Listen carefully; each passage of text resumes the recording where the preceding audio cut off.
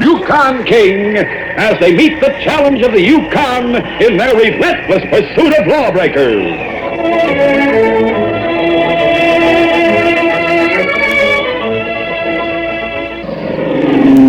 Sky King!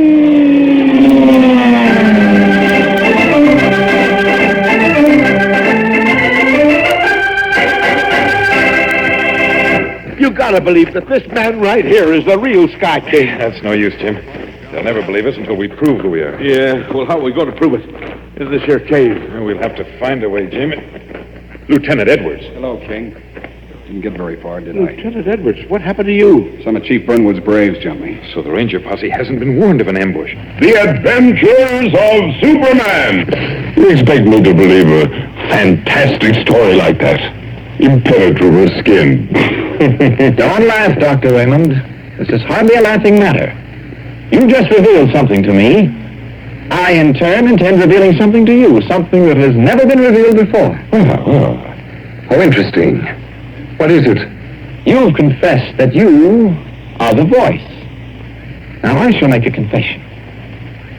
I am Superman. Now...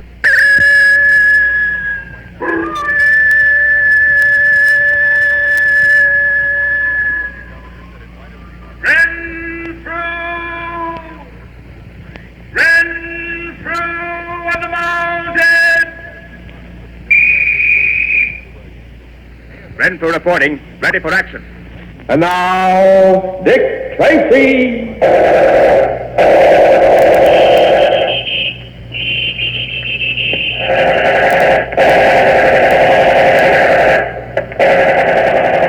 This is Dick Tracy on the laboratory mystery.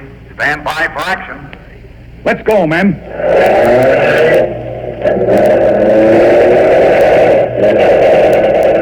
Yes, it's Dick Tracy, protector of law and order.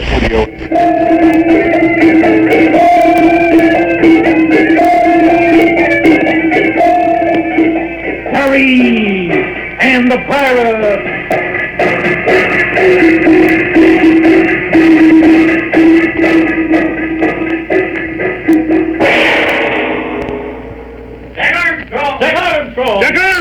Jack Armstrong, the all-American boy. Wave the flag for Hudson High, boys. Show them how we stand.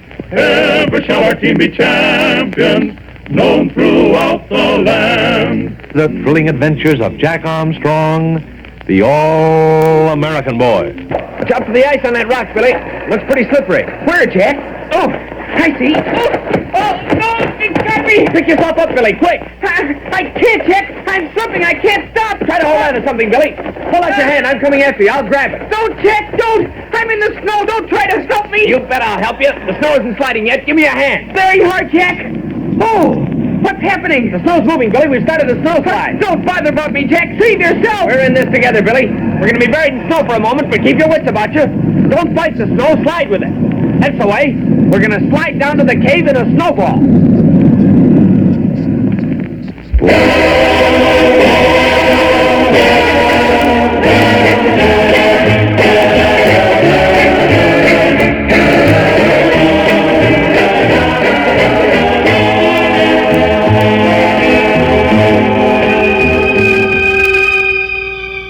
Hello out there in Radioland. We invite you to reminisce for a while as we present Those Were the Days.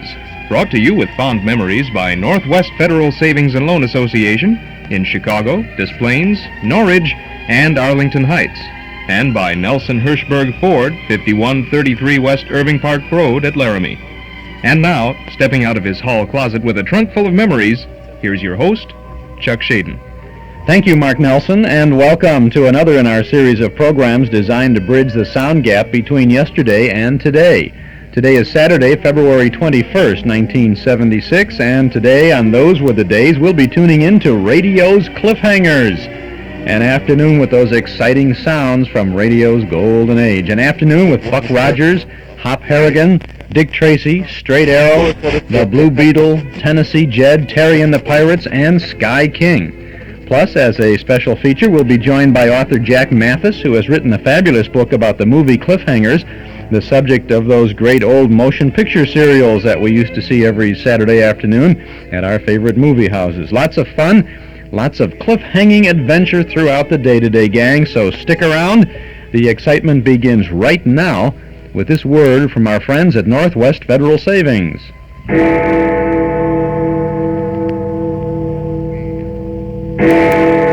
Captain Money! Yes, gang, once again it's time for Captain Money, brought to you by Northwest Federal Savings, makers of a rich, tasty new idea in identification cards, one that helps you save money instead of spending it. Yes, gang, the money-saving Northwest card is the smart way to fight the dollar drain on your allowance. With it, you can purchase traveler's checks, registered checks, and pay utility bills, all without a service charge. And you're even entitled to free notary service, too. With the new creamy rich Northwest card, you'll not only eliminate service fees and save yourself extra money each month, but you'll also have a positive means of identification, cause your actual signature and a keen new photo of yourself in full color will both appear on your Northwest card. It's yours free when you maintain a $500 balance in your savings account at Northwest Federal Savings. For all the details, ask your mom to call, write, or visit Northwest Federal. And now, here's Captain Money with today's secret message. Squad, set your Northwest card secret decoder to code 9. That's A equals 26. And take down this special message.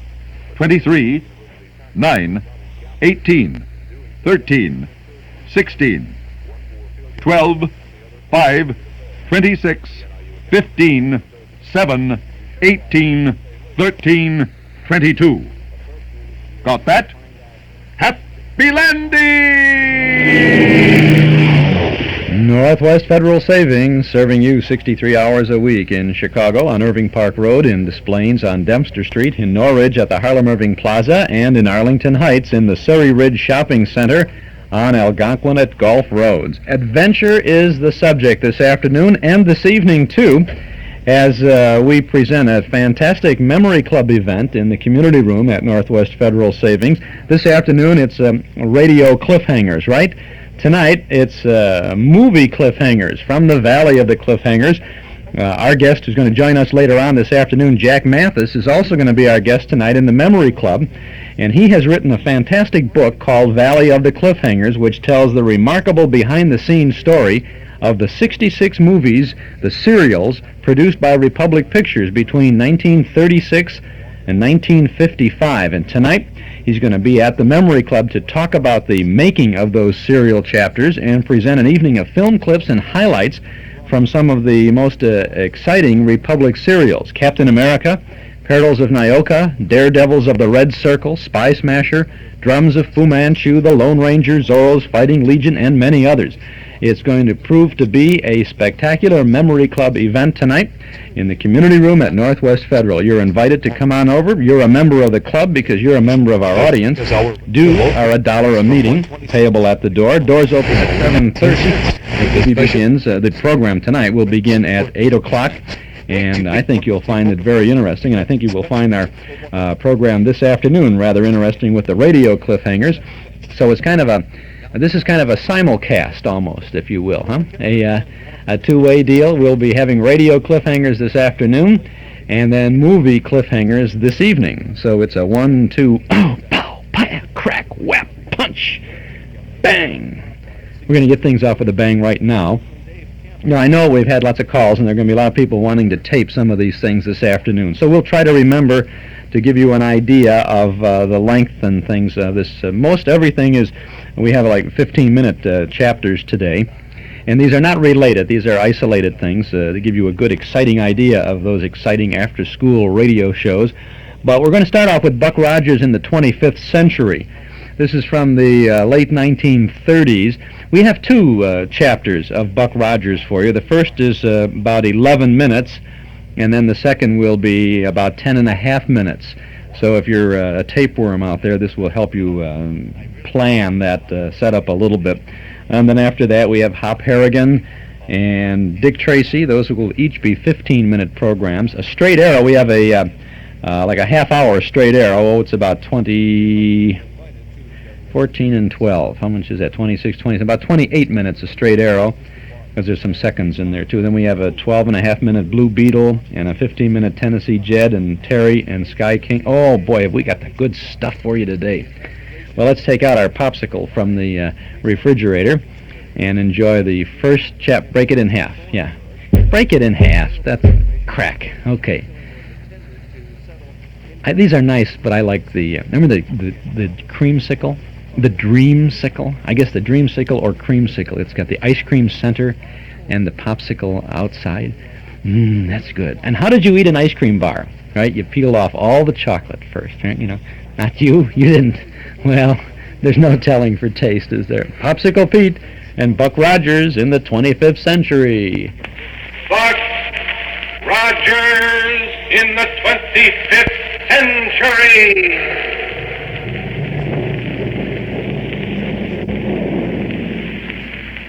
And the shower of silver dollars from Popsicle Pete's money box.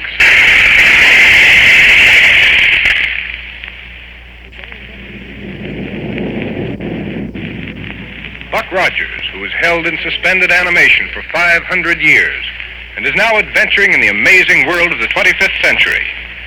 By turning a little dial to project us ahead in time, we're able to be right with Buck and his friends in the wonderful world of the future.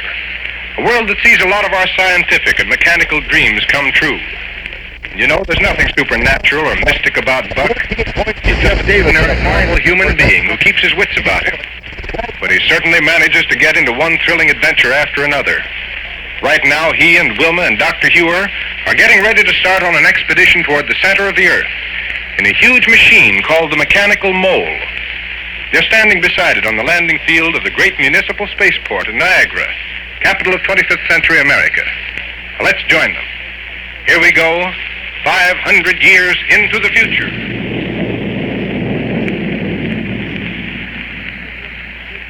What's holding us up, Dr. Hewer? I thought we were going to get started on our trip underground just as soon as we got out here. Sergeant Karlborg is bringing some weapons and scientific equipment over from the main rocket ship hangar. Weapons? Oh, yes, Doctor. What possible use for weapons can we have deep under the earth? Well, you never can tell. We've got to be prepared for everything. Karlborg is also bringing instruments that will enable us to analyze whatever sort of ground we run into down there. Also, a gas analyzer. What's that for? I shouldn't be at all surprised if we'd run into some great open spaces miles below. Gas or air pockets. And gas pockets, anyway. Sources for the natural gas we use here on the surface. Exactly. I see. But now explain this machine to me, will you? All I can tell from seeing it here is that it looks like a huge metal sausage. Well, it's made of flexo-impervium, Wilma, the toughest flexible metal known. But how does it work? How does it dig its way into the ground? It melts its way down, Wilma, with the help of a thermic radiation projector. The heat from it will liquefy anything in its path. Rocks, stones, gravel, almost instantaneously. Some heat. Yes.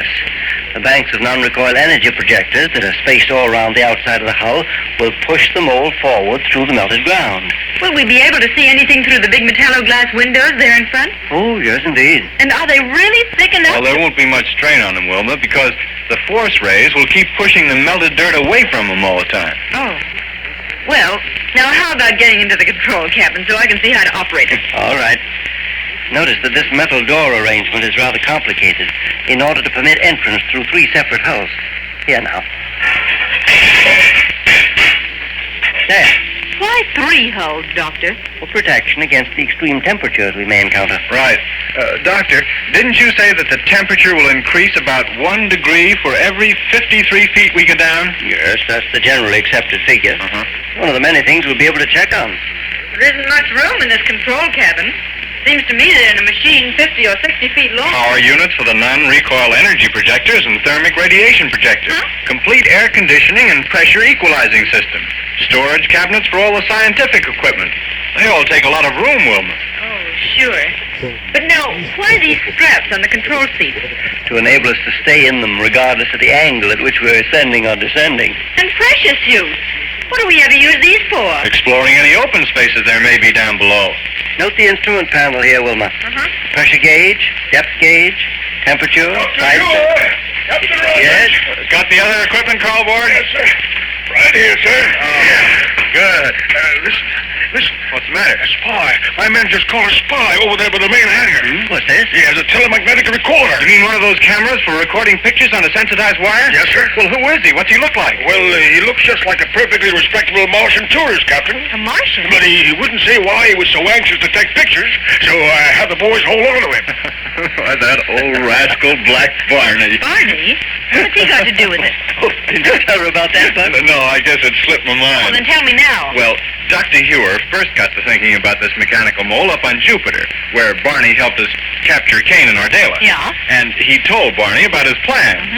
Well, you know Black Barney. Sure. He decided he'd have to build one, too. Right. Told Dr. Hewer that the minute he got back to Mars, he'd begin construction of it. Provided Dr. Hewer would tell him how to get started with it.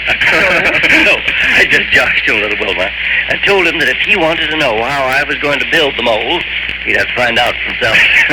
And I'd do everything possible to keep him from finding out. Then he sent the man with the camera. Sure, and he isn't the first spy who's been around. Well, I wonder if Barney's making any progress with his mechanical mole. Oh, apparently, yes.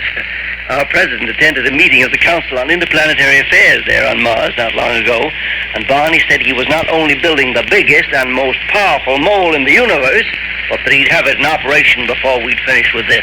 Good old Barney. Leave it to him. Well, then, I guess this spy ain't as serious as I thought. Look, I'll tell you what you do, Cobb. Yes, Captain. Do you still have that little dog of yours, the one you call Tag-Along? I sure do, Captain. Why, he's the finest mixed breed thoroughbred. Well, where is this Martian's camera? Why, right in my office at the main rocket ship hangar. Well, then, you get hold of your dog and expose the whole reel of sensitized wire in the camera on Tag-Along digging holes in the ground. You mean it, sir? Yep. Then send the man and his camera back to Mars. Okay, Captain, whenever you say. If Barney wants pictures of a mechanical mole, we'll see that he gets them. That's terrific. Well, now, let's close this metal door. These metal doors and get underway. All right. Sergeant, we'll be in touch with you by radio from time to time. And please radio the President's office that we've started. Yes, sir, Doctor. And be careful way down there, will you, please? Careful? Yes, sir. You folks are starting out in this contraption just as calm as if you were flying a rocket ship out into space. Well, but I'd be sort of scared. Oh, what's there to be scared about, Cowboy? I don't know, but be careful anyways, will you, please? Yes, we will. Goodbye. Goodbye, Cowboy. Bye, Cowboy. Now, to travel on the surface, of course, we just use the power of the non-recoil energy projector, like this. Say, we're moving right along. Yes, sir. There's plenty of power in this thing. Well, we'll need it when we start going down into the ground. Suppose I turn on the thermic radiation projector and head us down at about a 20-degree angle. Okay by me. Me too. Well, then here we go. Boy, that heat ray really does a job. Should say so. Turns the ground into a boiling liquid. I bet the heat from it can be felt for hundreds of feet around. What? I bet the heat from it can be felt for hundreds of feet around. How did you say? I said it's hot out there. Lady, you certainly have a powerful pair. Hey, wait, Doctor. I just cut off the power box. And you see this gauge? We're down over 100 feet. What's that noise? Sounds like steam blowing off. Something wrong in the power compartment? No, Wilma. We've run into a stratum of water sand, that's all. Oh. The heat rays turn the water into steam. No telling what we may run into down here, is there? No. Really kind of risky, isn't it? Rather go back and let Dr. Hewer and me finish the trip? Not on your life. Well, here we go again.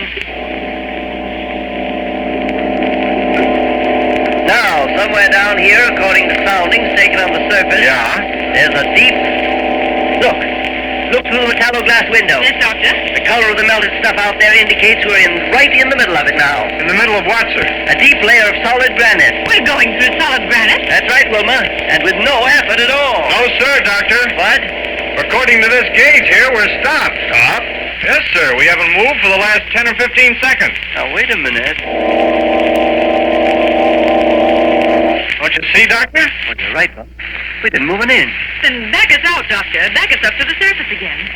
I can't, Wilma. This machine can't move backwards. What? But I don't understand why a little granite should hold us this way. When we turned off the heat ray, Doctor, it solidified around our hull. Yes, you're right. Well, can we get free again? Give that heat ray all she'll take, Doctor. Yes.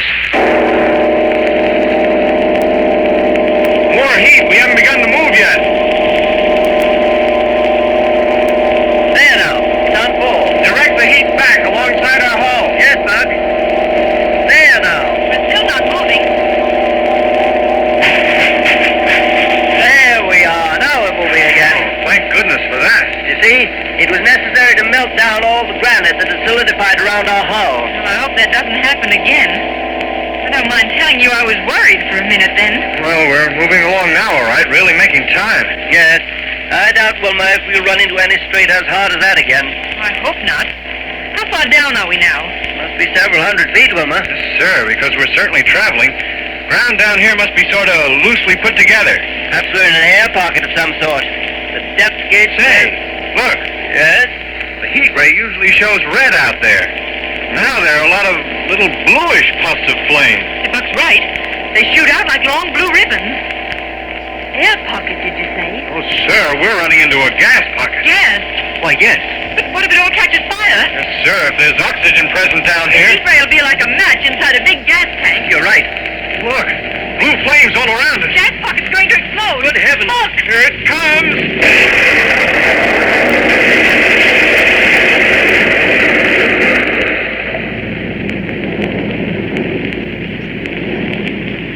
Say, that sounds pretty bad.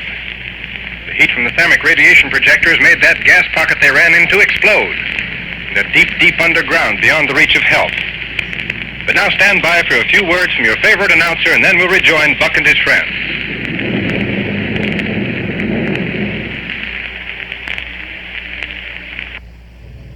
Okay. Wow, that's pretty exciting, isn't it? I don't know whether I'm your favorite announcer or not, but this is Chuck Shaden, and that's a chapter of Buck Rogers in the 25th Century from the 1930s on radio, sponsored by Popsicle Pete and his Shower of Stars. We have one more chapter in this sequence here for you.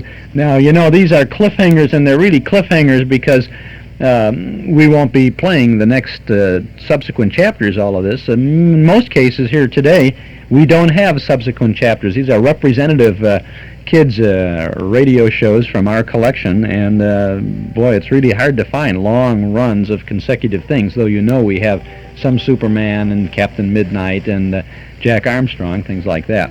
But this is kind of fun to hear this. And this is just, dads, I want you to tell your sons that this is the stuff that you used to listen to on radio after school. And you weren't, and you didn't have the reruns of the primetime radio shows to watch or listen. That's the way it was. That's what the kids do now, right? They have mostly reruns for their after-school television fare. Original stuff is what we had. WNIB, Chicago is what we are. FM 97, this is Chuck Shaden on our Those Were the Days program with radio's Cliffhangers. You probably haven't had a chance to see the new Betamax video recording system by Sony. Why don't you pay a visit to Townhouse TV and Appliances for a complete demonstration of this exciting new way to watch television? Without obligation, of course. The new Betamax videotape recorder lets you watch one show while you're recording another. And with the Sony automatic timer, you can even record a favorite program, a special, whatever, while you're away from your set. It's the all-new Betamax video recording system by Sony. Easy to operate. In fact, if you can operate an audio cassette recorder and an alarm clock, then you won't have any trouble with the Sony Betamax. Now, this message may not sell you a videotape recorder, and if it does, it'll be a miracle, because you really have to see it, and you have to operate it, and you have to recover a little bit when you find out the price. But once you do, I think you'll find that the Betamax videotape recorder is something special, and it might just be that something special you would like to have. At any rate, take a look at one. Visit Townhouse TV and Appliances, 7243 Touhy Avenue, just west of Harlem. The folks at Townhouse will be pleased to demonstrate the Sony Betamax video recorder. They have a 10-minute pre-recorded cassette that they'll place into the Betamax, and they'll walk away and let you watch it and decide for yourself. No hard sell from Townhouse. Take a look at the exciting new way to watch and save television. Townhouse TV and Appliances, 7243 Touhy Avenue, just west of Harlem. Open Monday, Thursday, and Friday nights till 9, and Saturday until 5. Now let's blast off, and let's get back to Buck Rogers. Now let's get back to the world of the future. When Buck, Wilma, and Dr. Huer started on their expedition underground in the mechanical mole, Sergeant Carborg, following orders and having no idea what might happen down there, went back to the main rocket ship hangar to contact the President's office by radio. It's there that we find him now as we turn the dial that'll project us ahead in time. Here we go, 500 years into the future. Central Radio Bureau. Sergeant Carlberg calling Central Radio Bureau. Central Radio Bureau, Stratton speaking. Listen, Stratton, I've got to get an important message through to the office of the President. Yes? Captain Rogers and Lieutenant Wilmer and Dr. Ewer have just took off on their expedition under the ground in the mechanical mole. Ain't that something? Yes, it certainly is. Did it sort of sudden, didn't they? Well, they didn't want a lot of people around who might have gotten burned by the big heat ray in the nose of that machine. Oh, I see. Well, I'll get that message. And you know, they took off in that big machine just as calm and collected as if it was nothing at all. Well, that's the way those folks are. I better get that message. Oh! Hey, what was that? I don't know. It knocked me right off my chair on the floor. Some incoming rocket ship must have banged into the side of this hangar. What? Oh, there it goes again. I'll go out and see what it is. I'll call you back and tell you... No, wait a minute. But maybe a ship was cracked up out there. Well, if that's all it was, why should I feel it over here? I'm miles away from that spaceport of yours. You mean you felt it too? Well, like an earthquake. This whole building shook. No. Listen. Stratton. Yeah? What's the matter? Municipal spaceport? Calling municipal spaceport. Carlberg! It's municipal spaceport. Yeah, Carlberg. Central Scientific Bureau speaking. Our seismographs have just registered a tremendous subterranean explosion. I knew it. Approximately 2 miles under the surface of your main landing field. Hello? Captain Rogers. Hello? Calling Captain Rogers from the mechanical mole. Hello, Calling Carlberg. Captain Rogers. Carlberg. Dr. Ewer. Hello, Scientific Bureau. Listen, Hello? Rogers. This is Stratton, Central Radio Bureau. Yes? Dr. Ewer's mechanical mole is down there. What? The mechanical mole? Something must have happened to it. Good heavens. Is there any way of contacting it down there? Is it radio equipped? Oh, Carlberg's trying to get them now. Can you hear him? Carlberg! Sergeant Carlberg! I can see what's happened. And down there under the ground, and the mechanical mole is blown up with them inside of it. Carlberg, did they take a straight course down into the ground? I don't know what they did. It's too late to save them now. They're killed. This is horrible. This is horrible. I shouldn't have ever let them go down there. That awful machine. It's a death machine. That's what it is. There's only one way to reach that mechanical mole, or what's left of it, with a long-range disintegrator. Disintegrator? Yes, by blasting away a long shaft straight into the ground. But the sides of a shaft that deep will cave in. Call out the Rocket Fleet Emergency Squad. Have them circle the area we're going to disintegrate in order to hold back the sides of it with long-range, non-recoil energy projectors. Okay. I'll take care of notifying the President's office of what's happened from here. Yes, sir. Now go to it. No, wait. Yes? Order an interplanetary transport ship made ready and equipped with the most powerful gravity ray available. To pull them all up to the surface when you got a shaft down to it, eh? That's right. Oh, get going. Carlberg. Yes, Carlberg speaking. Have your ground crew erect standard framework number 3X5 directly above the spot where the mechanical mole descended immediately. Oh, what's the use of that? That's a disintegrator framework. The only possible chance we have of reaching the people trapped in that machine down there is by disintegrating our way down to them. It's too late. What? It exploded within minutes. It's too late. Do as I tell you. The sooner we can get that giant disintegrator going, the better our chance of saving them. Saving them? It's too late. I tell you, they're lost. They're lost down there. It's too late.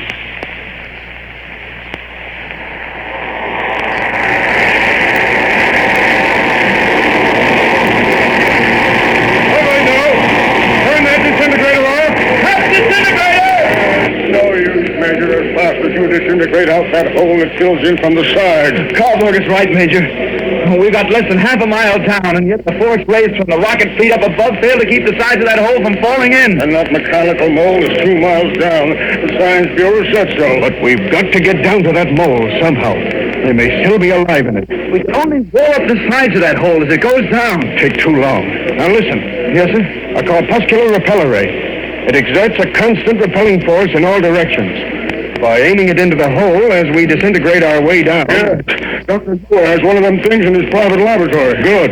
Maybe the very thing that'll save his life. Well, I'll order it brought over here to the field right away. Well, save his life. What's that? Oh, it's too late. It's too late to save him. Have you tried to contact them again by radio, Carlberg? Sure, I keep trying all the time, but what good is it? They're goners down there. Stop blabbering about it being too late and stand by that radio unit. The corpuscular repeller ray is on the way over here, Major. Good. Then order the disintegrator to blast away again. Our only chance to reach that mechanical mole lies in the disintegrator. Disintegrator, full blast! Disintegrator, full blast!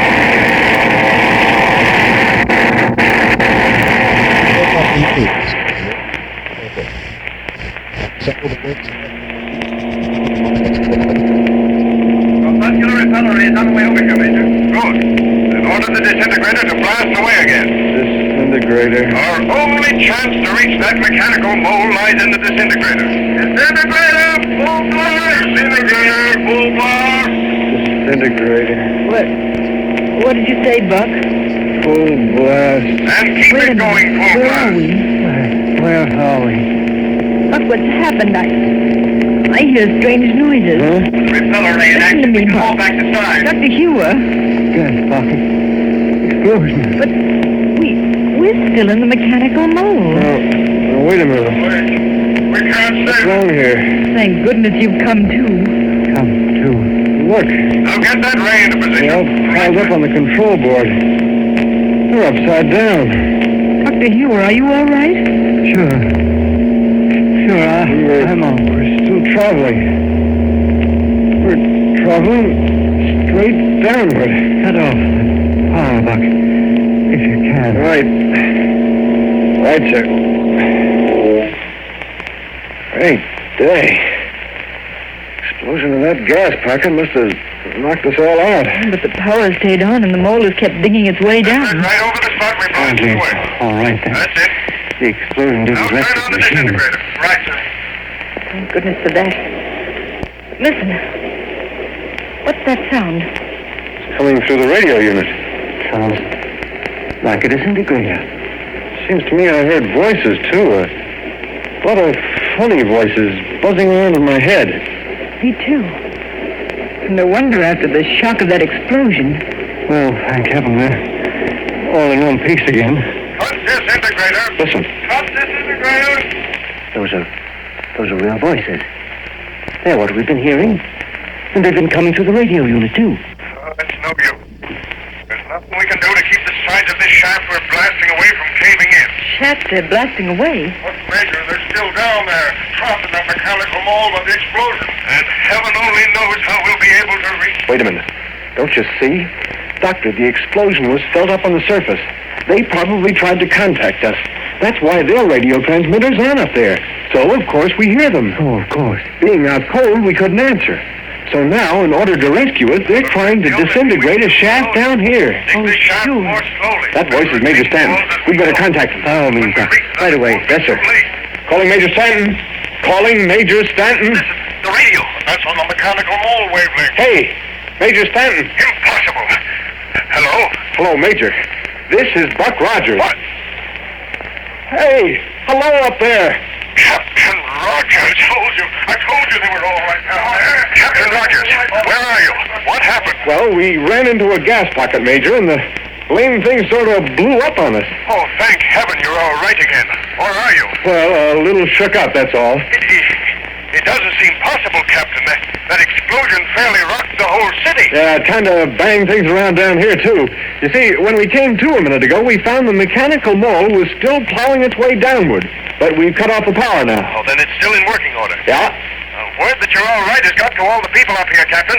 They're cheering and yelling all over the landing field. And many are on their knees offering thanks. Well, tell them we're all okay and that everything's all right. I will. But now, is there anything we can do to help you return safely to the surface? How far down are you? Well, I don't know. You see, most of the instruments here on the control board are smashed. And at the rate we were going, there's no telling how far downward we've traveled since that explosion. I see. But of course, you're returning to the surface now, so Returning to the surface? Yes, of course. Oh, not a bit of it. We're just getting started on this underground exploring expedition. But good heavens, Captain Isn't that right, Wilma? Sure. Dr. Hewer? Absolutely. Sure, Major. But don't worry. We'll keep in touch with you by radio. And if anything exciting happens, we'll let you know. Amazing. If anything exciting happens. Well, I don't know about you, but I wouldn't miss the next episode for anything.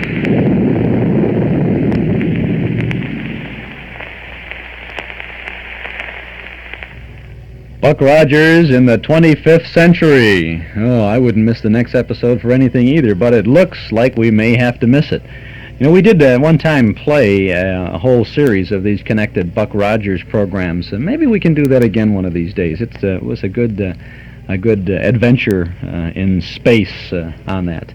That's 2 chapters at the beginning of a journey to the center of the Earth sequence on the Buck Rogers radio show from the late 1930s. And this is Chuck Shaden in the middle 1970s, looking back on it all with fond memories every Saturday afternoon from 1 to 5 right here on WNIB, Chicago, FM 97. Next Saturday afternoon, between 1 and 5, we're going to have a salute to Lorene Tuttle. Lorene Tuttle is a very famous actress, very important in the good old days of radio. She has had a fine motion picture and television career as well. She was, well, let's see, how can we describe her? She was Effie on the Sam Spade radio show.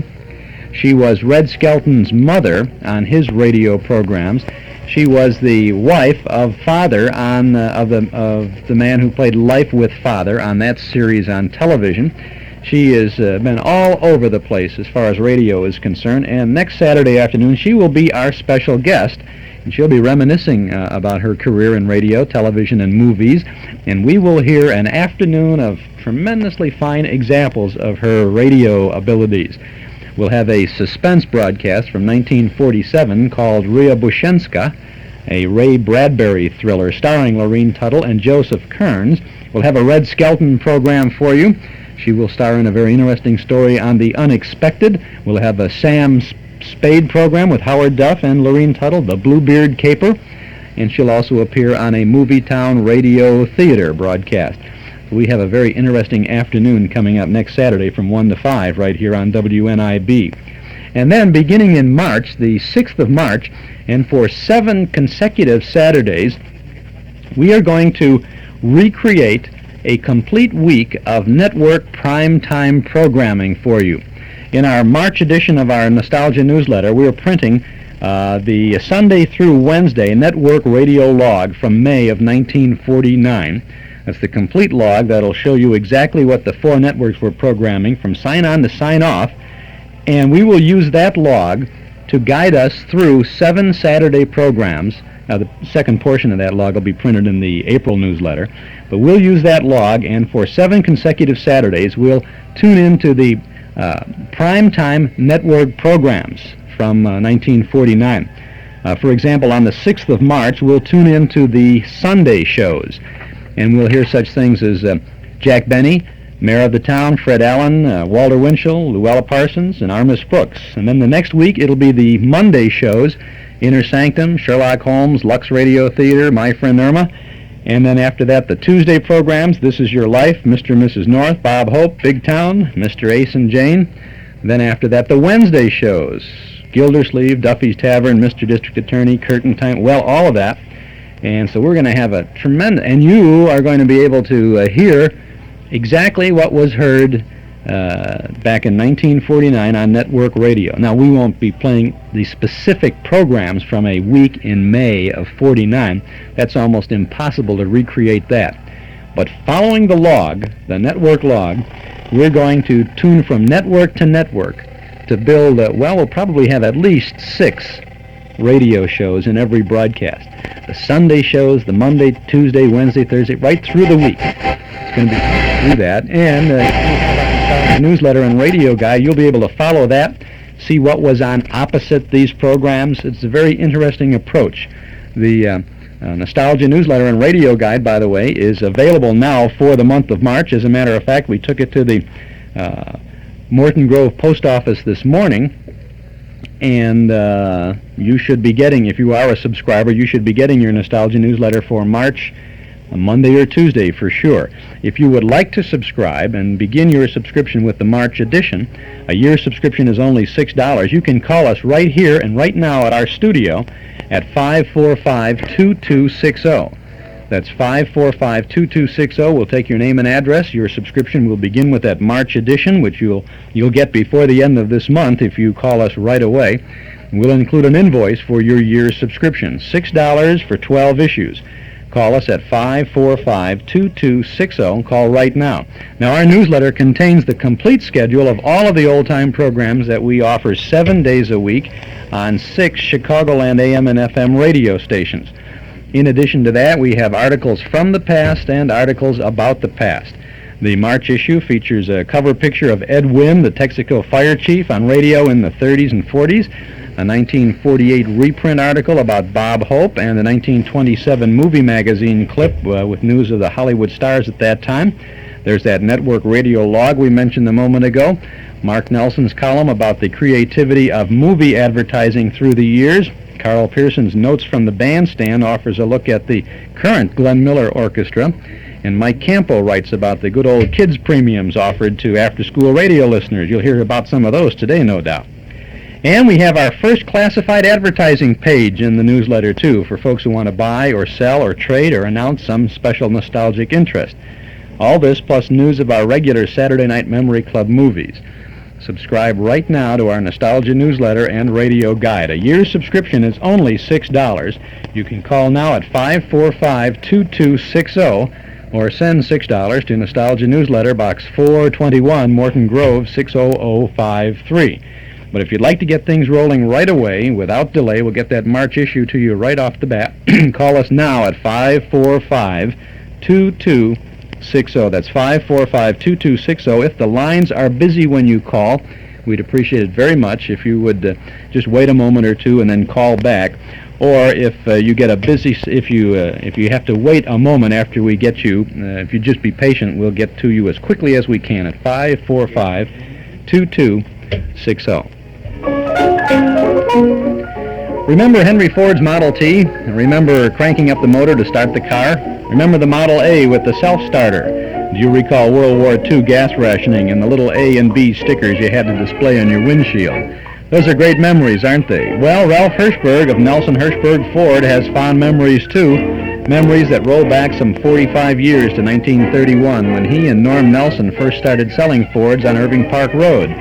Today, Ralph and Jurgen and all the folks at Nelson Hirschberg remember one other thing, that during all those years, the Ford owner who comes again to get his new Ford from Nelson Hirschberg is the Ford owner who's been treated with old-fashioned respect and courtesy.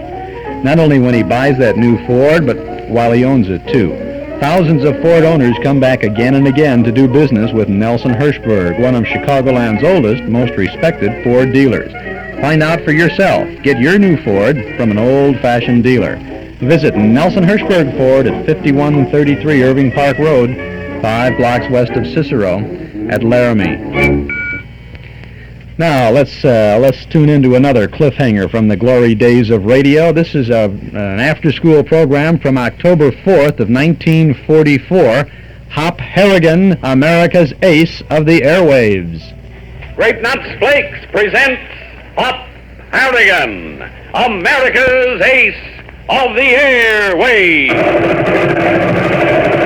CX-4 calling control tower. CX-4 calling control tower. Standing by. Control tower, back to CX-4. Wind southeast. Ceiling 1200. All clear. Okay! This is Hop Harrigan coming in! And this is Glenn Riggs, boys and girls, saying hello for Grape Nuts Flakes, the breakfast food that makes you as strong as... Well, you name it, Tank. Yeah, it's like breaking through a heavy overcast. What do you mean, Tank? Well, you see, when you're flying blind through fog and then suddenly see that sun, boy, that makes you feel strong again. I see. The only thing is, boys and girls, with Grape Nuts Flakes, you don't have to fly through fog. You know they help make you strong, and you know exactly where they are, too. They're at your grocer's. Just get Mom in on that. Tell her that Grape Nuts Flakes will give you zip and zam. And tell her that once you start eating Grape Nuts Flakes, she can start talking to the next door neighbor about what a big chest you've got, and about those muscles that ripple like trees in a storm. And you know, fellas and gals, you really owe it to yourself to feel good and strong. And Mom wants to keep you feeling good and strong. Right, Tank, all the way. So let's go with Grape Nuts Flakes. Remember, Grape Nuts Flakes. They've got what it takes. Now to our story. Reporting to Allied Air Intelligence Headquarters in the little Dutch town of Friedorf, immediately behind the American lines, Hop Harrigan and his received orders traffic mission to Berlin. They are to obtain pictures of 8 enemy interceptor airfields, which are part of the defense ring of the Nazi capital. Their shuttle flight plan is to carry them to an airfield in liberated Poland and then back across Germany to Friedorf, where they are to receive further orders from Major McCall, their superior officer and personal friend. As we left the boys yesterday, they had just taken off in a powerful Northrop P-61 and are now heading east through the darkness. Holding the plane skillfully on course, his hands light but firm on the controls, Hop is constantly on the alert, eyes searching the heavens for possible enemy action. But immediately behind and slightly above him, in the gunner observer's greenhouse, Tank raves on joyously about the new plane. Oh, boy, I can't get over it, Hop. What a ship this is. Listen to them 2 motors. 4,000 horsepower pulling us through the sky. Oh, relax, Tank, relax. You've done nothing but rave about the plane since the takeoff. You're like a kid with a new toy. Boy, wait till we run across a flock of missies. Well, I go to work on them with those 50 caliber machine guns. Chop them up into kindling wood. I hate to stick a pin in that toy balloon of yours, Tank, but if we see any missies, we duck. Our job is to get pictures of the Berlin airfields. We only fight if we have to. Well, do you mind if I hope we have to? Okay, you win. Hey, I just happen to think, what time is it? 9 minutes after 4. Oh, we contact the B-17s at 0410, don't we? 1 minute to go. The rendezvous altitude is 25,000. They'll be up above that cloud layer there. Then after we're recognized, we climb to 35,000 and follow them into the target, right? Check. 45 seconds now. Hang on. We're going up. Let her rip. Hear them power plants? Brother, is that sweet beauty. How's she handle? Like a dream. She weighs all of 25,000 pounds, as much as a medium bomber, but she's light as a feather on the controls. Now listen to those ravens. Okay, wise guy. Now stand by. We're at 23,000. Boy, that cloud layer is thick enough to walk on. 23.5. We're glad we got these electric suits on. Plenty cold up there. With all the fat you pack around, you don't ever have to worry about being cold. Yeah, that's right. Hey, who you call fat? 24.5. Cloud layer thinning out. Stand by now. Watch for the bombing. I see him at 2 o'clock. Right. We're 25,000. I'll level off and get close to the leader. Holy cow, look at them all. Berlin's sure gonna take a pasting tonight. That's probably only one squadron. Switch on the radio. They'll be asking for recognition in a minute. Check. They'll be calling on band 5. Right. Bombing 7 to Coming in, Hop. Turn up the volume a little. CX4. Bombing 7 to CX4. Give prearranged recognition. Give prearranged recognition. Over. Zip your wings, Hop. They're asking for it. Here we go. Lucky there's a moon so they can see us.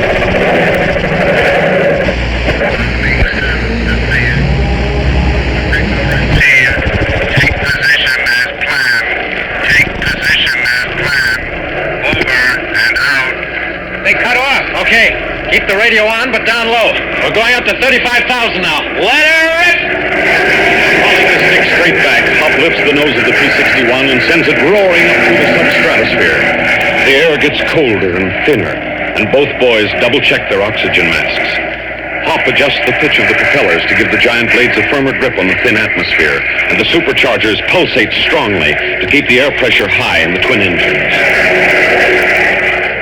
Better start getting ready, Tank. We'll be on target in a few minutes. Check. You're gonna handle the cameras yourself, ain't you? Yeah. The exposure button has been fitted onto the stick, but you'll have to drop the flares. Okay, the releases are right here, next to my elbow. We'll only have to make one sweep over the course. The 3 cameras are set up to cover a wide area. Bombing 7 to CX4. Hey, the bomber's calling us, Hop. Right, I hear it. 7 to CX4. Clouds breaking below. Together lake ahead and below. We'll be holding present course, but you sheer off on your own target run. Good luck to you. Over and out. I can see the lake myself now. Looks like a puddle from up here. You see it, Hop? Yeah, and I see the Nazis are waking up. Plenty of searchlights. Yeah, and flak, too. The puffballs are busting all around the bomber. They haven't spotted us yet. Oh, get set, Tank. I'm going to take it down fast. Okay by me. I'll be glad to get rid of this oxygen mask. Uh-oh, here they come. What? Mighty interceptors at 11 o'clock. They're circling around, getting ready to peel off against the fort. They're a good 4,000 feet below us. They don't see us. Oh, can't we lace into them? I'm dying to give these guns a workout. Okay, warm them up. Yowie! Come on, you pretty babies. Let's see you. My daddy.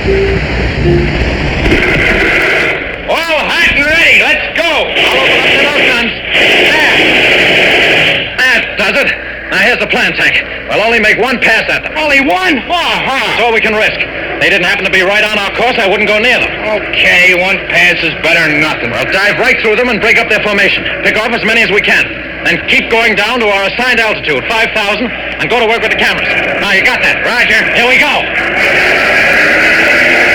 They're coming out of their circle, Hop. Getting ready to peel. We'll hit them just in time. Plow right through from top to bottom. They ain't seen us yet. They're concentrating on the bombers. Stand by now. We're almost on them. I got my target all picked out. Ready? Ready? Now, hit them, Tank. With all I got. Joey, put him right in the midsection. He's falling off. And here's one for me. Oh, brother, you're missing him. Stop, you can get to work on those guns. That's the way to do it, baby. Hold them good. Bring him right in the pin. Ha-ha! They knocked that guy's tail feathers right off. Formation's breaking, Tank. They're flying around wildly. They don't know what hit him. There's one more in front of us, and we're in the clear. I'll take care of him. Stretch out of Messy. You got him right in the fuel tank. He's smoking. Okay, relax. We're through now. It's all clear ahead. Oh, boy, did that feel good. The first honest-to-goodness scrap I've had in a long time. Well, I hope that'll hold you for a while. We're down to 10,000. Get rid of the mass. With pleasure. Phew, what a relief. The lake's right in front of us. What's the reading on the course over the airfields? Now, wait a minute. I'll check the map. 081. Right. Now, get ready at the flares. I'm leveling off. Let the first one go. We're away. Got the cameras going? Uh-huh. And take a look below. Jumping Jennies, one of the fields we're looking for. I can see the plane starting to take off. Would be a perfect shot. Stand by in the next flare. Standing by. Let it go. Jack. What happened? We got a lemon that time. The flare pooped out. That's all right. Try another. Uh-oh, the heinies are getting mad, sending up flags, special delivery, COD. We'll have to plow right through it and hope for the best. Can't change course now. Stand by for the third flare. Standing by. Drop it. He's dropped. Bullseye. There's another field, wide open. Two of them. See the other runway? About a mile east. Yeah, then that makes three. Hey, we sure are getting good shots. We're getting all the spread iron in Berlin thrown at us, too. I'll say. That last one do any damage? No, but they're getting the range, and we can't change course. Stand by for another flare. Okay. Let her go. He's gone. See anything? No, but I hope the camera does. We're almost at the end of the course, aren't we? Yeah, another 30 seconds will see us through. If we live that long. Oh, they're out. Yeah, I'm doing the best I can. This is brutal. Drop another flare, Tank. We've got to finish out the course. There it goes. There, I see the other field. Just the tip of the runway. They were trying to close it down. We caught them just in time. Well, that's our limit, ain't it? 4 of them? Uh-huh. Now let's get out of this mess. Hang on. We're going to grab ourselves plenty of sky. Can't get up there too soon to suit me. They're throwing up everything but the kitchen sink. That's just the kitchen sink. Keep your fingers crossed. We're up to 9,000 now. Another 5 should see us in the clear. Come on, honey. Get us up there. Get us up. The shots are starting to fall short. Now, while they're readjusting their range, we'll twist off course like this. Nice going, Hop. You threw them perfect. The last bunch of flak went way off our port wing. 12,000 now. We're coming in open country. I think we're going to make it, Tank. I'm still keeping my fingers crossed. Yes, we are making it. The flak is way off now. Far too short. They've lost us. Phew. I used to laugh at those ACAT guys. Well, we're through it, and we got the pictures. Now for a nice, pleasant little ride to Poland. Hey, what's the matter? What are you gunning the motors for, huh? I'm not. Something's gone wrong. Hey, we're going into a dive. Look, pull around. Thanks. Stop my Jennies. We're heading straight down. Look, for the love of Pete, do something. We're down to 10,000. I know. Look at the airspeed indicator. We're hitting 700 miles an hour, and I can't seem to pull around.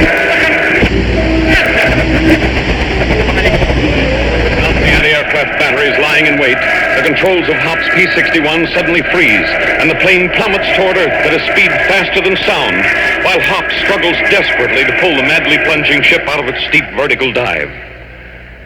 In just a moment, we'll return for a preview of tomorrow's exciting episode. Well, say, friends, look who's running here to beat the band. The Gremlin. Whoa, Gremlin. I thought I'd never make it, but, gee, I did. Well, Gremlin, I wasn't expecting you anymore today. But it's better late than never. Yeah. Am I glad I found out about Grape Nuts Flakes? Better late than never. How's that, Gremlin? Well, if I didn't eat Grape Nuts Flakes this morning, I wouldn't have the bounce to get here. I got here faster than fast. You were running like a rabbit. Faster! I was puffing a little, but now I can start right out again. Those Grape Nuts Flakes, they've got what it takes. Oh, you're right there, Gremlin.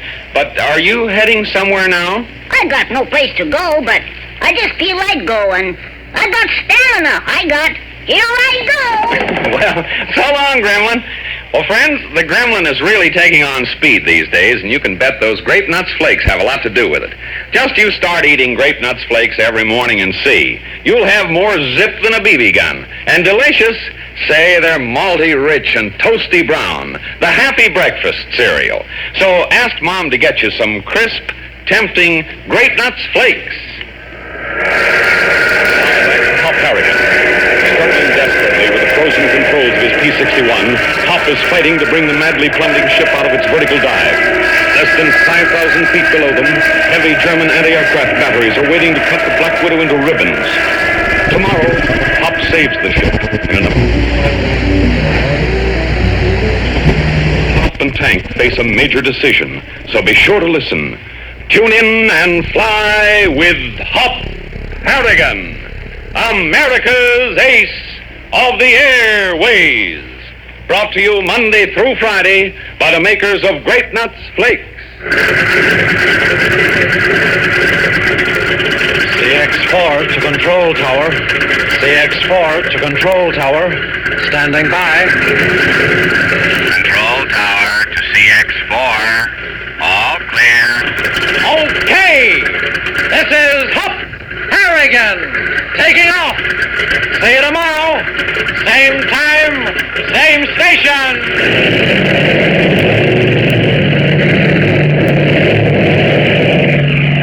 So long, Hop, and don't forget Grape Nuts Flakes. They've got what it takes.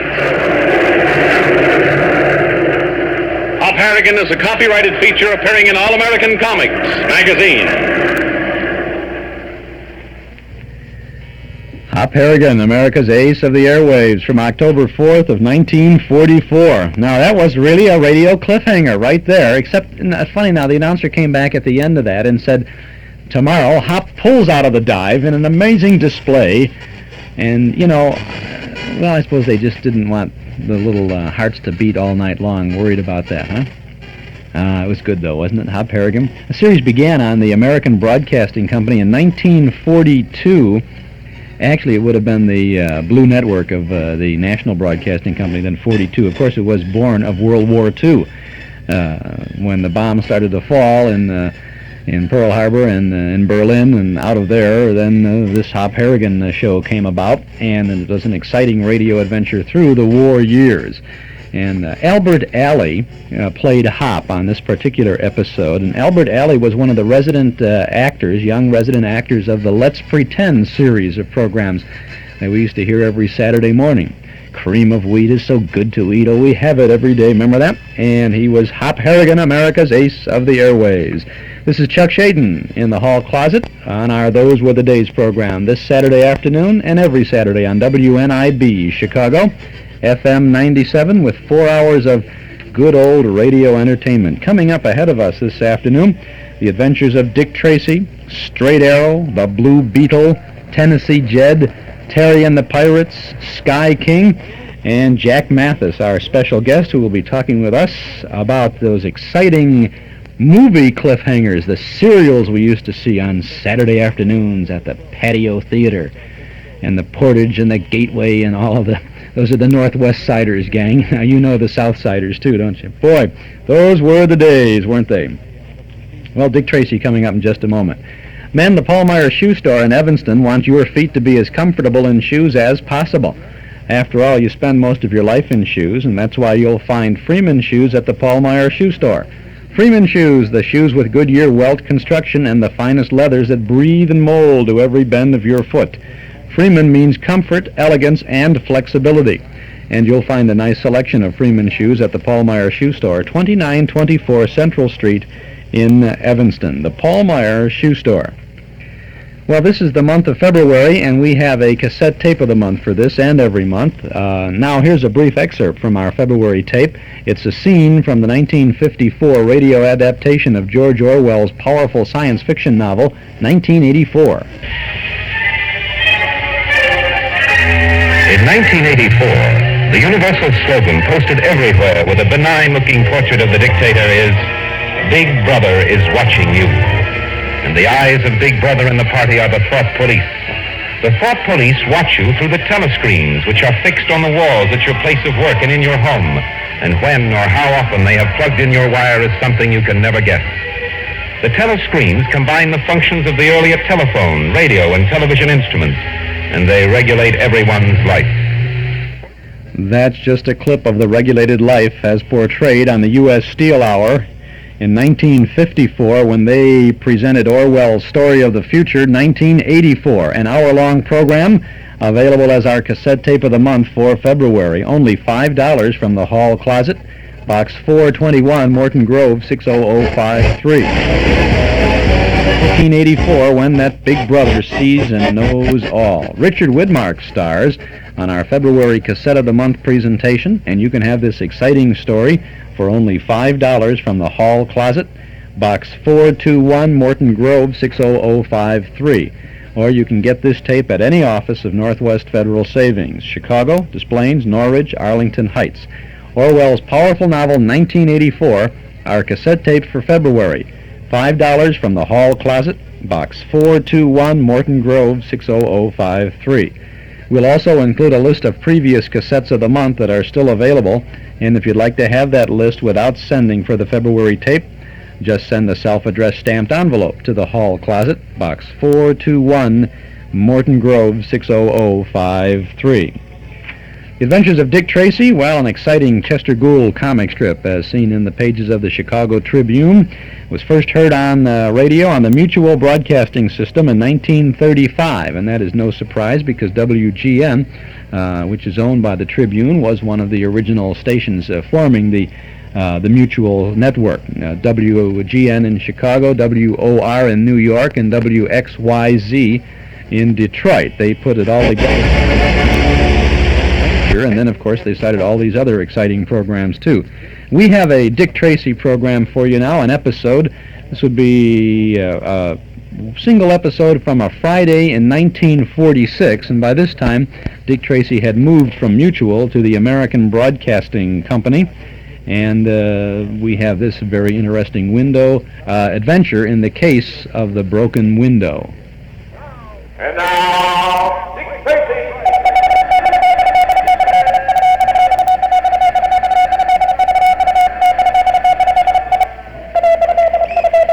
This is Dick Tracy on the case of the broken window. Stand by for action. Let's go, man.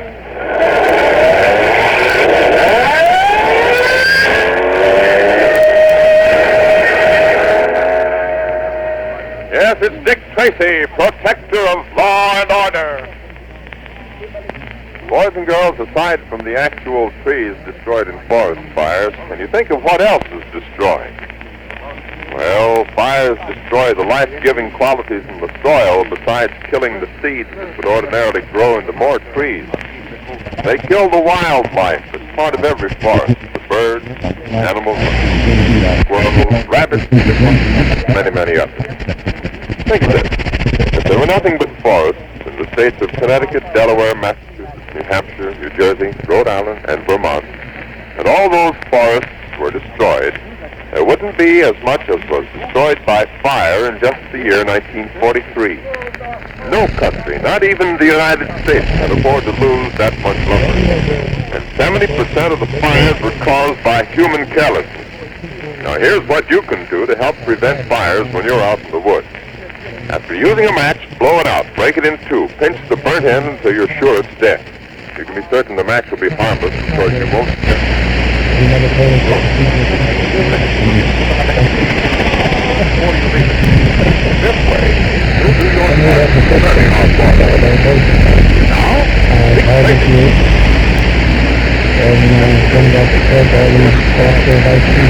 Jewel robbers, Spider and Mickey.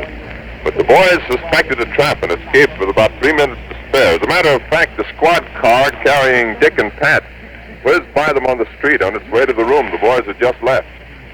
Well, as the story closed yesterday, the boys were planning to buy new clothes and get haircuts before looking for work. And now today, in the rooming house, Dick and Pat have just finished a routine check. Dick calls. Pat, come over here a minute. I want to show you something. I saw you monkeying around this window. Wonder if you hadn't found something. What do you got? Take a look at this window pane. Slight chip broken out of the corner. Wait a minute, what's this smudge? There's your glass. That's not a fingerprint, and yet... Well, I'll be doggone. A nose print. That's exactly right, Pat. Oh, I can see what happened, yes. Either one or the other of these two boys poked his head too near the window. Maybe to see the boats or something, and That's it, Pat. And I want that pane of glass. Well, I'll take the putty out of my knife. Very good. Putty, concrete mixer. Maybe cement, I don't know. Okay, now it's loose. Here. Insert the corner of your knife. There, that's it. I've got it. I'll put it here on the table so I can wrap it carefully. Watch it now. Trip with it.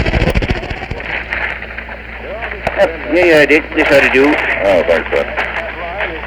There. Now a scrap of evidence that'll help convict those boys. If we ever catch up to them. We will. You've forgotten that tri-state alarm still stands. We've got to wait until they make the wrong move. Yeah, they've been making wrong moves right along. As far as I'm concerned, every move they seem to make was just another lucky one. Well, we've been within a couple of minutes of those kids at least twice now. That's right, Pat, but their luck can't hold. Well, what do we do now? We'll make a round of the pawn shops and see if we can find any of the loot. We'll spend the whole day at it. And unless I'm completely wrong, we'll come home with something. I hope so. Now let's turn our attention to Spider and Mickey, who are walking along the waterfront, headed for the industrial plant where they had seen the help wanted sign. Well, how do I look in these new clothes? Oh, gee, swell, Spider. How about me? Great. Having a shirt and a necktie on makes us look dressed up. Yeah, and these short haircuts we got made us both look a little different. We don't have to worry too much about how we look. Why, even if the cops have our description, it'll be like 10,000 other guys of our age. And you still think we ought to go to work? Oh, sure. That's the way to beat this heat. Besides, we'll earn enough dough to keep us going until we can spot another job. Let's cross the street. Yep, there's the plant. Yeah, and the sign's still in the window. Let's go, Mickey. And remember, we're from out of town. We're orphans and we're hard workers. Got it? Yeah, I got it, but you better do the talking. You're better at it than I am. Yeah. Well, here it goes.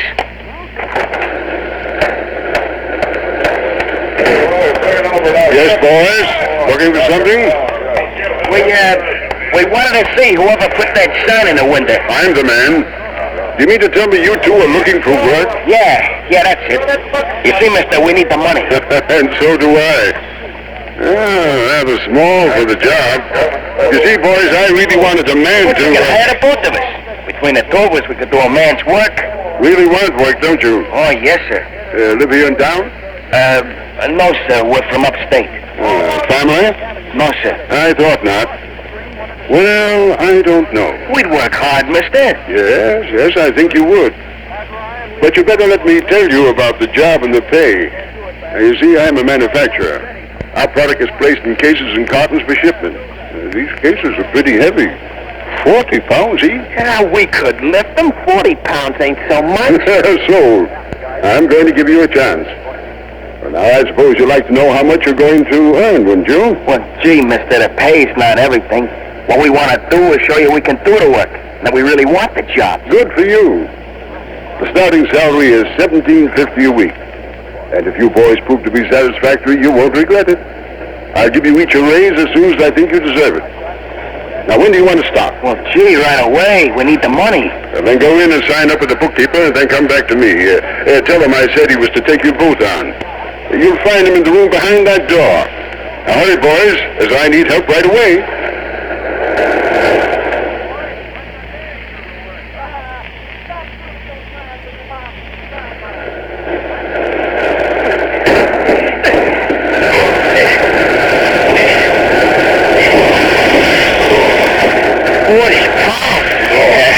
You're the guy that told him 40 pounds wasn't much. Come on, grab the end of this case. Yep, gotta go up on the top rope, right? Oh, gee. This is a tough way to make a living. Yeah, well, it won't be for long. Just keep plugging away. Oh, gee, Spider, I see nothing but cotton after cotton. Thousands of them. Gosh, what a way to earn a living.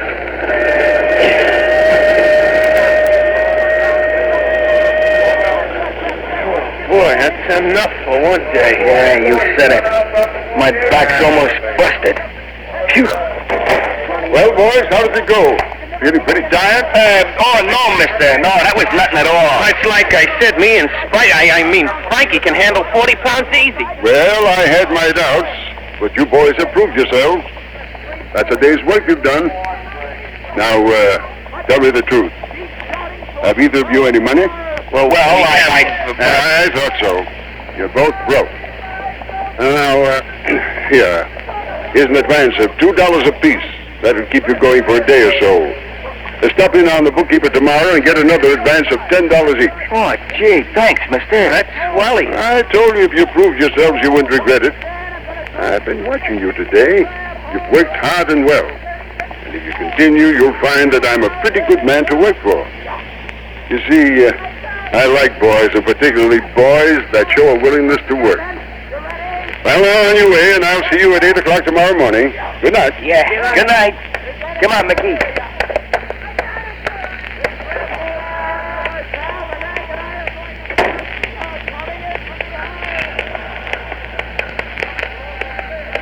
Hey, Spider, where are we going to stay tonight? I saw a rooming house right down the street. We can get a room there. It's right close to the factory and we can walk it in 3 minutes. 8 to 5 and break your back. Yeah. Well, I'll make it pay. Come on, Mickey, we gotta get some rest or we're dropping our track.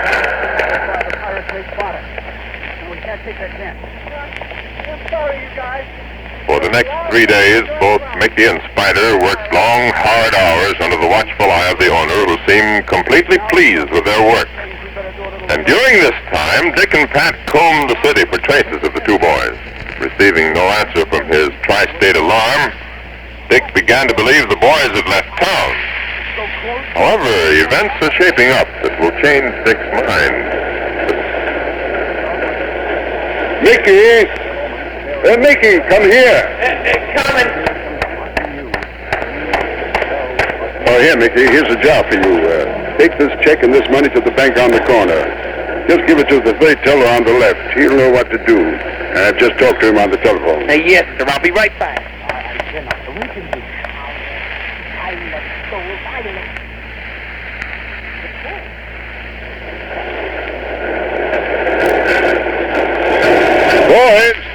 Boys, here, please. Did you want the both of us? Yes, both you, Frankie, and Mickey. It's almost quitting time. Here's your first paycheck. You'll find I didn't deduct any of the advances you got earlier during the week. Take your time about paying me back. Oh, gee, that's white of you, sir. Oh, thanks very much. Well, had you better open your envelopes? Oh, yeah. 13, 17, 20. Hey, I got 20 bucks in mine, too. Now, this is the raise I promised you if you did a good job. Well, I'll be doggone. Oh, there she blows. You're free men until Monday. Now, don't spend all the money in one place and be on time. Oh, yeah, we sure will. Let's go, Mickey. We gotta pay our room rent. Then we can go to a show or something.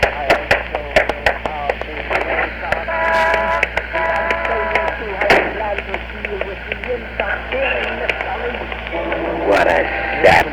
What a dope. Yeah, but just think, Spider, he did what he said. Yeah, sure he did what he said.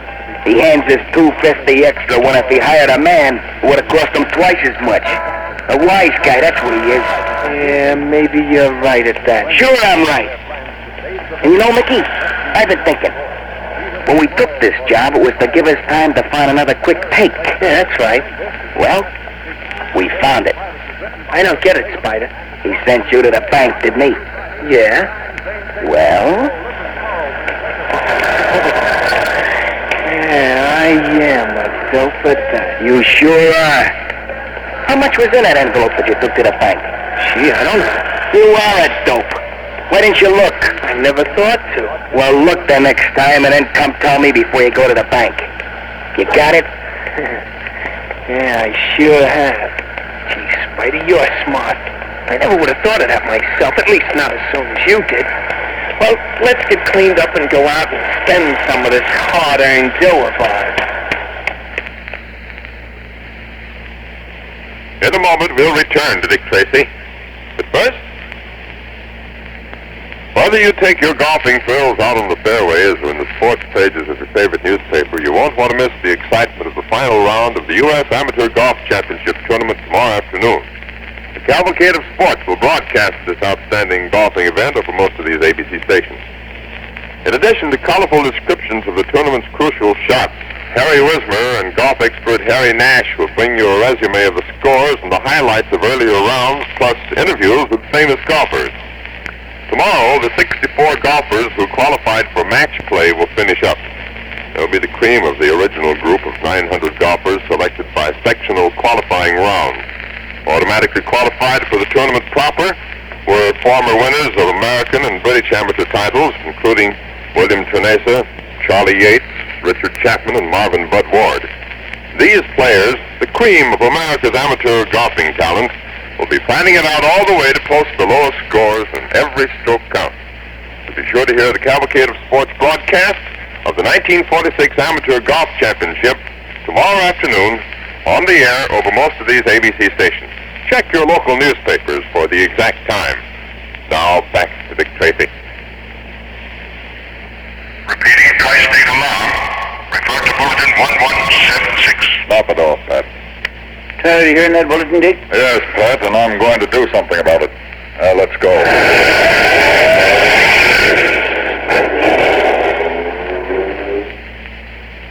What is Dick going to do? You'll know Monday, so tune in, same time, same station, for The Adventures of Dick Tracy, directed by Frank Shin. This is George Gunn speaking. Any top detective lives a life of danger. He must be on the alert at all times, because tough characters know that the best way of keeping out of his clutches is to get him first. Well, Tracy fans, I guess you know that goes double for Dick Tracy, because he's the very top. That's one of the reasons you can be sure The Adventures of Dick Tracy will keep you on the edge of your seat. Dick Tracy is on the air Monday through Friday over more than 100 radio stations throughout the country. Listen to another chapter of Dick Tracy's Tangles with the Underworld Monday at this same time over the same station. Tune in on Dick Tracy on the Case of the Broken Window. This is ABC, the American Broadcasting Company. And that's the Dick Tracy program. Let's see, you might have heard the local announcer then say, this is WENR, Chicago, because that was ABC. ABC was WENR, and NBC was WMAQ. WGN was Mutual, and WBBM, the WBBM Air Theater Wrigley Building, Chicago, was CBS. And the frequency where ABC was on with WENR was also shared by WLS, the Prairie Farmer Station at that time. And when WLS would go off the air, then WENR would come on, and they bounced around. They jumped back and forth during the broadcast day. And WLS was the Prairie Farmer Station, and they had the barn dance and so many things like that. Well, we'll be talking more about that when we have our look at network radio back in March and April coming up this year. Chuck Shaden here on our Those Were the Days program on WNIB, Chicago, FM 97 with radio's Cliffhangers. Still ahead of us, Straight Arrow, The Blue Beetle, Tennessee Jed, Terry and the Pirates, Sky King, lots of fun and excitement too, so stick around. Northwest Federal Savings presents the brand new American tradition, spoon rings in genuine sterling silver by Oneida. A gleaming example of this new folk art can be yours free when you save $1,000 or for only $3 with a $250 savings deposit. See the beautiful heirloom collection at any one of the 4 savings centers in the great Northwest Territory. You'll find 4 distinctive designs to reflect your own personality or your thoughtfulness as a gift. The weight tells you it's quality. The sharp detail tells you it's Oneida. Remember, you get one free when you save $1,000 or for only $3 with a $250 deposit. So come to Northwest Federal and start your own American tradition. 1 ring per family. Some designs are limited. Irving Park west of Cicero in Chicago, in Des Plaines, Norridge, and Arlington Heights, open 63 hours a week. It's Northwest Federal Savings Time, 63 hours a week. And it's going to be fun time tonight in the Memory Club over in the community room at Northwest Federal Savings, 4901 Irving Park Road in Chicago. We're going to have a Memory Club special event tonight. Jack Mathis, who has written and produced an outstanding book called The Valley of the Cliffhangers, and Jack's going to be our guest in a little while this afternoon. He will be our guest tonight in the Memory Club, and he will be talking about the remarkable behind-the-scenes stories of the 66 movie serials produced by Republic Pictures between 1936 and 1955, and we will see highlights and film clips from some of those most fantastic films by Republic. Captain America, Perils of Nyoka, Daredevils of the Red Circle, Spy Smasher, Drums of Fu Manchu, The Lone Ranger, Zorro's Fighting Legion, many others. It's an evening you won't want to miss, and we're going to have a lot of fun with all of that, and I hope you can come join us. Dues are $1 a meeting. Come on, you're a member of the club, so bring your dollar. Pay that at the door, and you can come on in. Doors open at 7:30. The special event will begin tonight at 8 o'clock. I always say the film begins at 8, but we'll be having a little bit of a conversation about all of this stuff. Jack's going to tell all about how they set up the fight sequences, how the cliffhangers were produced, and all the ins and outs of making Republic serials. Boy, that's going to be good. I can hardly wait for that. Can't wait to share with you some more of the good old exciting radio cliffhangers, too. Straight Arrow is one of the finest radio shows for the kids. We have a two-part. This is like a half-hour Straight Arrow program now from March 24th of 1949. One of the most interesting things about the Straight Arrow series was the commercials. Was sponsored by Nabisco Shredded Wheat, and Straight Arrow, of course, was a kind of an Indian program, right? Or it was, well, there's all kinds of mysterioso stuff going on in this. Listen to the commercial, listen to the show, and you're going to enjoy now the first half of this 1949 Straight Arrow program. Nabisco, Nabisco is the name to know. For a breakfast you can't beat. Try Nabisco Shredded Wheat.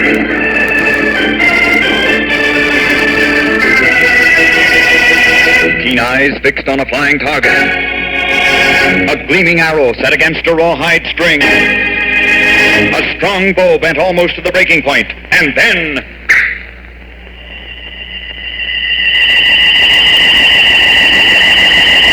Straight arrow!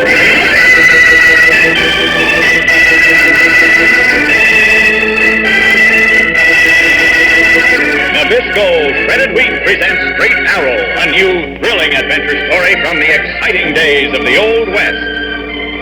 To friends and neighbors alike, Steve Adams appeared to be nothing more than the young owner of the Broken Bow cattle spread. But when danger threatened innocent people, and when evildoers plotted against justice, then Steve Adams' rancher disappeared.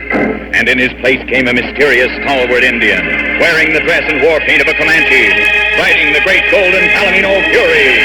Galloping out of the darkness to take up the cause of law and order throughout the West comes the legendary figure of Straight Arrow.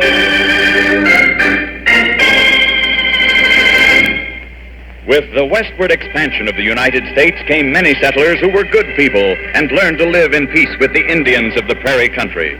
But as more and more covered wagons rolled along the trails, the search for land grew feverish, and there were some who turned evil eyes on the land where stood the teepees and the council fires of the Comanche. Oh, there. Look at there, Spur. Plenty of land for us to grab off. Yeah, good land, too. We can sell it for plenty to folks coming west.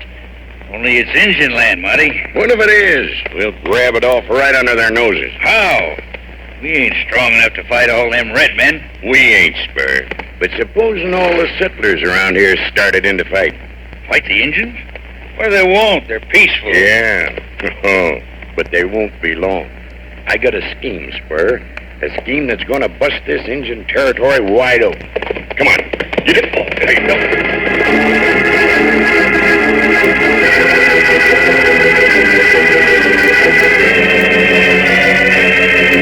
A few nights later, Monty and Spur gathered with a group of desperados in a tangle of brush not far from the homes of several settlers. All right, all of you. Stop gabbing and listen. Now, we sweep down on them houses and put them to the torch. Steal the horses, scatter the cattle. Just make sure of one thing. What's that, Monty? I want them settlers to put the blame right on the Injuns, not on us. That's why I had you all decked out in war paint and deerskin. There's one thing we ain't got, Monty. Them Comanches all wear red feather headbands. All right. We can't get them headbands. Only the Injuns know where to get them eagle feathers. But it's dark, savvy? Nobody'll notice. Now, here we go. And yell. Yell just like Comanche.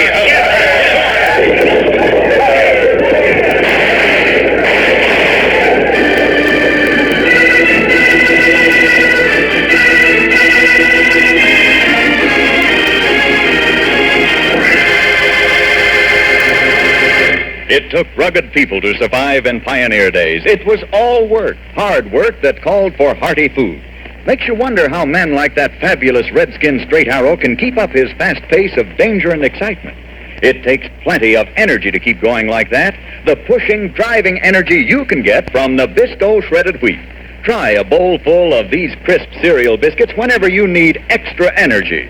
Nabisco shredded wheat is so delicious, you'll be looking for that wholesome, healthful cereal every day. Remember to get the original Niagara Falls package of Nabisco shredded wheat.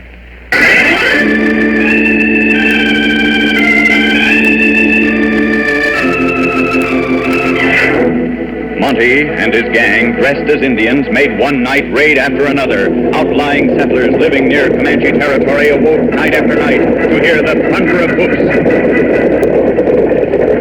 the hiss of arrows, and the crash of rifle bullets, and the crackle of flames as raiding parties burnt down their homes.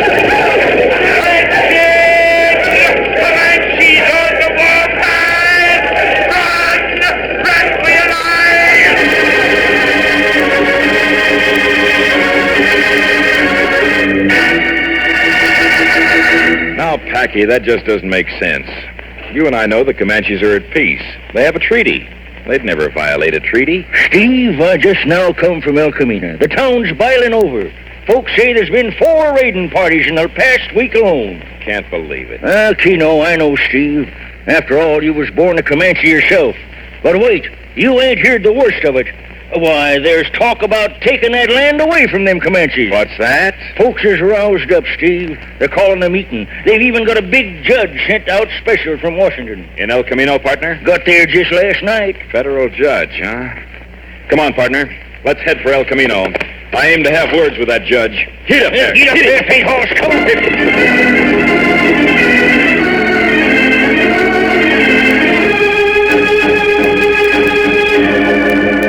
Judge Prentice was just having breakfast in the El Camino Cafe when Steve Adams and Packy located him. Steve got down to business immediately. That's right, Judge Prentice. My handle's Adams. Steve Adams, owner of the Broken Bow Cattle Spray. And I'm his sidekick, Packy. Sit down and join me, gentlemen. If you don't mind, Judge, I'd rather stick to talk. Judge, the Comanches are innocent. Huh? I'm certain all this talk about Indian raids is Hold just on talk. there, mister. So you figure them redskins ain't harm folks none, do you? Ha.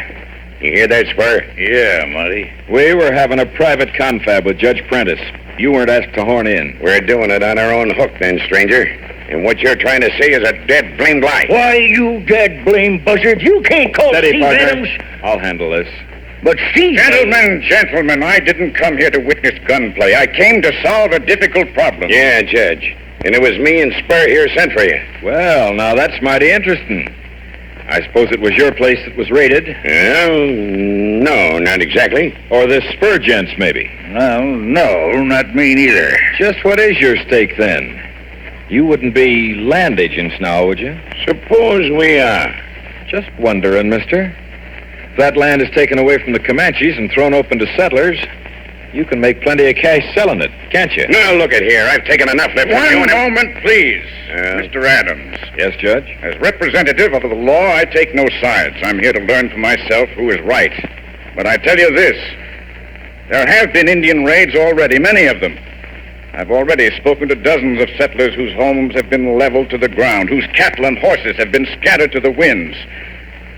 Adams, I'm very much afraid that the Comanches must be punished. Yeah, they burned out my home. I come to speak to my white brothers. Steve, by cactus, it's a red man. Comanche, walking right in here, bold as brass. I am White Cloud of the Comanche. Word has come that we violated our pledge of peace. This is not so. We keep the peace. He's lying. White Cloud does not lie. I swear The it. sneaking buzzard. Grab him, gents. String him up. Come on. Gentlemen, gentlemen. Stand back. All of you, stand back. Get out of the way, Adams. Get out of the way. Look out. Now, the next man that goes for his gun like Monty will be mighty sorry.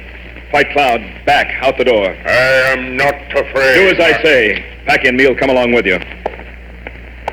Now, don't move, anybody. All of you stand still. I got the door, Steve. All right, out. Run for the horses. Go back to your people, White Cloud. These settlers are madder than hornets. My people have not broken the peace. White Cloud, this is no time for making talk. Vamoose, pronto. Very well. I go. But this I tell to you. We will not give up our land. We will never give up our land. Packy, into the saddle. We can't argue with him, partner. Into the saddle and ride, pronto. Get up there. Steve, we gotta do something. If the Comanches didn't break the peace, who did? Packy, that's what we gotta find out. There's just one way to do it. Follow me, partner. We're heading for Sundown Valley in the cave of Straight Arrow.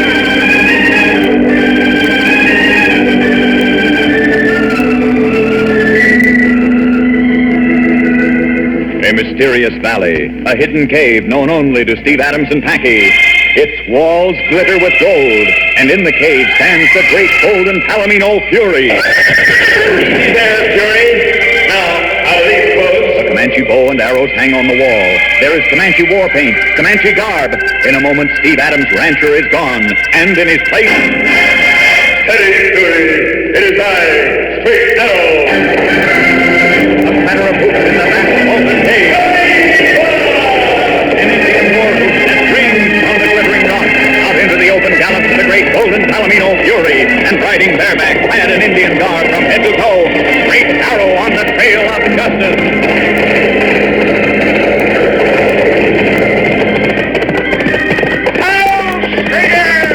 Packy, my friend, ride with me. We go to the council fire of the Comanches. Yes, sir!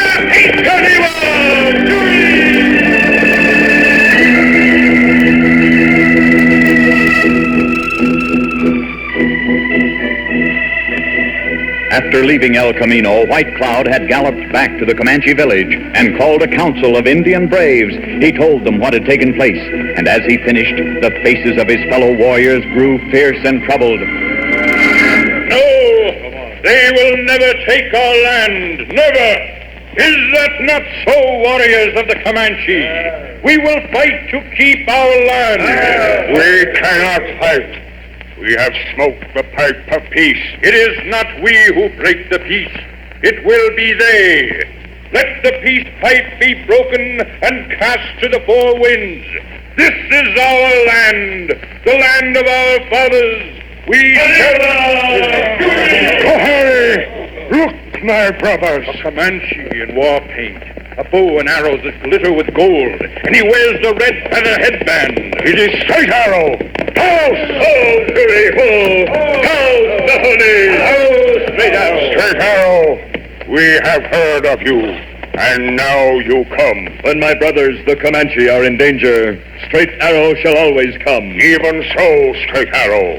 Much danger. This land... Already I know of this, White Cloud. You know? Brothers of the Red Feather Headband, listen to me. Let your war paint stay in the teepee. Let not the war cry be heard on your lips. Straight Arrow, what shall we do then? Take down our teepees? Bury our council fires? Shall we move our squaws, our children, from this our land? No, White Cloud. Do you not trust Straight Arrow? Yes, but then do as I say. It is not you who raid the homes of the settlers. Who then, Straight Arrow? Who has done this? I do not yet know. But the judge who comes from Washington, from the home of the great White Father, will not decide for a few more days. And before then, I shall find out, O brothers of the Red Feather Headband, I shall find out. Manitua! Up Palomino! Up Curie! Sweeping out of the Indian village, the red man rejoined Packy, who had been waiting out on the prairie. A signal from Straight Arrow, and the two men rode on into the dusk.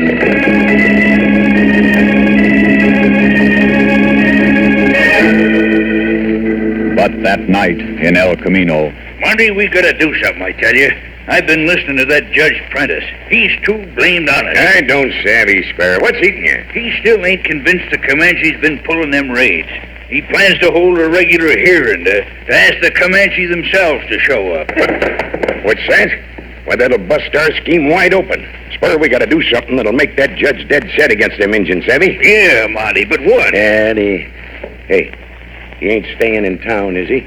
No, he ain't. He's going over to Carson's ranch. He's staying there the rest of the week. Carson's place, huh? You got something up your sleeve, Monty? Yes, Spur, I sure enough have. Spur, there's one way to make up Judge Prentice's mind.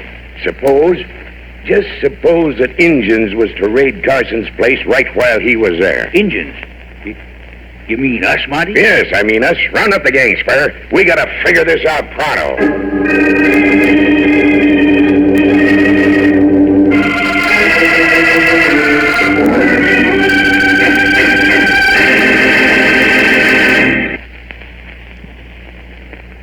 Did you ever see the equal of Spur and Monty for pure meanness? They're so set on stirring up redskin trouble and putting the blame on White Cloud's tribe that they'll even raid the ranch where Judge Prentice is staying. This setup calls for Straight Arrow and quick, just as a really good breakfast calls for Nabisco shredded wheat, the tempting whole grain cereal that seems to be just everybody's favorite. You just try some. And when you taste that golden whole wheat flavor, you'll be sold on Nabisco shredded wheat from then on. And that'll be fine and dandy, because Nabisco shredded wheat is yours for good health. A healthful, energy-giving cereal that's bound to give you a good morning start. Have Nabisco shredded wheat, the original shredded wheat, tomorrow. Oh, boy, oh, boy. Oh, boy, oh, boy. Straight Arrow from March 24th of 1949. And we'll have the next half of that in just a moment or so. This is Chuck Shaden on our Those Were the Days program this Saturday afternoon from WNIB, Chicago. FM 97, keen eyes fixed on a flying target, a gleaming arrow set against a rawhide string. Straight Arrow. Those were the days, weren't they? Sony offers just about the best color TV you can buy these days. Sony Trinitron television is about as close as you can come to trouble-free TV viewing. That sharp, crisp Sony picture is the best TV around, and though your Sony will probably cost more than most conventional TV sets, when you figure it out, Sony is really your best TV buy. See Sony Television at Townhouse TV and Appliances, 7243 Touhy Avenue, just west of Harlem. Take a look at the new exciting Sony projection TV with a 40-inch diagonal screen. It's the biggest thing that's happened to television in 20 years. Sony widescreen diagonal TV, Sony Trinitron, Sony Betamax videotape system. See the very best in television from the very best in town. Townhouse TV and Appliances, 7243 Touhy Avenue, just west of Harlem. They'll be happy to demonstrate those great Sony products with no obligation. Townhouse TV and Appliances open Monday, Thursday, and Friday nights till 9, Saturday until 5. Now let's get straight back to Straight Arrow.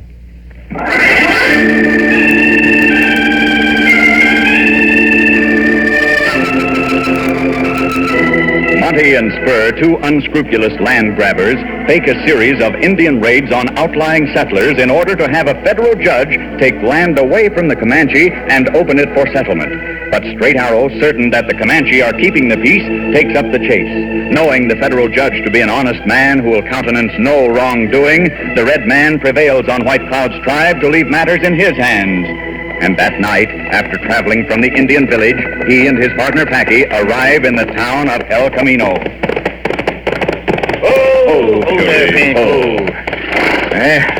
Streets are plenty deserted, Straight Arrow. Yes, but look there, Packy. The hitching rail in front of the cafe. I don't notice nothing out of line. So many horses, my friend.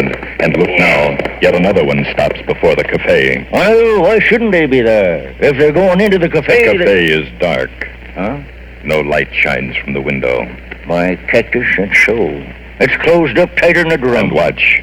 That rider has dismounted. Does he enter the cafe? Why, no. No, he ain't. He's heading up the outside stairs to the balcony. Watch him.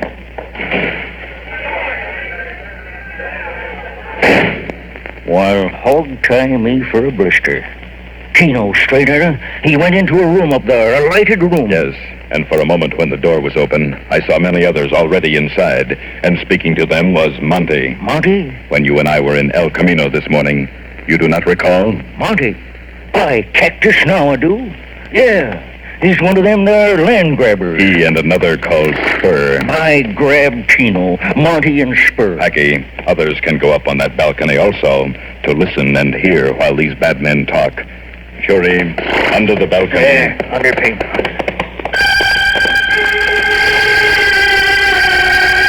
Leaving Fury and Paint in the shadow of the cafe balcony, Straight Arrow led the way up the worn wooden stairs and toward the door through which came the murmur of voices.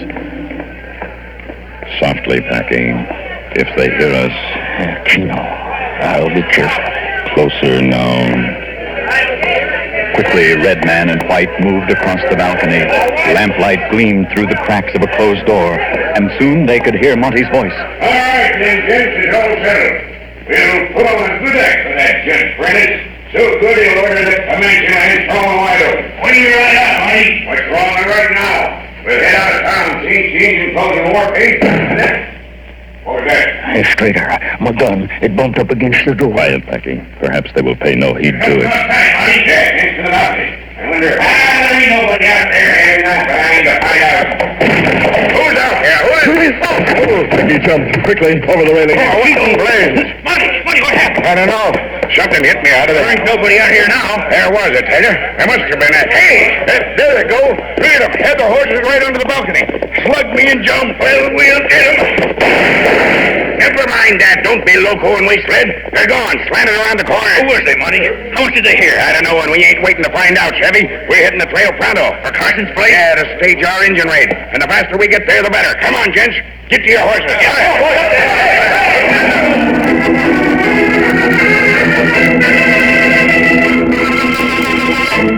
Meanwhile, Straight Arrow galloped Fury full tilt around behind the El Camino General Store. There he halted, and while his partner Packy gaped in amazement, the red man vanished into the dark store to reappear in a moment with a heavy sack slung over one strong shoulder. Hey, what incarnation, Straight Arrow? What's that? Here, Packy, on your horse, Paint, behind his saddle. Do not move, Paint. No, tie it on firmly. Well, I don't savvy. What in blazes do we want with that? It's them polecats of Marty's and Spurs that we're going after. Why, they... Hey, there they go now, hightailing out of town. Steady, Fury. After them, Packy. Yeah, but we don't even know where they're heading. They will stop for a while to get into Indian dress. You must trail them while I go to the Comanche village. You mean you're getting White Cloud? White Cloud and his braves. When Monty and his men stage that raid, Judge Prentice shall see the difference between real Indians and false. Keno, I'll trail after Monty right enough. But how in blazes will you find me? I shall find you. Now, up, Fury! But stay here! He's gone. That's dark. Plumb dark. Even with the moon, how's he going to pick up my trail? But he said I should take after Monty no matter what. Keno, then. Come on, Paint Horse. Wherever them ornery coyotes are heading, we're going after them. Get up there!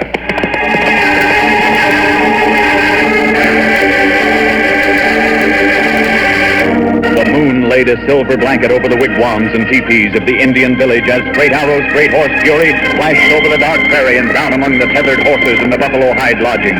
But the village dogs raised the alarm, and in a few short seconds, every brave in the village was clustered around the giant Palomino and his famous rider. Straight Arrow! It is Straight Arrow! Straight Arrow! What is it? Why have you come thus by moonlight? White Cloud, all of you, listen. I have found who it is that plots against the Comanche. There are evil men who scheme to take your land. Will you ride with me to trap them? Then to your wigwams, don your war paints, take down your bows and arrows, your shields made from the hide of the great buffalo. Take your fastest war ponies. Quickly, the Comanches sped to their lodgings. War paint daubed each face. Bows were stripped of their deerskin sheaths. Arrows filled every quiver. And in a few moments, Straight Arrow was surrounded by 50 eager Comanche mounted on painted ponies. We are ready, Straight Arrow. Good. You all wear the red feather headband, the mark of the Comanche.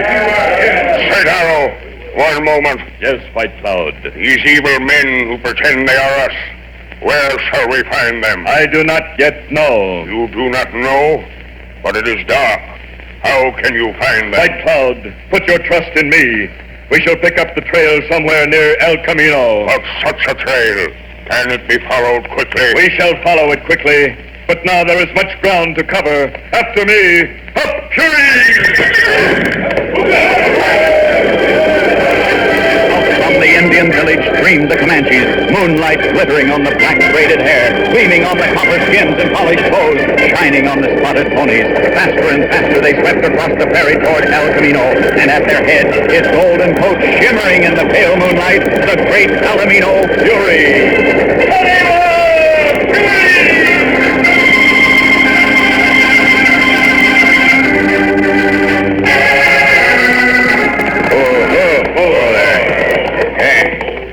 Here we be, Monty.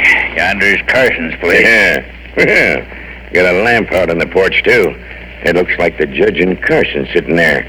Gather around, gents, all of you. Come on, boys. Now, remember, you ain't white men, savvy? You're all Injuns. Sure, Monty. Didn't we stop to get all dressed up this way? Yeah, war paint, bows and arrows, the work. And remember this, gents. You can pull trigger if you want to, but make certain you shoot in the air. We got to keep that Judge Prentice alive, savvy? Make a big ruckus like Injuns, yell and gallop their ponies, but that's all, savvy? All set then, Monty. What do we do first? The corral, gents. It's just far enough from that porch that Prentice can make us out and think we're Injuns. Just far enough. Come on now. Walk your horses until I give the word. Then in we go, and yell like blazers. Cautiously, the bad men moved forward through the cottonwoods toward the Carson Corral. As they drew near, Monty raised his hand, ready to send his men forward like an Indian raiding party. But before he could give the signal... What? An arrow came hissing out of the darkness behind them, a golden arrow, and out of no place, charging down on the surprised outlaws, came a tide of painted Comanches with Straight Arrow leading the way. What is this? Swear it's Injuns. Here, Monty, real Injuns. They got us. They got us whipped off. Take them, everyone! Take them!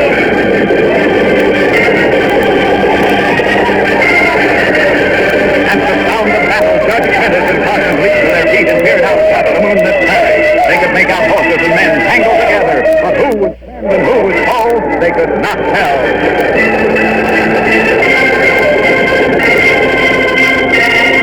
Not until all the bad men were captured, and Straight Arrow and the Comanches led them in silence up to the porch and stopped. Ho, Fury, ho! They're Indians, all of them. No, Judge Prentice, not all. These men whose arms are tied and bound, they are not Indians. They are outlaws. That ain't so. We ain't... Monty! That was an idiot thing to do. Now the judge has us spotted for sure. I have indeed. So this is what has been happening, eh? It was not the Comanche who were raiding innocent settlers. No, Judge Prentice, it was these bad men.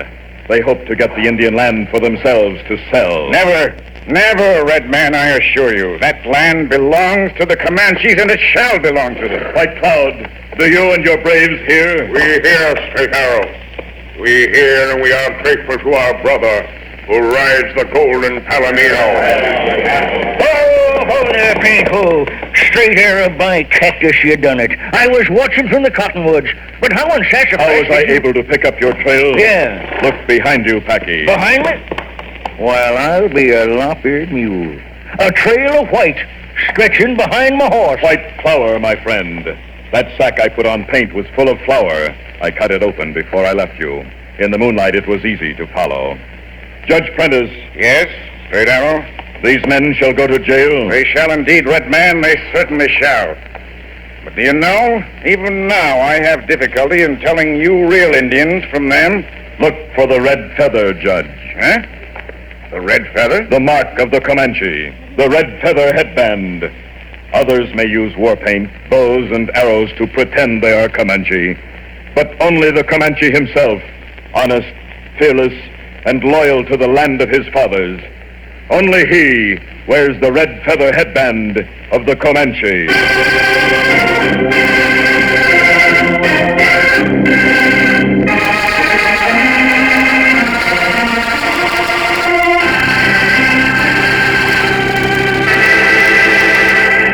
This time of day, most of you Straight Arrow fans have pulled up reins, all set to take it easy for a while. But tomorrow morning, you'll be at it again, bright and early. So don't forget to have some Nabisco shredded wheat before you start out.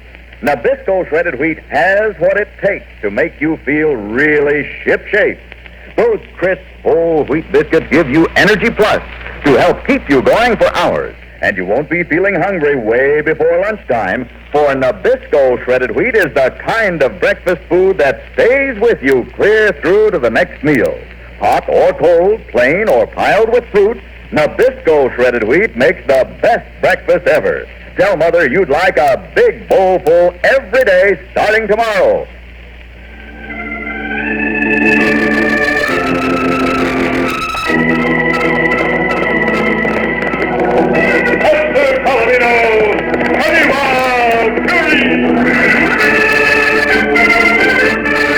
For thrilling adventures of the Old West, ride with Straight Arrow.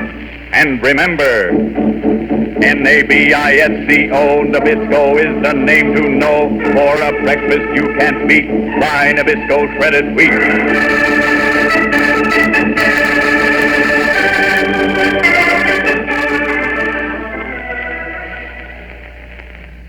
Straight Arrow from March 24th of 1949.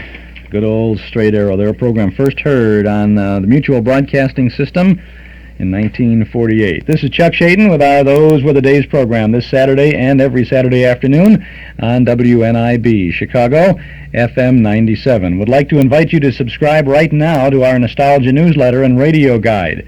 A year's subscription is only $6. We're sure that you'll find lots of good reading and good information in this monthly publication that contains the complete schedule of all of the old-time radio shows we offer.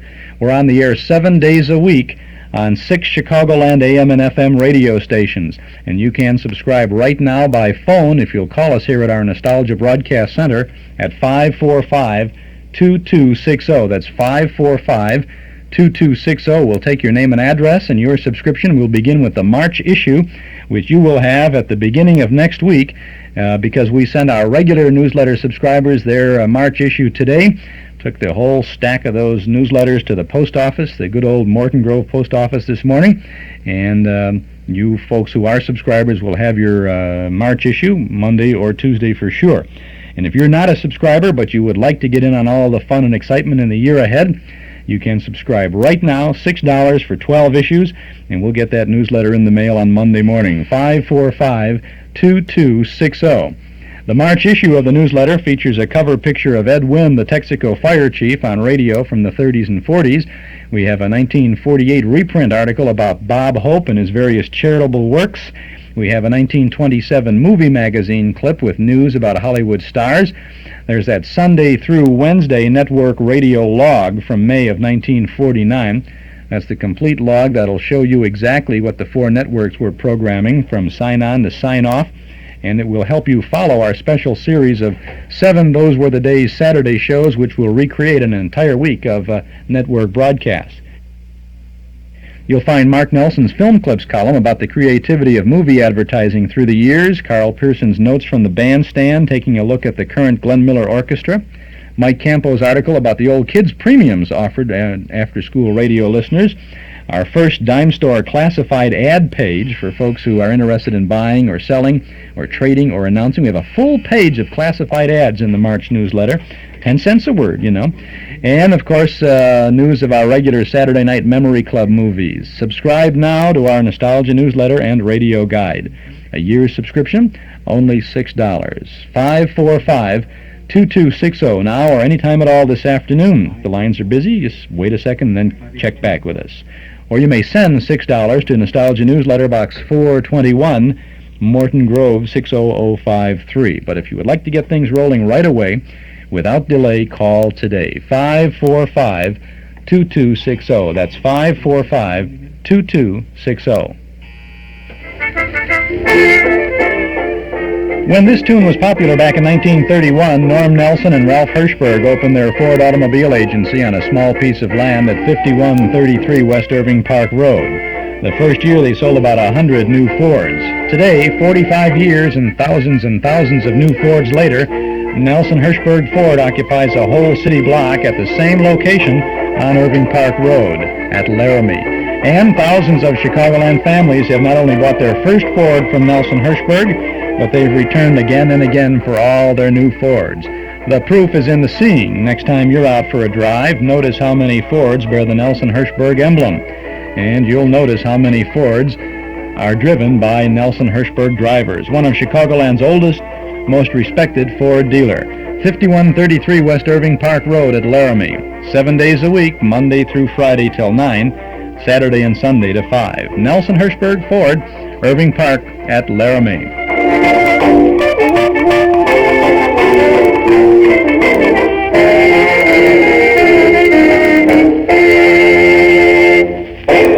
Radio's Cliffhangers this Saturday afternoon on our Those Were the Days program from WNIB Chicago, FM 97. This is Chuck Shaden. We'll be joined by our guest Jack Mathis, and we'll reminisce about the movie Cliffhangers, the great serials, in just a little while. And we'll also have Tennessee Jed and Terry and the Pirates and Sky King. None of them in person in the studio, but from the great days of radio, from our radio set to yours. Now we're going back to an imitation radio show. This is an actual radio broadcast, but it was I guess today they would call it a rip-off. The Green Hornet was one of the most exciting radio programs of all time. Britt Reed, who was the publisher of the Daily Sentinel, was in reality the Green Hornet, and he, along with his faithful valet, Cato, would go out and fight the forces of the underworld for the good of law and order.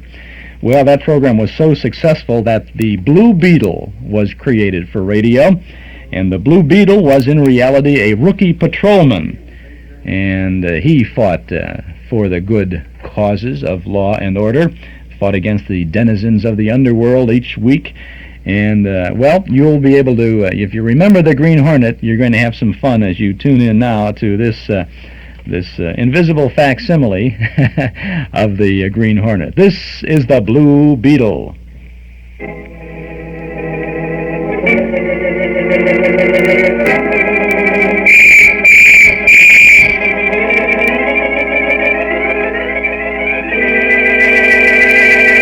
The Blue Beetle.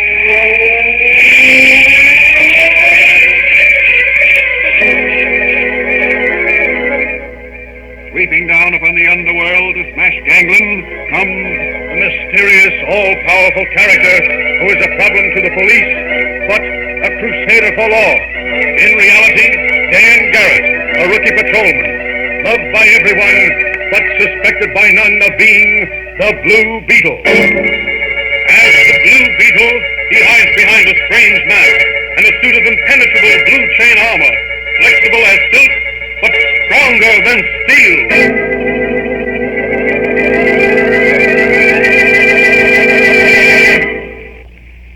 Today's episode of the Fox feature, The Blue Beetle, is entitled Finesse in Diamonds. The wealthy and beautiful wife of Benjamin Bannister, the oil magnate, claims to have been robbed of the famous Bannister diamond necklace, along with other jewelry of lesser value. A peculiar fact of the case is that there appears to have been two robberies. The first, as she was leaving the Starlight Club, a famous dance rendezvous, and another at some unknown time. Apprehension of thugs who stripped a diamond necklace from her throat just outside the Starlight Club disclosed the fact that the necklace they stole was a fake, but the real necklace is still missing. As our story opens, Patrolman Dan Garrett, who is really the Blue Beetle, is discussing the case with his friend and confidant, Dr. Franz, the chemist. Danny, this Bannister jewel robbery is a very interesting case. Yes, it is, Doc. From what you've read of it in the papers, do you believe Mrs. Bannister's social secretary is guilty? Well, the evidence so far is rather convincing. Some of the jewelry was found in the girl's room. But couldn't that have been planted there by the crooks? Yes, that's possible. Mrs. Bannister doesn't directly accuse her social secretary, Lucy Ridgway, according to this newspaper. But the real necklace is still missing. Yes. Mrs. Bannister claims Lucy Ridgway brought the necklace to her from the safe and fastened it about her neck just before she left for the Starlight Club. That must have been the fake necklace. Yes. But that still doesn't prove anything against Lucy Ridgway. According to Mrs. Bannister, she and the Ridgway girl are the only ones who know the combination of the wall safe, except Mr. Bannister, who was out west somewhere on business. The diamond necklace was insured for $500,000, wasn't it? Yes. Are you going to work on this case, Danny? No, I don't think so, Doc.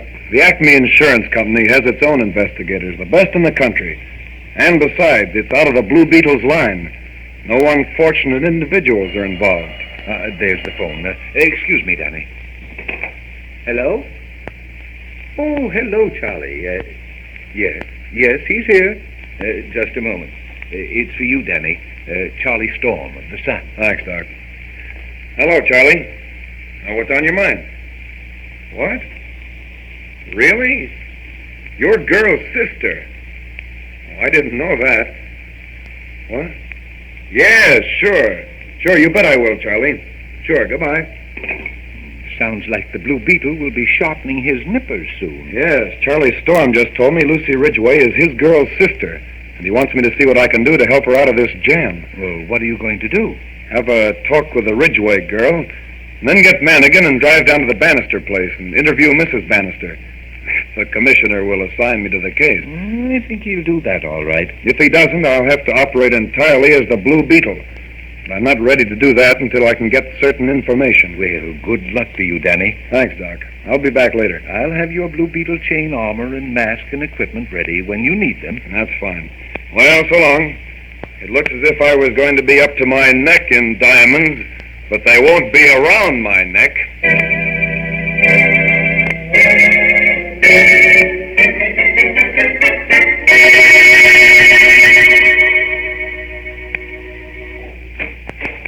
Here's the Ridgway girl, Dan. Thanks.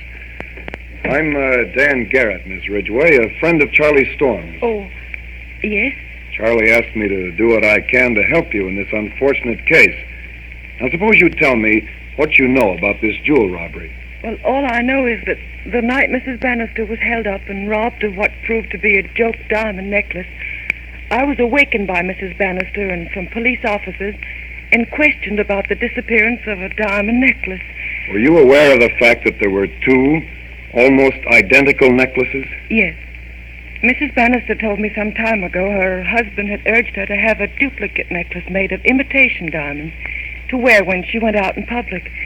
She had such a necklace made, and when the necklaces were delivered by the jeweler, I put both boxes in the safe. You and Mrs. Bannister were the only ones who knew the combination of that safe.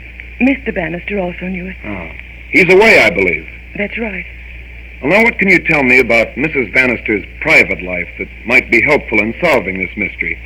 What has she done recently, and with whom has she been associating? Oh, I'm afraid I couldn't divulge things like that. Oh, I assure you, Miss Ridgway, the information will only be used to right any wrong that has been done. Well, Mrs. Bannister has been losing heavily at bridge recently. She's been rather more than attentive to Don Ricardo, the orchestra leader at the Starlight Club, since Mr. Bannister has been away, and last week she had a long interview with Mr. McCaffrey, a private detective from the Acme Insurance Company. Before the robbery? Yes. Have you any idea what the interview was about? No, but I noticed she seemed quite thoughtful after he left and a bit more cheerful, as if something had relieved her mind. That's very interesting. Oh, please, when can I get out of this horrible place? The disgrace of it, being put into jail like a common thief. Now, don't worry, Miss Ridgway. I'm on your side, and I'll do what I can for you. But I think that for the present, you're safer in than out of jail.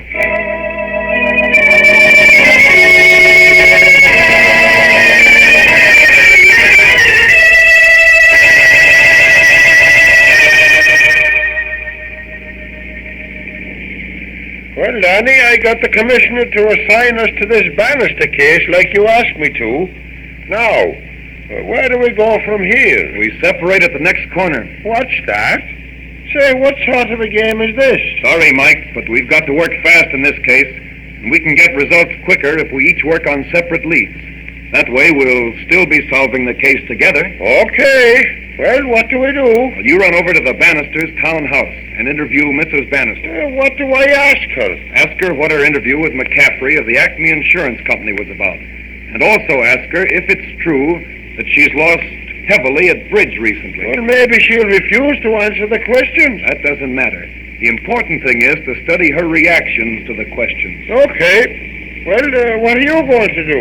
I'm going to make some important phone calls. I'll see you later at headquarters. Okay, but if Mrs. Bannister throws me out of my ear, I'll take you across me knee and paddle your pants. If you can be thrown out of on your ear by a woman, you're too weak to paddle my pants.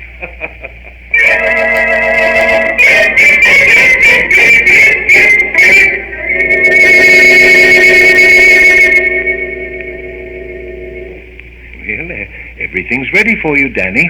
Thanks, Doc. Now, I'll only take the magic ray and the Blue Beetle flashlight with me tonight. I've got a lot of ground to cover, and I want to travel light. Where's the Blue Beetle heading for tonight? The Strathaven Arms Apartments. Who's your host? Don Ricardo, the orchestra leader. According to the information I got over the phone from Charlie Storm. Is Ricardo in on this robbery? I don't know, but I'm going to find out. What about this McCaffrey, the insurance company's investigator? Well, there's something fishy about him. I called the office today, but he wasn't in. Did Manigan get any valuable information out of Mrs. Bannister? Just a Park Avenue manor and a threat of legal action against the city if they sent any more policemen to ask impudent questions. Oh, poor Manigan.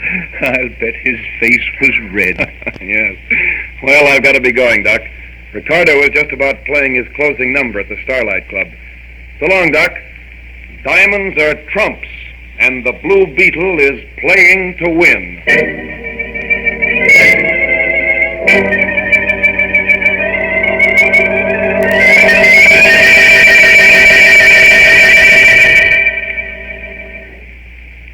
Let's quit playing cards and have another look at the necklace. Well, there it is. Oh, boy, they sure are pretty mess of sparklers. Yes, we should realize quite a sum of money on them. Is it not so, Mac? About $100,000. Huh? Is that all? Sure. The necklace has to be broken up. The diamonds sold separately. Oh, I see. Well, then there's a part of the insurance your company pays over to the Bannister dame. Hey, Mac? That's right. We'll get 20% of that. Well, that's another $100,000. With my share, I can go home to South America and marry my sweet senorita. Say, where's the fence? You said he was coming over tonight and make us a bid on these sparklers. He'll be here in a minute. That's probably him now. Open the door, Ricardo. Right. The Blue Beetle. Who is he, this Blue Beetle? I do not know him. Oh, he's a masquerade. He runs down criminals. I'm afraid you're on the wrong track, Blue Beetle. There are no criminals here. Well, what is it you want? I'd like to talk with you alone, Ricardo. Oh, but what about? As you see, we are playing cards. Well, why not deal me in? I'll make the fourth at bridge. We're expecting the other player any minute. And are these the stakes here, this string of glass beads? Mac, he calls them... Quiet, Trigger. Your friend seems to resent my calling these things beads. What, drop that necklace, Blue Beetle, right? Quiet, Trigger, I said. You must pardon my friend, Blue Beetle. He's laboring under the impression that those glass beads in that necklace are real diamonds. So I gathered. I must say this necklace is a very good imitation of the famous Bannister necklace. Oh, that must be your fourth at bridge, so I'll be going. I'll talk with you some other time, Ricardo. By the way, gentlemen, if your visitor is by any chance a fence to whom you hope to sell the necklace, I'm sure he'll verify the word of the Blue Beetle. Those diamonds are fakes.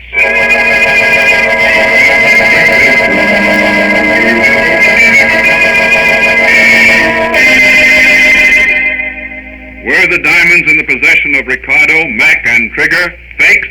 And if they were fakes, who has the real diamond necklace? Can the Blue Beetle pick up another clue and locate the missing gems? Or is Lucy Ridgway an accessory to the real thief? These questions will be answered in the next episode of The Blue Beetle.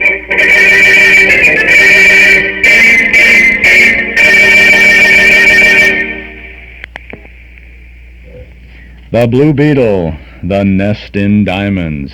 Well, would you say that was somehow related to the Green Hornet? Not related to, but cast in the same mold, as they would say. One of the Cliffhangers from the golden days of radio. This is Chuck Shaden on radio, WNIB, FM Chicago, 97 on your FM dial. Coming up this afternoon, we have a Tennessee Jed episode from 1947, sponsored by the Tip Top Bakers. We have Terry and the Pirates, sponsored by the Quaker Oats Company. And we have Sky King, and that Sky King is from 1947. I don't think there was a regular sponsor on that. It was what they called as a sustaining program, which means they didn't have a sponsor, and they gave some promotional announcements to the network on that. And we're going to be chatting with Jack Mathis, who wrote a fabulous book about the cliffhangers that we used to see on Saturday afternoons at the favorite movie house. All of this ahead of us in just a moment here. If you love a mystery, then perhaps you'd like to get our Hall Closet I Love a Mystery cassette set. It's the exciting adventures of Jack, Doc, and Reggie of the A1 Detective Agency solving the mystery of the thing that cries in the night. And the complete 16-episode story is available on a set of 3 cassette tapes for only $14 from the Hall Closet, Box 421, Morton Grove, 60053. Now, here's a scene from I Love a Mystery. Doc. Yeah? Keep an eye on Job. You bet you. If you ask me, Jack. Hey, who turned out the light? Somebody turn it on again. Quiet. Listen. The baby. The baby. Doc, get the light on. I gotta feel my way around. Darned if it don't sound like it's right here in this room. Hurry up. Turn on that light. Got it. All right. Everyone stay right where he is. You all right? All of you? I don't want to be vulgar, but I feel like something laid a hard-boiled egg in the pit of my stomach. The baby cried. It's a warning.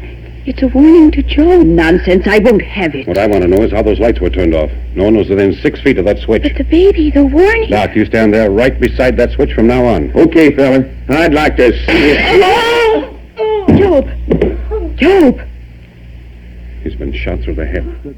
I Love a Mystery, and you will too when you get the adventure of the thing that cries in the night, a set of 3 cassettes, the complete 16-chapter adventure starring Russell Thorson, Jim Bowles, Tony Randall, and Mercedes McCambridge. It's available only by mail for only $14 from the Hall Closet, Box 421, Morton Grove, 60053. This is a great example of the long-running detective series created by Carlton E. Morse. I Love a Mystery, a complete set of 3 cassette tapes. There's a radio cliffhanger if there ever was one. $14 from the Hall Closet, Box 421, Morton Grove, 60053. Well, do you remember when, before we were on the air on Saturdays, long before we became involved with this stuff on Saturdays, used to go to the show on a Saturday afternoon, spend your 12 cents or 15 cents maybe, or even a dime or less than that. You'd see a double feature, two features. You'd see previews of coming attractions. You'd see a cartoon, a short subject, maybe Speaking of Animals or Pete Smith specialty. And, of course, you'd see that serial chapter. And we'd go to the show and we'd see one after another every Saturday. And if you missed a Saturday, if you had to go to a wedding with your family, or if your father made an appointment to take you to the dentist on a Saturday, or your mother said, today we have to go out and buy shoes, Oh, man, you couldn't stand... You'd say, not today, Mom. Not today. We have to go to the show. We got to see the next chapter of Captain America. Those were the days when we used to do that. Well, we're going to have some of those serial chapters this evening in the Memory Club, and we're going to be talking now with a man who wrote a fabulous book about the Republic serials. I'd like to quote from a review that appeared in the Chicago Daily News last year by Richard Christensen, and he writes about the book that Jack Mathis wrote. Out of the past, riding into the sunset with a price tag of $66, comes Valley of the Cliffhangers, one of the most elaborate and expensive of movie buff books. The book's title refers to California's San Fernando Valley, home of the old Republic Pictures. That small studio between 1936 and 1955 produced 66 cliffhanger movie serials featuring such heroes as the Lone Ranger, Dick Tracy, Zorro, Red Ryder, and Captain Marvel. Valley of the Cliffhangers measures 12.5 inches by 18 inches with 447 heavy, slick pages. Bound in leather and weighing 11 pounds, it is the ultimate coffee table book, if you have a coffee table strong enough to support it. A labor of love, it was written, produced, and directed over a period of 6 years by Jack Mathis, who heads his own industrial advertising agency in Northbrook. He started on the project with the idea of producing a small booklet to be used as a sales tool in marketing the old chapter plays to television stations across the country. Gradually, however, the project mushroomed into a book-length effort, and before it was over, Mathis had seen every chapter from each of the 66 serials at least 8 times. Our guest this afternoon is Jack Mathis. Jack, welcome to our Those Were the Days program. Thank you. It's a pleasure to be here. You saw every chapter from those 66 Republic serials at least 8 times? Yes, we in putting the book together, we went through the serials different times to look for different things. If you see a film one time, you're only going to really notice one aspect of it, and so I had to keep going back and looking at the individual titles over and over again. You were going to make a pamphlet initially, right? Yes, that's the way it started out, and we talked with the people that owned the rights to the films. A California-based company distributes these films to television and for some theatrical use about the possibility of doing this. And finally, the thing mushroomed until it got from just a small booklet with a single page devoted to each serial into the book as it finally was produced. Well, now, $66 is a pretty heavy price tag for a book like this, but I was mentioning on the air the other morning during our Hall Closet program, 66 represents the number of serials that Republic made. And how many chapters would there be in each of those serials? Well, the serials ran from 12 to 15 chapters. There were 849 total chapters in all their 66 serials. Okay, so that would represent maybe about 8 cents a chapter. I'll take your word for the arithmetic. And, well, that's not so bad then. But it is a fantastic book. I've never seen anything like it. And it's beautifully done and so fabulously illustrated. It's just an unbelievable thing. Now, you must have had a rather special interest in the serials. Well, I remember seeing them in the theaters when I was a child, and over the years, movies have evolved into different things than what we were used to and when we saw them in the 40s. Now they're a little more explicit, and I think many people are going back to the old days where things were a little simpler, were done with more style, and there has been some rebirth of interest in that type of film form. The old serials were filled with action. They really had action without violence, and they were a lot of fun to watch. And my interest in these developed some years ago in just looking at some of the films that I remembered as a child that we had some fun with, and so that interest kind of manifested itself into the book that was finally produced. Now, how would you describe action without violence? Well, in those days, if you had a fist fight and hit somebody, they'd fall over, or if you shot them, they would just kind of fall down. Nowadays, when you hit somebody in film, in Technicolor, there's a lot of ketchup all over, or if you shoot someone, they have special effects so you can see the holes going through the shirt and all the blood and everything else, and you didn't see that then. You had the impression that there was a lot of activity, but it didn't become so explicit that you had to see the gore that would accompany it.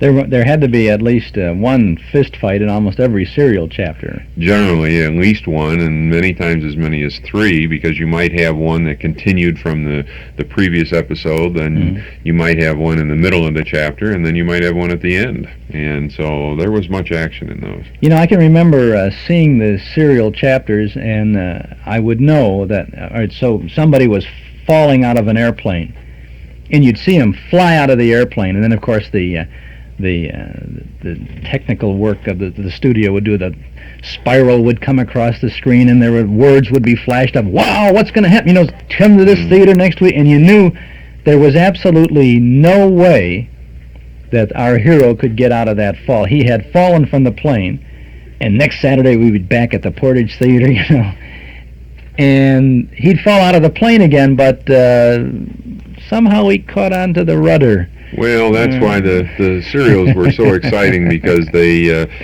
serial, unlike the other type of feature film, would leave you on a high note. When you'd see a feature, you'd see the whole thing, the beginning, the exposition, and the ending, and it would be completed. When you watched a serial, which was divided into 12 to 15 parts, each week you would be left on its highest point. You would be left on something that would capture your interest, and you would want to come back next week to see how he got out of it. On some of the types of endings you mentioned, they did cheat, but in some occasions the endings were resolved in a very ingenious way.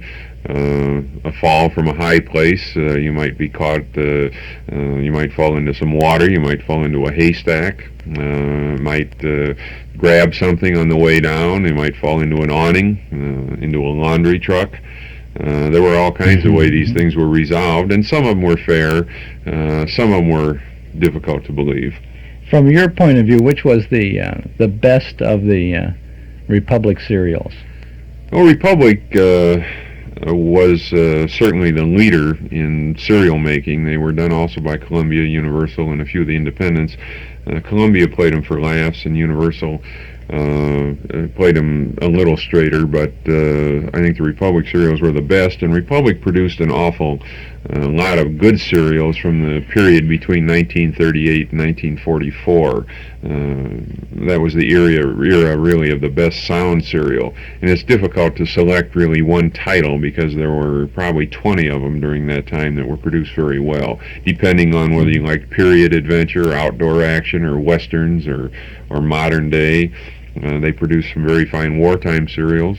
They were characterized by the fact that their stunt work was excellent. Their miniatures and special effects were very well handled, and you could not tell the way they staged them that they were completely manufactured. They had composers writing original music scores for them. And overall, they were handled in a very professional manner. All of this is detailed in this fabulous book, From the Valley of the Cliffhangers.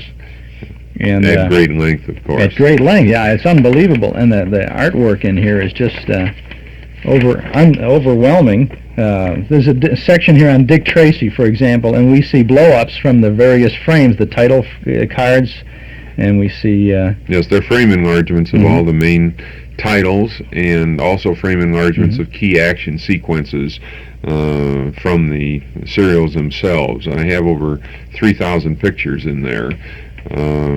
The stills, the publicity stills, were posed, of course, as the shooting was going on, and many pictures of that type are generally available and have been reprinted. I tried to go further and use over 1,000 frame enlargements from the actual films themselves, which you don't see reproduced, because you have to blow up each frame segment to do it. You follow a pattern in this for each of the serials. In other words, of the 66 serials that are in here, you give the general information on each one, and then In other words, the cast and the production time and all of that, that's all in there, right? Yeah, we try to get into the background of the entire serial. In other words, when a film was produced, serial or regular feature, the first thing that generally was done is that the title had to be arrived at. And many times the titles were pre-sold.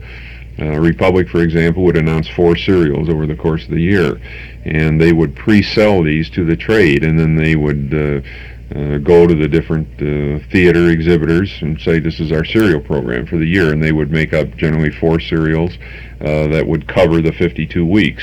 And Universal and Columbia, for example, were competing too, and they were trying to sell their serials also, and they would pre-sell titles. And in the early days, they used to rely on fictional properties, comic strips, comic books, sometimes books, novels, radio programs, things of that type. And if you see that Republic is going to release a serial entitled The Lone Ranger later on in the season, the theatrical season, an exhibitor might buy that ahead of time, knowing that they have a pre-sold audience because it would be a fictional property, and in that case relating to the radio program. And then after they had the title, they would then have to go and get busy and write it, and where there were rights involved, they'd have to deal with the rights owners. They would assign writers to keep the script in character with the fictional property it was being adopted from. Then they'd get into the actual filming and production, and then finally the editing and the publicity and the release. And it was quite an interesting and fascinating area of entertainment, and of course the book digs into all of this and as to how each of these things were done, the unusual rights agreements, the fees that they paid, and really how this type of film was produced. Each of these films, each of these serials had, usually the first chapter was longer than the subsequent chapters, right? It had to set the stage and all that. They did what they exactly what you said, set the stage. Usually the first episodes ran about 30 minutes, and they said there was some exposition in there, and that they would define the heroes and the villains, what their schemes were, if the villains wanted to conquer the world or just merely bring a city to its knees, something of that nature. You would determine that at once. You'd set up the characterizations for the good element versus the bad element. You'd have some extra action in that, and it would generally run a half hour. Then the succeeding episodes would normally run about 15 minutes. 15 minutes. 15 minutes. How long then would a whole serial be? I suppose if you got 12 at 15. Well, it would run an entire. The serials generally ran 12 episodes or 15 episodes. There were several that ran 13, and a few odd ones that ran different lengths. But the footage in a serial in the golden age, which was the late 30s and the early 40s, would run more than Gone with the Wind. It would run in excess of 4 hours. And if you ran it back to back. How long would it take Republic, who was the master at this and who really had it down pat, how long would it take them to produce a 15-chapter serial? Well, Republic turned out a serial every 3 months. In other words, they turned out 4 a year, and they took exactly 3 months to do it. Now, when you say 3 months to do it, that involves from the initial concept, the writing through the production. The first thing, they would have to come up with the title, and then they would create a treatment, which is how the general overall structure of the serial would be put together. Then you would follow with an estimating script, which would be written chapter by chapter, which would be used for estimating cost. And if there was extra cost they wanted to eliminate, they would revise it, go into a shooting script on the thing, which is generally what the thing was actually filmed from. Then the filming itself would generally take anywhere from 3 weeks to 2 months, depending on the time. In other words, Republic produced serials from 1936 through 1955. In the early days, they were taking a month to 2 months. In the later days, later years, they were taking generally like 3 weeks. But they had them mapped out very, very strictly, and they worked from early morning till late night, 6 days a week. And they really had these organized. They were quite geniuses at that type of production. Were most of these filmed in the back lot at Republic? Many of them were filmed right at the studio, because anytime you went away from the studio, there was extra cost involved.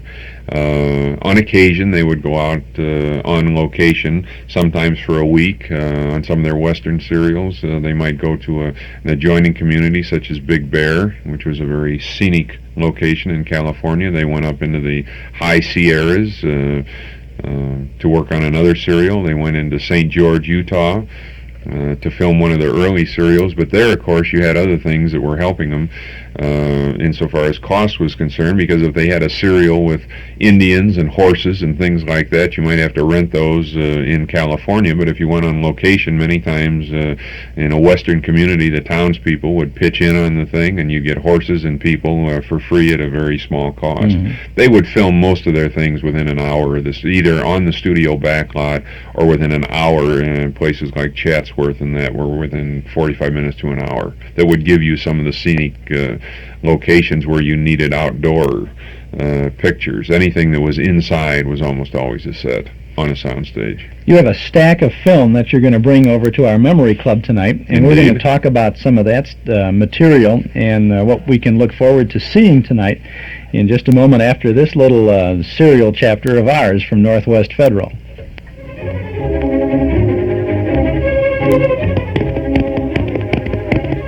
Whoa, whoa, big fellow.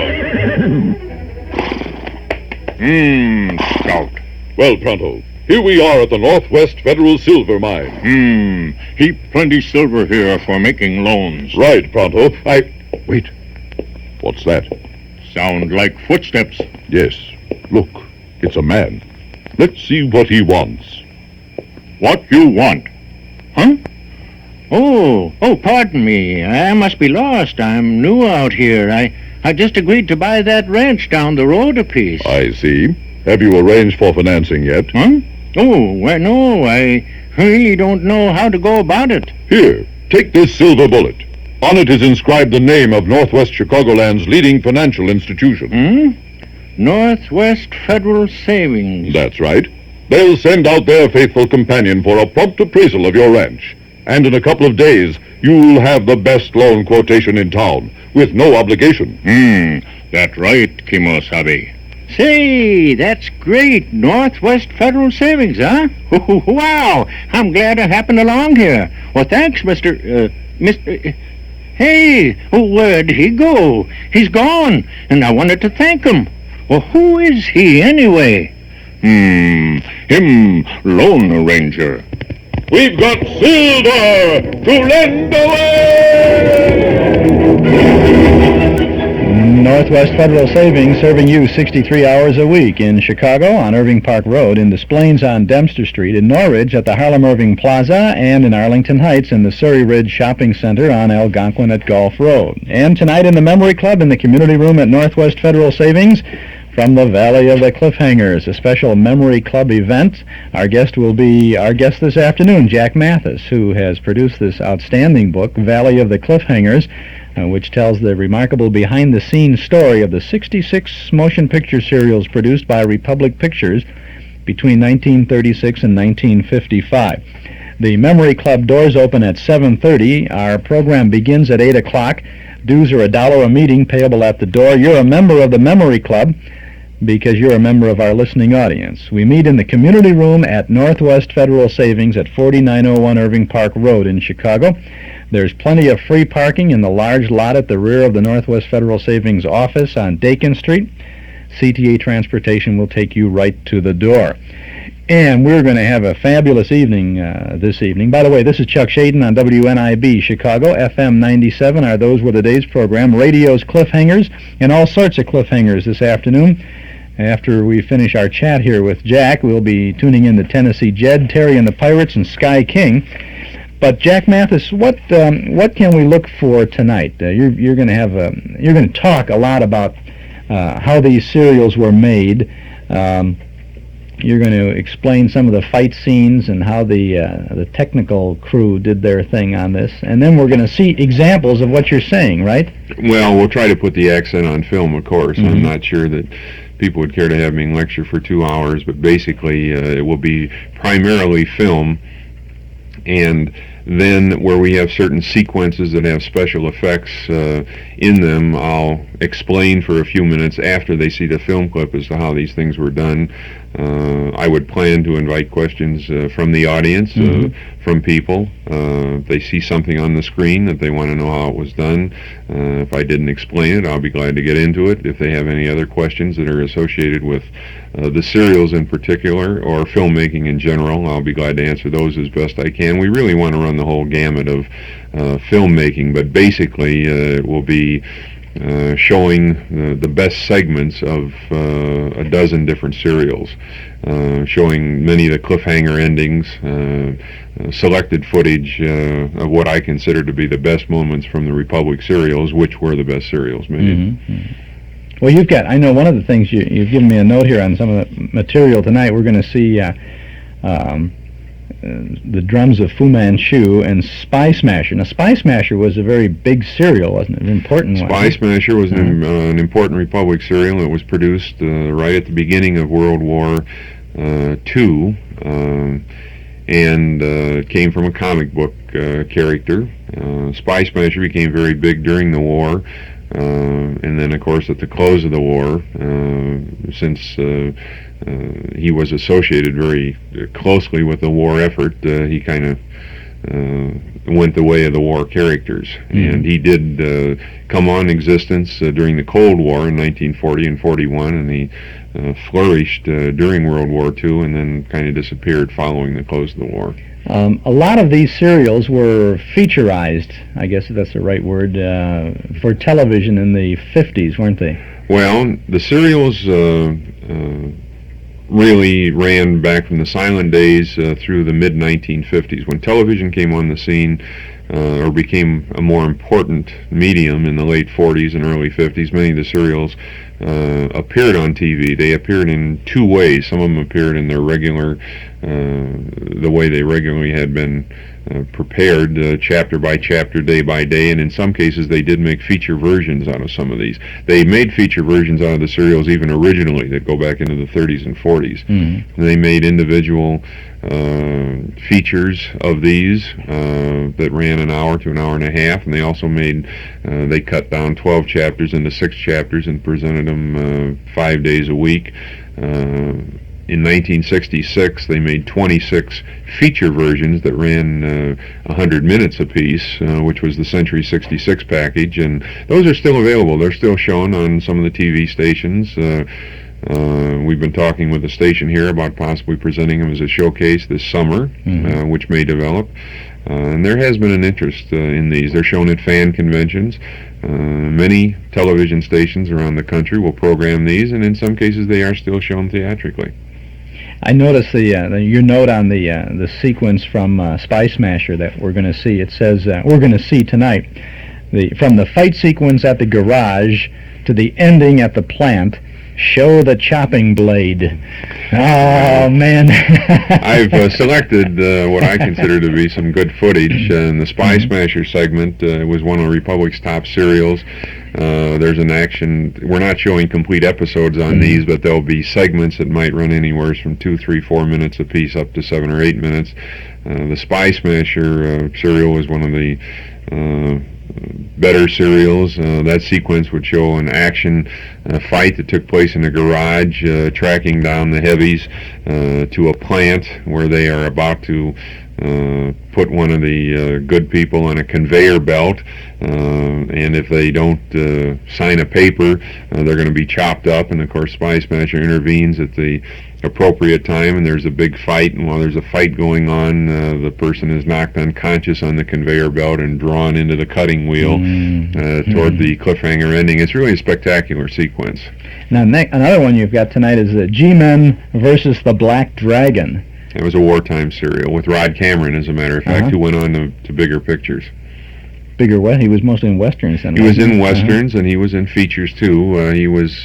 He became more important as he was still working in serials and other things during the war years, and then afterwards he went on to some of the bigger color features and westerns too. Yeah, I noticed that, and the G-Men here versus the Black Dragon says from the car sequence to the sawmill. Oh, Rex, he played Rex Bennett, and this was also a wartime serial, and he had two assistants, a girl from England and a young man from China, and they were fighting the Japanese element, and the girl and his female assistant and man assistant are caught in a sawmill and asked to talk, and they wouldn't, so they bind the girl to a plank of wood and threaten to send her into the saw. And of course Rod Cameron arrives in time to keep them from doing this momentarily, but then a fight breaks out, and of course the knife switch is activated, and the saw starts, and the log that she is bound to is drawn into the saw as Rod Cameron fights to save her, and it's a very interesting sequence also. You know, it occurs to me that many of these scenes were probably, these episodes were created for the first time and are really the origin of all of the parodies and the takeoffs and the copies that were made that followed this. I mean, this is where it started with these things. Some of them are. Some of them were very original. Some of them go back to the silent days, though, because serials go back to the early 1900s into the silence. And that's where you really got the word cliffhanger. You might have a Pearl White that went back into that early period, and at the end of the episode she might be hanging off a cliff, and that's where they got the name Cliffhanger. And some of the sequences in the sound serials harken back to the days of the silence, although some of the sound serials, the early sound serials, created sequences that in fact themselves were imitated in later years, and are still imitated on in the theaters and on television today. We're going to see The Masked Marvel and Captain America, segments of these, and Zorro's Fighting Legion, from Swordblade through the Ending Crusher. Now, what's the ending? Well, Zorro was a period character that goes back into the 1830s, and then, of course, they didn't fight as much, and you didn't have cars and chases, and the guns were generally one shot, and so you couldn't really have the revolver that might fire anywhere from 6 to 20 times without reloading, and so the method of action at that point was generally the horse chase or the sword fight.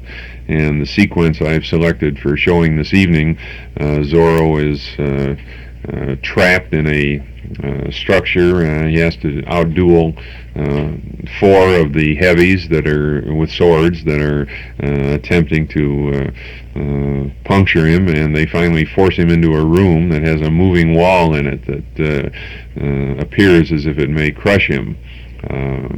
And we'll show that entire sequence. No, boy, that's very exotic. Sensational stuff. I can hardly wait to see this. I think one of the best sequences, though, in the whole thing will be that footage that involves the Lone Ranger, which is a very rare title, and we're planning to show a pretty good chunk of it from the origin sequence that deals with the legend through how it was handled in the movies, the fact that he was a mystery figure in the movies, then through some action, and then through the final unmasking sequence in which we find out which of the 5 mystery characters he really was. That's one of my personal favorites.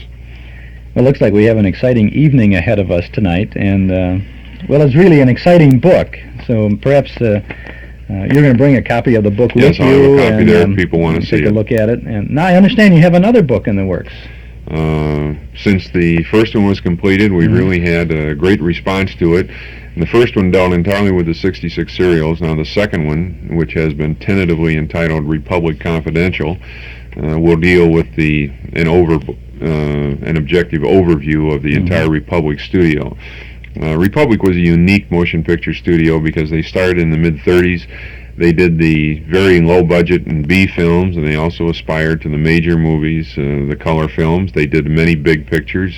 John Wayne was one of their main stars there. They did films such as The Quiet Man, Wake of the Red Witch, Flying Tiger, Sands of Iwo Jima, and a lot of big films. And they also did the programmers, or the B films. And they flourished for 25 years, and it's a very interesting story. And the first book just dealt with the serial aspect of it, but the second one, which I figure will probably be available in late 1978, will deal with the entire studio, their entire product, all their movies, the westerns, everything that they produced.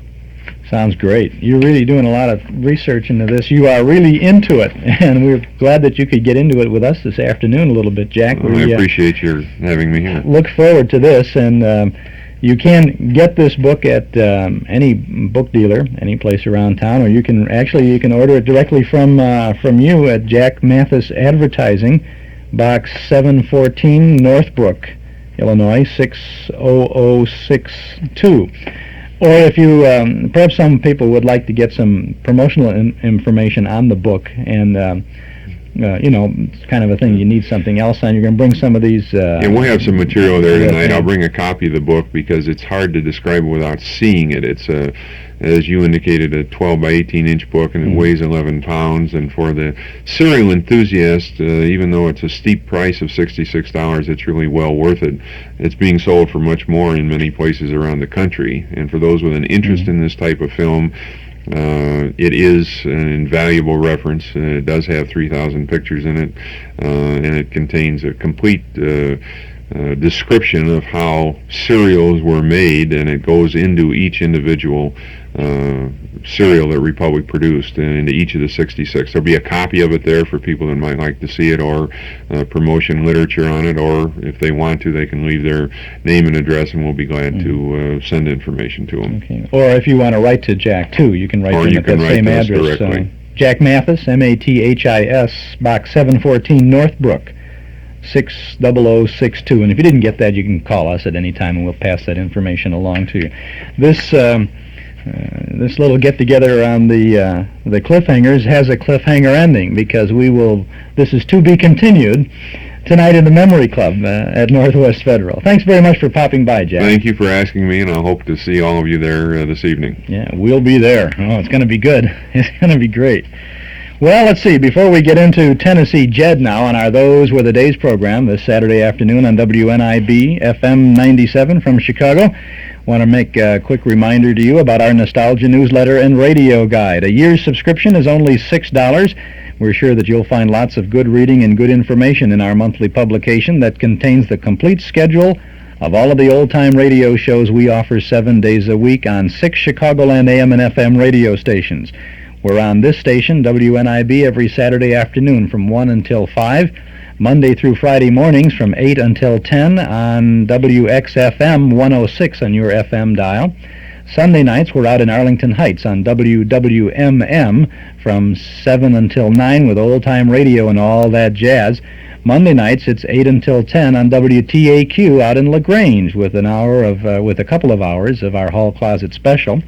Then Thursday evenings from 8 till 9 on WBEZ, the Board of Education station. We have the good old days of radio for you when radio was radio, and that's generally repeated on Saturday evenings from 7 until 8. And then through the week, we're on WAIT with some clips from our Hall Closet. It's all there, all listed in advance on our Nostalgia newsletter and radio guide. Subscribe right now when you call 545-2260. 545-2260. Just give us your name and address. Your subscription will begin with the March issue, which we will mail to you on Monday, and you'll have before the end of this month.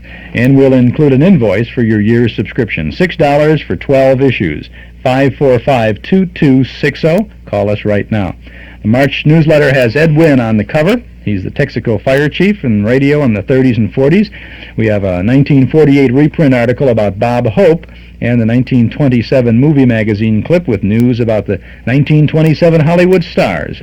You'll find the Sunday through Wednesday network radio log from May of 1949. Film clips column about the creativity of movie advertising through the years.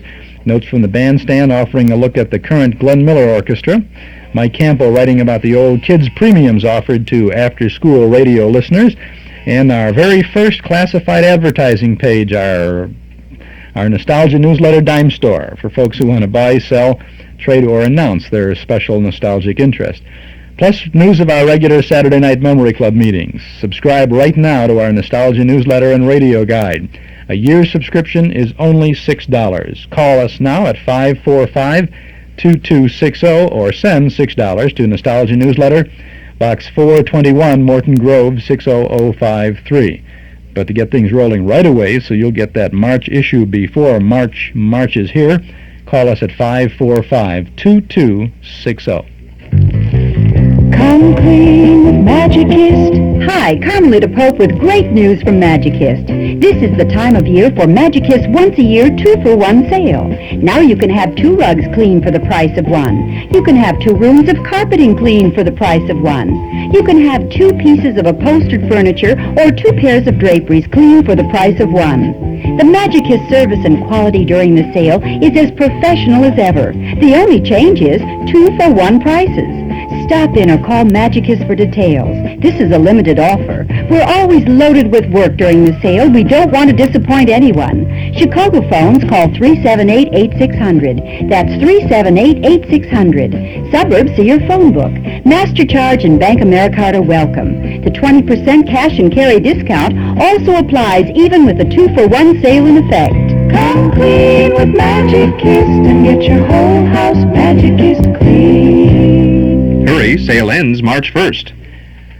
Chuck Shaden here, and those were the day's program from WNIB, Chicago, FM 97. Back now to radio's Cliffhangers. This is a broadcast from May 26th of 1947. This is a Tennessee Jed program, and there's a little bit of extra surface noise at the beginning of this. I'll tell you how that happens, probably because it was not... The disc, the original transcription disc, was not carefully covered by the envelope. And it was left to lay someplace, and a lot of dust and junk got in the grooves. And though we've tried to clean that out as best as possible, you still get a little bit of this. So there's a lot of surface noise at the opening. It'll gradually diminish, and you'll find not only easy listening, but exciting listening. Here he goes, Tennessee, dead center.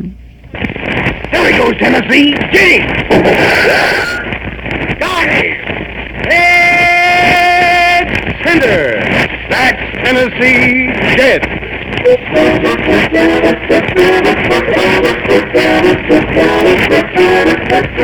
Yes, it's Tennessee Jed with his great horse Smoky and the 2 deadliest 6 guns in all the West.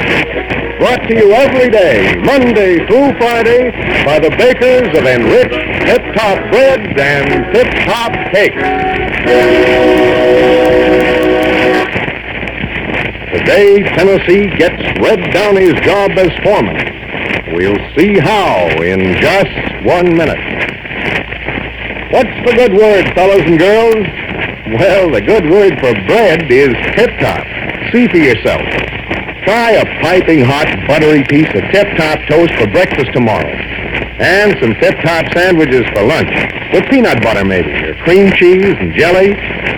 My, oh my, they really taste good. So sweet and full of flavor. Fresher, too. And most as good as cake. For after-school snacks, ask Mother to fix a snack shelf in the icebox with spreads, so you can make your own Tip-Top sandwiches. You'll say Tip-Top tastes better. The Tip-Top bakers have a way of baking that's very like the way our grandmothers baked their bread. It's called gentle kneading. Now, gentle kneading protects flavor, gives you finer texture, soft and creamy smooth. Yes, sir, Tip-Top is better bread. It's good for you, too, because Tip-Top is a booster. Helps boost your energy. Helps make you feel lively and full of pep. So look for the famous red star-end wrapper. That's Tip-Top, the better bread.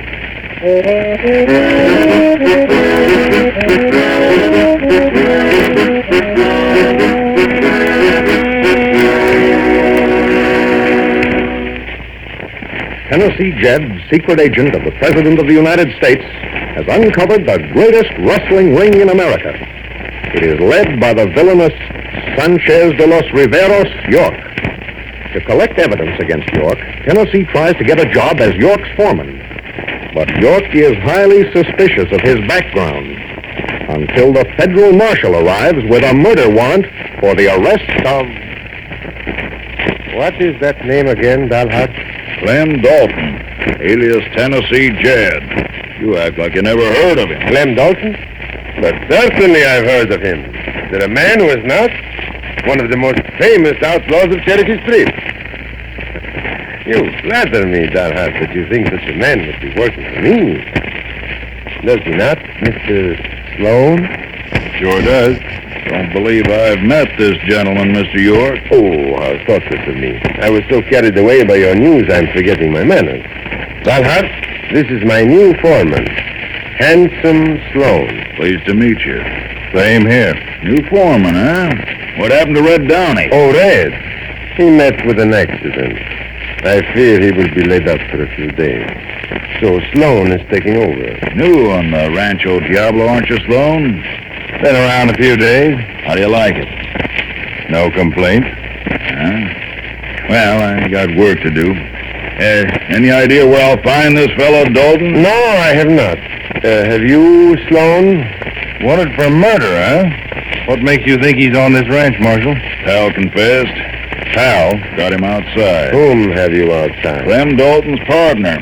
Caught him and he confessed. Confessed of what? That him and this Dalton held up the Cherokee Rose gambling hall in Queen City. Bartender was killed. Two of them separated to make their getaway, and the deputies caught one. He snitched. Said his pal was hiding out here under the name of Tennessee Jed. So I got this warrant sworn out and come for him. So why don't you turn him over to me without any further trouble, Mr. York? Why, I would be most happy to turn him over to you, Dalhart, if I but knew the man.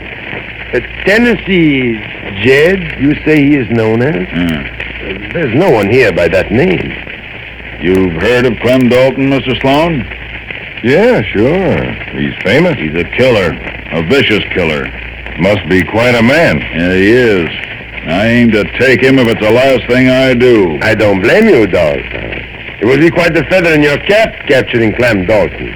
Well, the ranch is yours. Go find your man. Yeah, but I can't find him without your help, Mr. York. Late at night, you must have a couple of hundred hands here. You cannot identify this Dalton? No pictures of him. But I got this partner of his. That's why I brought him along, to identify Dalton. What's this partner's name? That we ain't telling. He's just a kid. We promised him an easy sentence if he'd point out Dalton. I hardly see how I can be of help to you, Dalhart, as much as I would like to.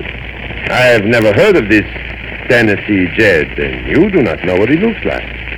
How can you hope to find him? I kind of figured you might cooperate, Mr. York.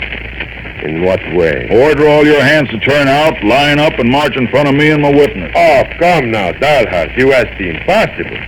It's after midnight. My men are sleeping. They've had a hard day. They will have a harder day tomorrow.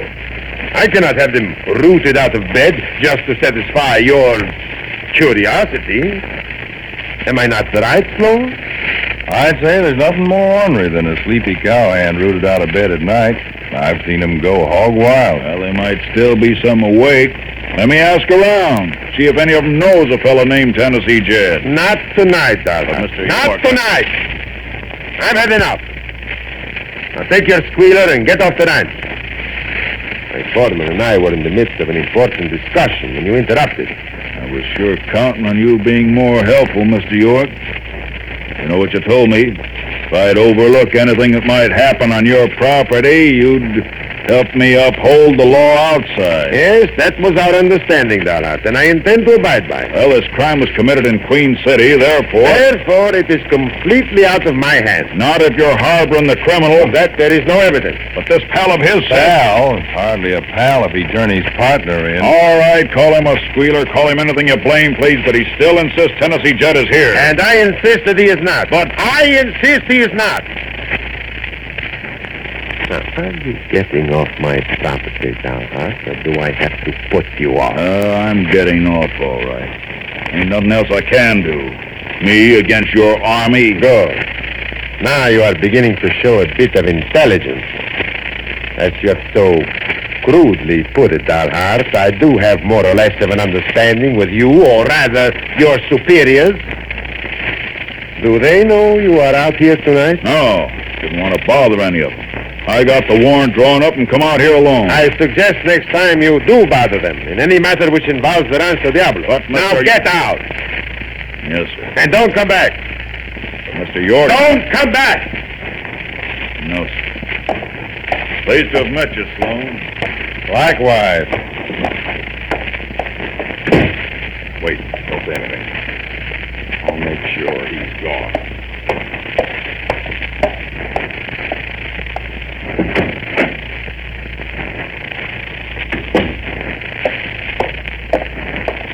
All right. He's untying his horse. So, you, my friend, are the notorious Clem Dalton. I didn't figure you'd ever find out. I'm happy to find out. Why did you not tell me before? Maybe I didn't know what you'd do. There's a price on Clem Dalton's head. There is indeed a huge price. And without doubt, it was this fact that your partner considered when he agreed to turn you in. I've got to do something about that, York. Who is he? I don't know. What do you mean you do not know? He was your accomplice, helped you to hold up the Cherokee Road. What I mean is, I don't know his name. He goes by an alias like I do. I call him the Kid. The Kid, eh? Maybe I better go do something about him. Maybe I better go after him. No, do not go outside. It would identify you, and Dalhart would know who you are. That's right. Here, take this rifle. Come with me. Where? We shall go up to the roof patio. From there we can command the road as they ride toward the gate. From there you can deal with your double-dealing partner as all double dealers should be dealt with. A bullet in the back. Come.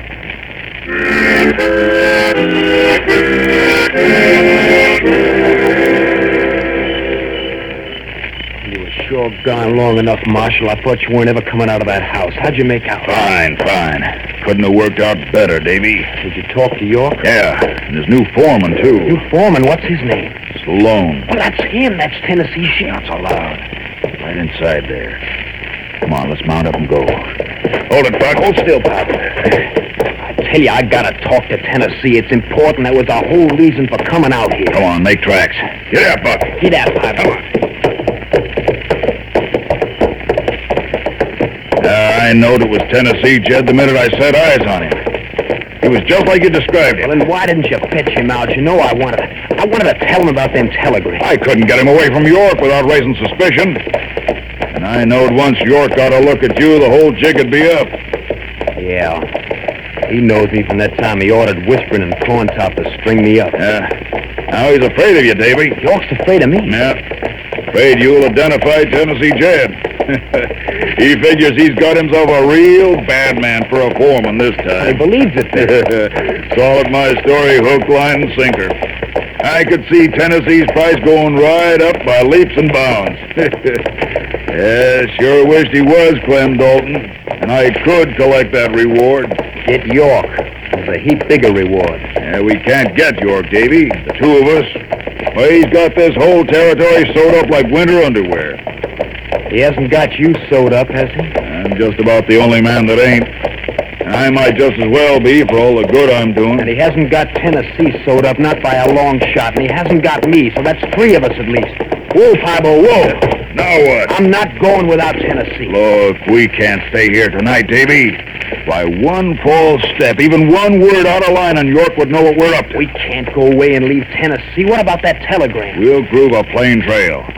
And if he's the man I think he is, he'll figure out an excuse to catch up with us. The way I look at it, he must be plumb overcome with curiosity over this pal of his, the one that's accusing him of being Clem Dalton. Come on now, Davy. Get up, Buck. Get out, Pibo. Get out.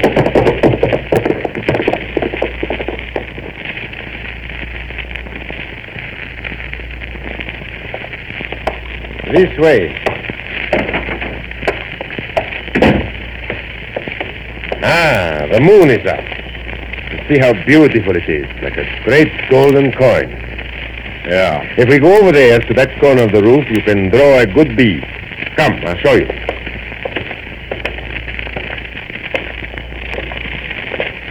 See? They will come out of that clump of trees in a moment and pass that whitish rock. Their silhouette will make a perfect target. I wouldn't kill Dalhart if I were you, however. It might bring repercussions from Washington. Just your former partner. If this means shooting him in the back. He deserves something better? Maybe not, but I always like to give my man a chance, York. He gave you no chance, speeding on you to the marshal. I know. Quick, there they are, passing that rock. Now, show them how Clem Dalton deals with informers.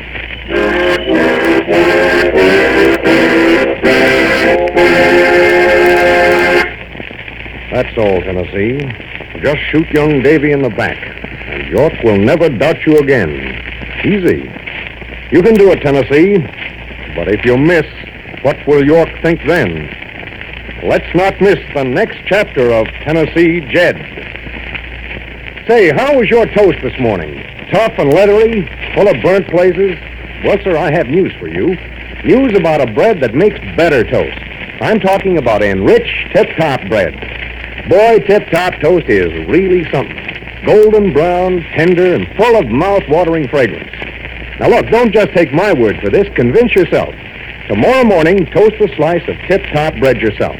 See how golden, evenly brown tip-top toast.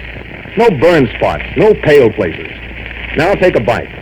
See how deliciously tender tip-top tastes. Tip-top toast with butter and jelly is really a treat. Start your day right. Tip-top toast better because Tip-top has finer texture. You see, Tip-top is baked by the exclusive, gentle kneading process. It's like the hand kneading method our grandmothers used in baking good homemade bread. Softer and fresher. And this is important to you boys and girls. Tip-top is not only good to eat, but it's good for you. Tip-top helps give you pep. Tip-top is rich in healthful energy and protein and enriched with important B vitamins and food iron. Get enriched Tip-top, the better bread in the red star end wrapper.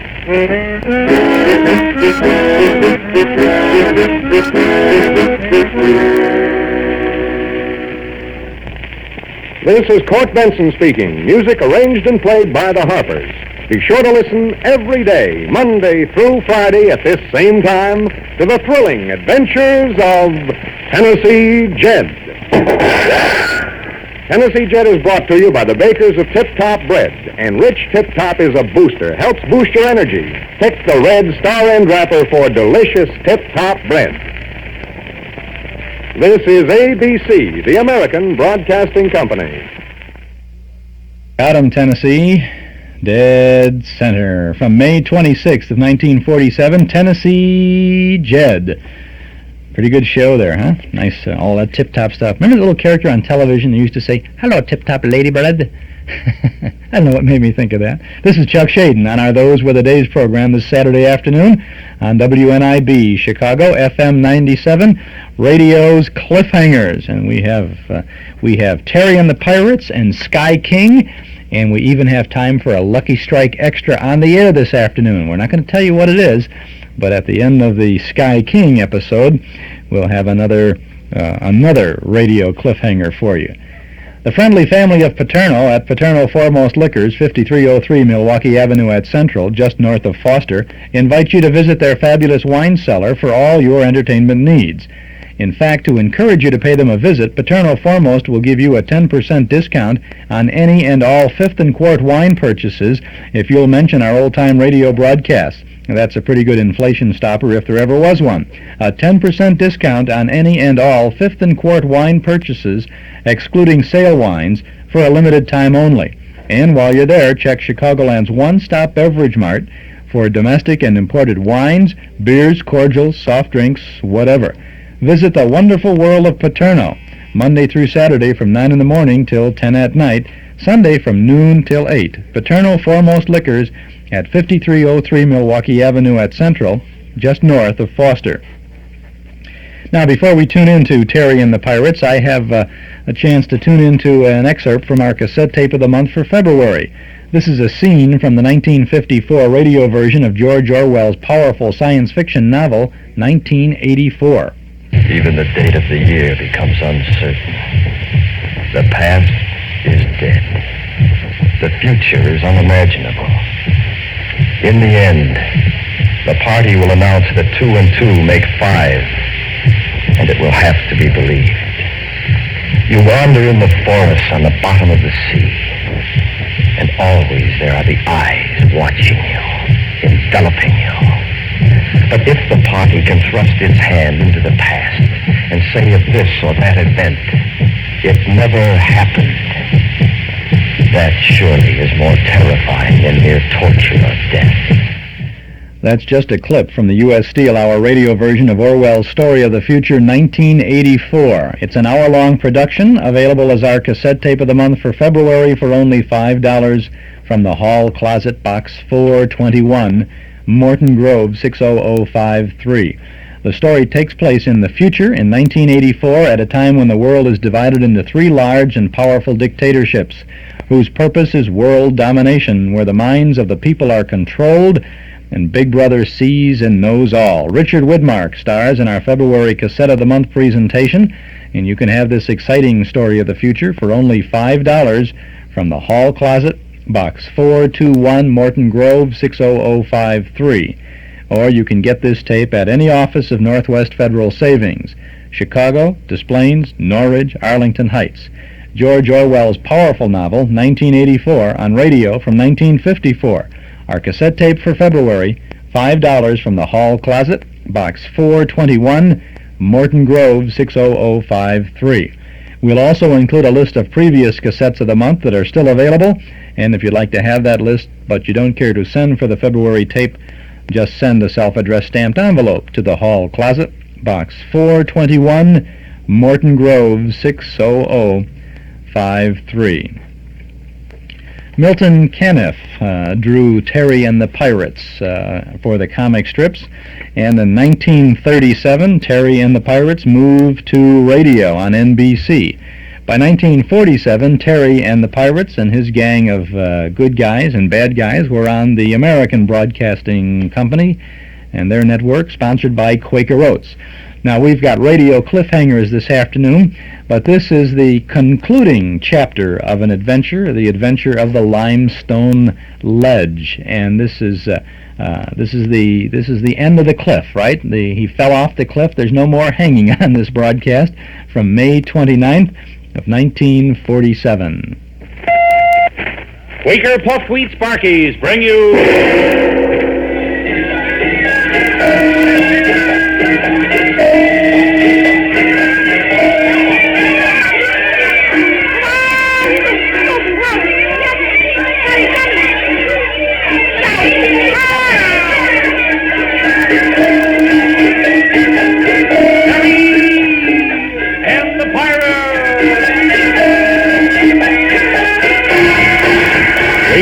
Sweet Sparkies bring you Terry and the Pirates. Well, Terry Lee and Pat Ryan made a surprise invasion of the Captain Blaze mountain buildings, which were controlled by the Dragon Lady and her men. They descended by rope from a limestone ledge high overhead. Then, by quick work and quicker thinking, plus a lot of two-fisted fighting, managed to take command of the place and send their enemies rushing away to the safety of the valley nearby. There's more thrills just ahead, so stand by. Oh, here comes Quaker with a bang bang. Ra-da-da-da-da-bang-bang. Quaker Puffed Wheat Sparkies, the wheat that's hot from guns. The family's favorite breakfast, the wheat that's hot from guns. Quaker Puffed Wheat Sparkies in package red and blue. It's never sold in bags or bulk. So Quaker's best for you. Here comes Quaker with a bang bang. Say, gang, tell me, do you know what one banana said to the other banana? Why, he said, when you leave the bunch, you get skinned. Then you won't peel so good. Isn't that awful? Say, gang, here's a swell suggestion. For a standout breakfast treat, you try this, and soon. Take a bowl of Quaker Puffed Wheat Sparkies or Quaker Puffed Rice Sparkies, surround those delicious, ready-to-eat kingpin kernels with sliced bananas, then add milk and sugar. Good? I'll say it is. What's more, take it from me, your old pal Doug Browning, that Quaker Puffed Wheat and Rice Sparkies hit the spot with any fruit. This double-header cereal, these giant breakfast grains shot from guns, have real second-helping nut-like flavor. They're crisp and tender as nuts in November. And in addition, Sparkies are nourishing. Furnish the additional food value of natural great amounts of vitamin B1, niacin, and iron restored. If your family's missing out, discover why Sparkies, the breakfast grain shot from guns, are more popular today than ever. Enjoy them yourself. Tomorrow, get both delicious kinds. But remember, look for the famous Quaker Man on each big red and blue package. That means you're getting the original, the one and only Quaker puffed wheat and rice Sparkies. Now back to the mountains of ancient China and the adventure of the Limestone Ledge.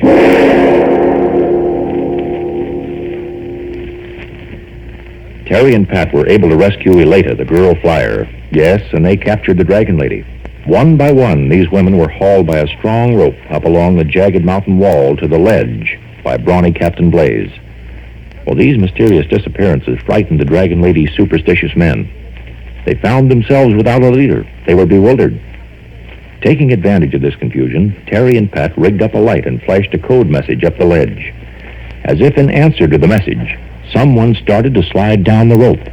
Elata! It's Elata, Pat! Hey, come on down. About time we had reinforcements. Golly, that takes nerve, Elata! Slide down that rope from way up there. Believe me, I know. I was nervous as a cat when I slid down. Yeah, same here. Don't talk so much. Grab that end of the rope and swing it like a feather in the windstorm. Okay. That much farther to slide. Easy does it. Careful you don't get your hands all skinned. Lucky for me I got this riding outfit on. Talk about jitters. Oh, I'm so nervous. I hope I never do a crazy thing like this again. Honest. Did I slide down all the way from up there? You'd rather fly higher in a plane, huh? Sure, any day. Let me sit down. They say it wasn't far. Saying when we got your flash signal saying it was okay down here, well, we had no way to signal back. We tried to yell down. We never heard you. So I elected myself to slide down. Well, why didn't you haul the rope up, write a message, pin it to the end of the rope, then let the rope down so we'd get the message? Fine time to tell me that. Well, I just thought of it this minute. Anyway, here you are, Elata. And what's a good word? Captain Blaze and, all of them are going to start down the mountain trail as soon as it gets daybreak. Good. But, what about things down here? We heard shots, of course, but we couldn't make out what was going on. Well, when you and the Dragon Lady vanished, especially when the place was so well guarded, well, the gang got panicky. And we kept them that way until they cleared out. Yeah, but Elata, you didn't slide down here to wish us good morning. I told you, Mr. Ryan. Blaze, his daughter Cheery, Hotshot, the Dragon Lady, and that member of her gang we also have up there. Well, they're all starting down the mountain as soon as they can see Yeah, so you did say that. Hey, that's quite a group up there, huh? Clean forgot about that man we slugged down here on the roof and sent up to the ledge. Yeah, he's up there. They've got him tied up, along with the Dragon Lady. Fair enough. Well, I hope they watch that lady closely.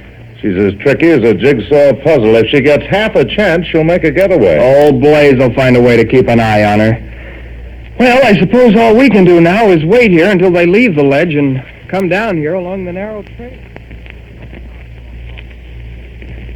As the smudge of night is slowly rubbed out by the dawn, we join Captain Blaze and Cheery Blaze, Hotshot Charlie, and their prisoners. They're making their way very carefully along the shelf-like ledge of the mountain wall. You making out all right, Charlie? Well, right enough, but I wish those seagulls wouldn't fly so close to me. They made gulls and hawks. Well, the way they bank and dive and scream, you'd think we were stealing their eggs. We're mighty close to the nest, so we are. We're pretty high up. One false step and you'd be a goner. Boy, you can say that again, Captain. I'm afraid to look down. It's the longest fall I never want to make. Gee, nothing to hold on to along here, but nothing. My heart's in my mouth. How's the folks behind you? They're still there?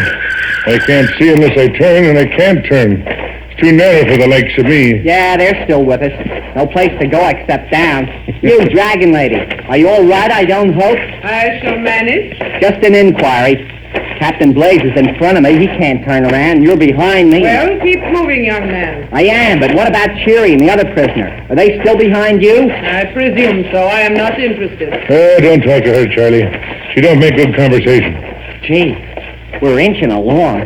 I'm expecting this limestone to crumble any minute. Limestone is soft stone, you know. I know it is, but we can't change that. Gee, maybe I should have slid down that rope, but golly, no. Well, later might be able to do it, but I'm not a human fly. They'll never get me up in a mountain again.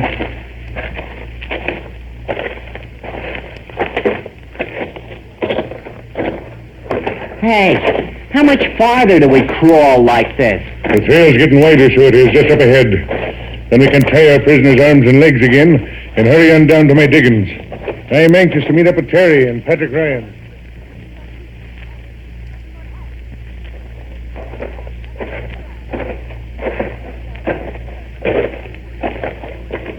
Listen to me, Charlie. I am desperate. What? I am right behind you. From here, it is almost 1,000 feet down to the rocks below. One little slip, and over you go. Hey, let go of my arm. Keep your voice down and listen to me. But what you... I am not going to remain the prisoner of Captain Blaze. Huh? Let go. In a few more minutes, we'll reach safer ground. We'll stop and tie my hands behind my back. Yeah, but what listen can to I me. I stand behind you. Do you feel this gun against your shoulders? Gee, this is no time. I am going to use it, unless you do exactly as I say. Gee, this is no time. Pay attention. Well, what do you want? Captain Blaze is walking ahead of you. I am going to change places with you. Now, you will halt and lean close against the wall. I will step around you, understand? Yeah, but gee, I mean... Remember, I shall risk my life to step around and in front of you. If I fall, you shall go with me. Now then, flatten yourself against the rock. Good. Now, I grasp your shoulder and swing out and around. There. This is better. Now, bear in mind, I want no outcry, no warning. If you speak, I shall shoot both you and the captain. Yeah, but... Never mind. Now, let us catch up to the others.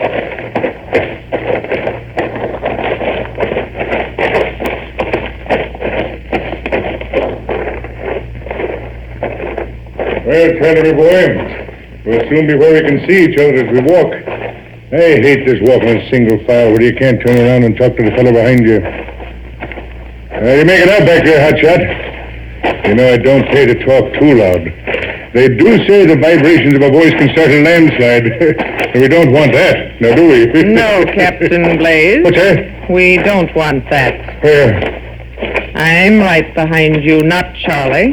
Keep moving. Now, do you feel this gun in your back? How did you get here? I have changed places with Charlie. What sort of a trick is this? I am not going to be taken a prisoner, dead or alive. In this awkward situation, I mean to save my life at least. What do you mean to do? I won't shoot you unless you fail me. But when we reach safer ground, you must make no attempt to interfere with my escape. Okay. Okay, it's a deal. I'm not so interested in law and justice that I can't consider my own hide. You will permit me and my man to descend the mountain trail ahead of your party. You, your daughter, and Charlie will remain on one spot. And for how long will we stay put? Until the sun reaches mid-heaven. You mean we got to stay up here for going on 3 hours? Until the sun is directly overhead, yes. And where might you and your man be going? That need not concern you. Now then, just up ahead the trail starts down through the scrub trees. You and the others will remain there until... Hey, in the daylight it doesn't look so far up there to the limestone ledge. Oh, but even so, I'll never slide down that rope again. Well, let's hope not. What time is it, Terry? My watch has stopped, but from the looks of the sun, I'd say it was almost noon. I've been keeping an eye out for Blaze and the others. They ought to be coming around that mountain by this time. Funny they haven't shown up. You suppose there's any trouble? Such as what? I don't know, but the Dragon Lady's men have been scared away from here, and, well, maybe they waylaid Blaze and the others and freed the Dragon Lady. A very comforting thought, fellow. Well, it could happen, you know. No, no, not this time. Say, Terry, look up there. Where? Well, yeah, look, Pat. Here they come. Sure, that's old Blaze coming from behind those rocks and trees. Yeah, big as life. Hi there! Hello! Yeah, there's Charlie and Cheery Blaze. Hey, wait a minute. Where's the Dragon Lady? Something is wrong. She's not with us. Maybe she fell over the ledge. That's not my guess. Well, Pat, let's sit tight and hear their story. And believe me, it had better be good. Well, everybody knew the Dragon Lady was tricky. Yes, and as smart as they come. Plenty of courage, that woman. But it looks as if she's outsmarted our friends again. So stand by. Quaker puff wheat Sparky, the wheat that shot from guns. Here comes Quaker with the bang bang. Bang bang. Attention. Attention. Calling all fellows and girls. Calling all fellows and girls. Stand by.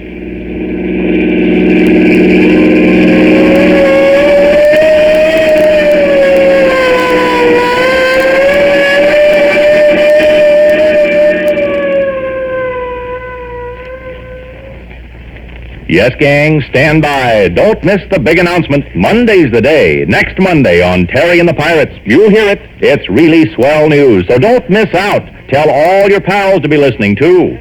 Meanwhile, gang, don't be missing out either on your Quaker puffed wheat or rice Sparkies, the delicious breakfast grain shot from guns. Just remember, Sparkies are never sold in bags or bulk.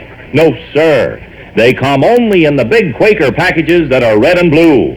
They're the ones for you. Terry and the Pirates is dramatized for radio by Albert Barker, who says, this looks like the end of the adventure of the Limestone Ledge. Or should we say the start of a new and even more amazing Terry tale thriller. You had better be on hand tomorrow so you won't miss it. Same time, same station. Terry and the Pirates is heard overseas through the Armed Forces Radio Service.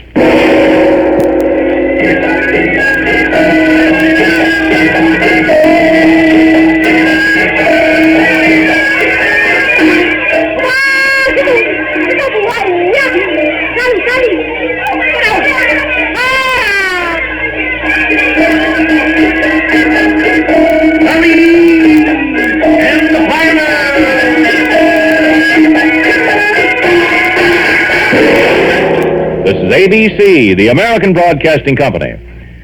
They really took that seriously, didn't they? That's Terry and the Pirates. Can you imagine all those fellas and gals standing there in front of the radio waiting for Monday to get that special message? Oh, man.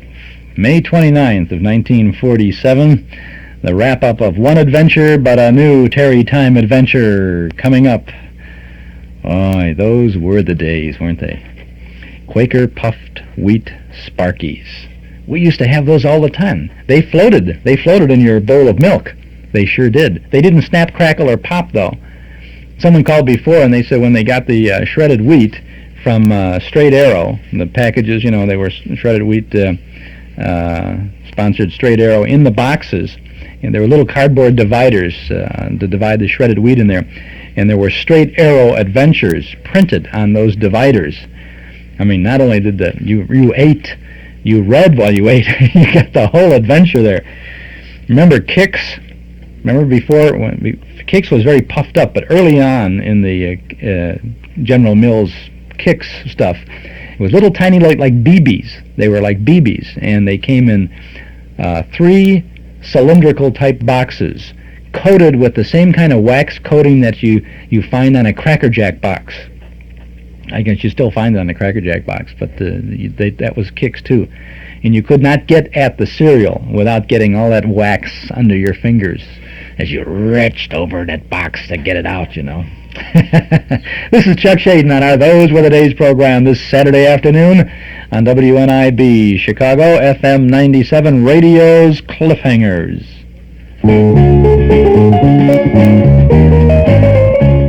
The great gift rush of '76 is on at Northwest Federal Savings. A rush of name-brand gifts, free or at greatly reduced prices, rushed into your hands when you save $250 or more. At Northwest Federal's Gift Rush Centers, you name it, and you've got it. A cassette tape recorder? You've got it. A rival crock pot? You've got it. How about a water-picked shower massage, a Clairol Trudolite makeup mirror, a Rubbermaid canister set? You've got it. Just about anything you can think of for everyone in the family. And the money you save to get your free gift earns the highest interest rates allowed by law. So rush over to Northwest Federal Savings. Did you say a GE portable AM/FM radio with TV sound? You've got it. It's the gift rush of 76 at all 4 savings centers in the great Northwest Territory, in Chicago on Irving Park Road, in Des Plaines, Norridge, and Arlington Heights. It's Northwest Federal Savings Time, 63 hours a week. Chuck Shaden here on our Those Were the Days program. Lots of radio cliffhangers for you. The Sky King program is next, and then, as I said earlier, we're going to have a Lucky Strike Extra for you this afternoon. And if you have been taping some of these things, I think that you will want to tape the Lucky Strike Extra. It's going to be a quarter-hour program, an adventure show. Not telling you yet that we always save never until the last minute on the extras, you know. But if you've been taping, I think you'll tape it. Now, you know, you have to take my advice on that. Tape it. Now, if you say, you're crazy, I wouldn't tape that, I don't want that. But then you can erase the tape easily, right? So tape it. I promise you, you'll want to have it. Try it, you'll like it. From July 14th now of 1947, Sky King. Sky King!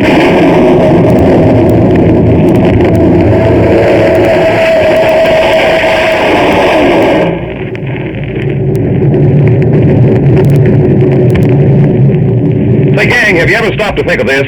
You might be a dunk. Do you know what a dunk is? Well, if you don't, I'll tell you. A dunk is a fellow girl who takes chances, and believe me, that's not a good thing to be. Yes, sir, dunks are just plain foolish. Every year, thousands of dunks are hurt just because they're dunks. They run out in the street without looking both ways. They go swimming in deep water alone. They do all sorts of things they shouldn't do, and they pay for it, too. Don't you be a dunk. Don't take chances. Play safe, and you'll be able to keep right on playing. Act like a dunk, and you won't be able to do all the things that are so much fun to do. Remember, look both ways before you cross the street. Never, never step off the curb until you know the coast is clear. It only takes a second, and it may mean the difference between a summer filled with fun and months in bed. Don't be a dunk. Don't take chances. Remember, all the time, everywhere, be cautious. Take care. Now, the adventures of Sky King.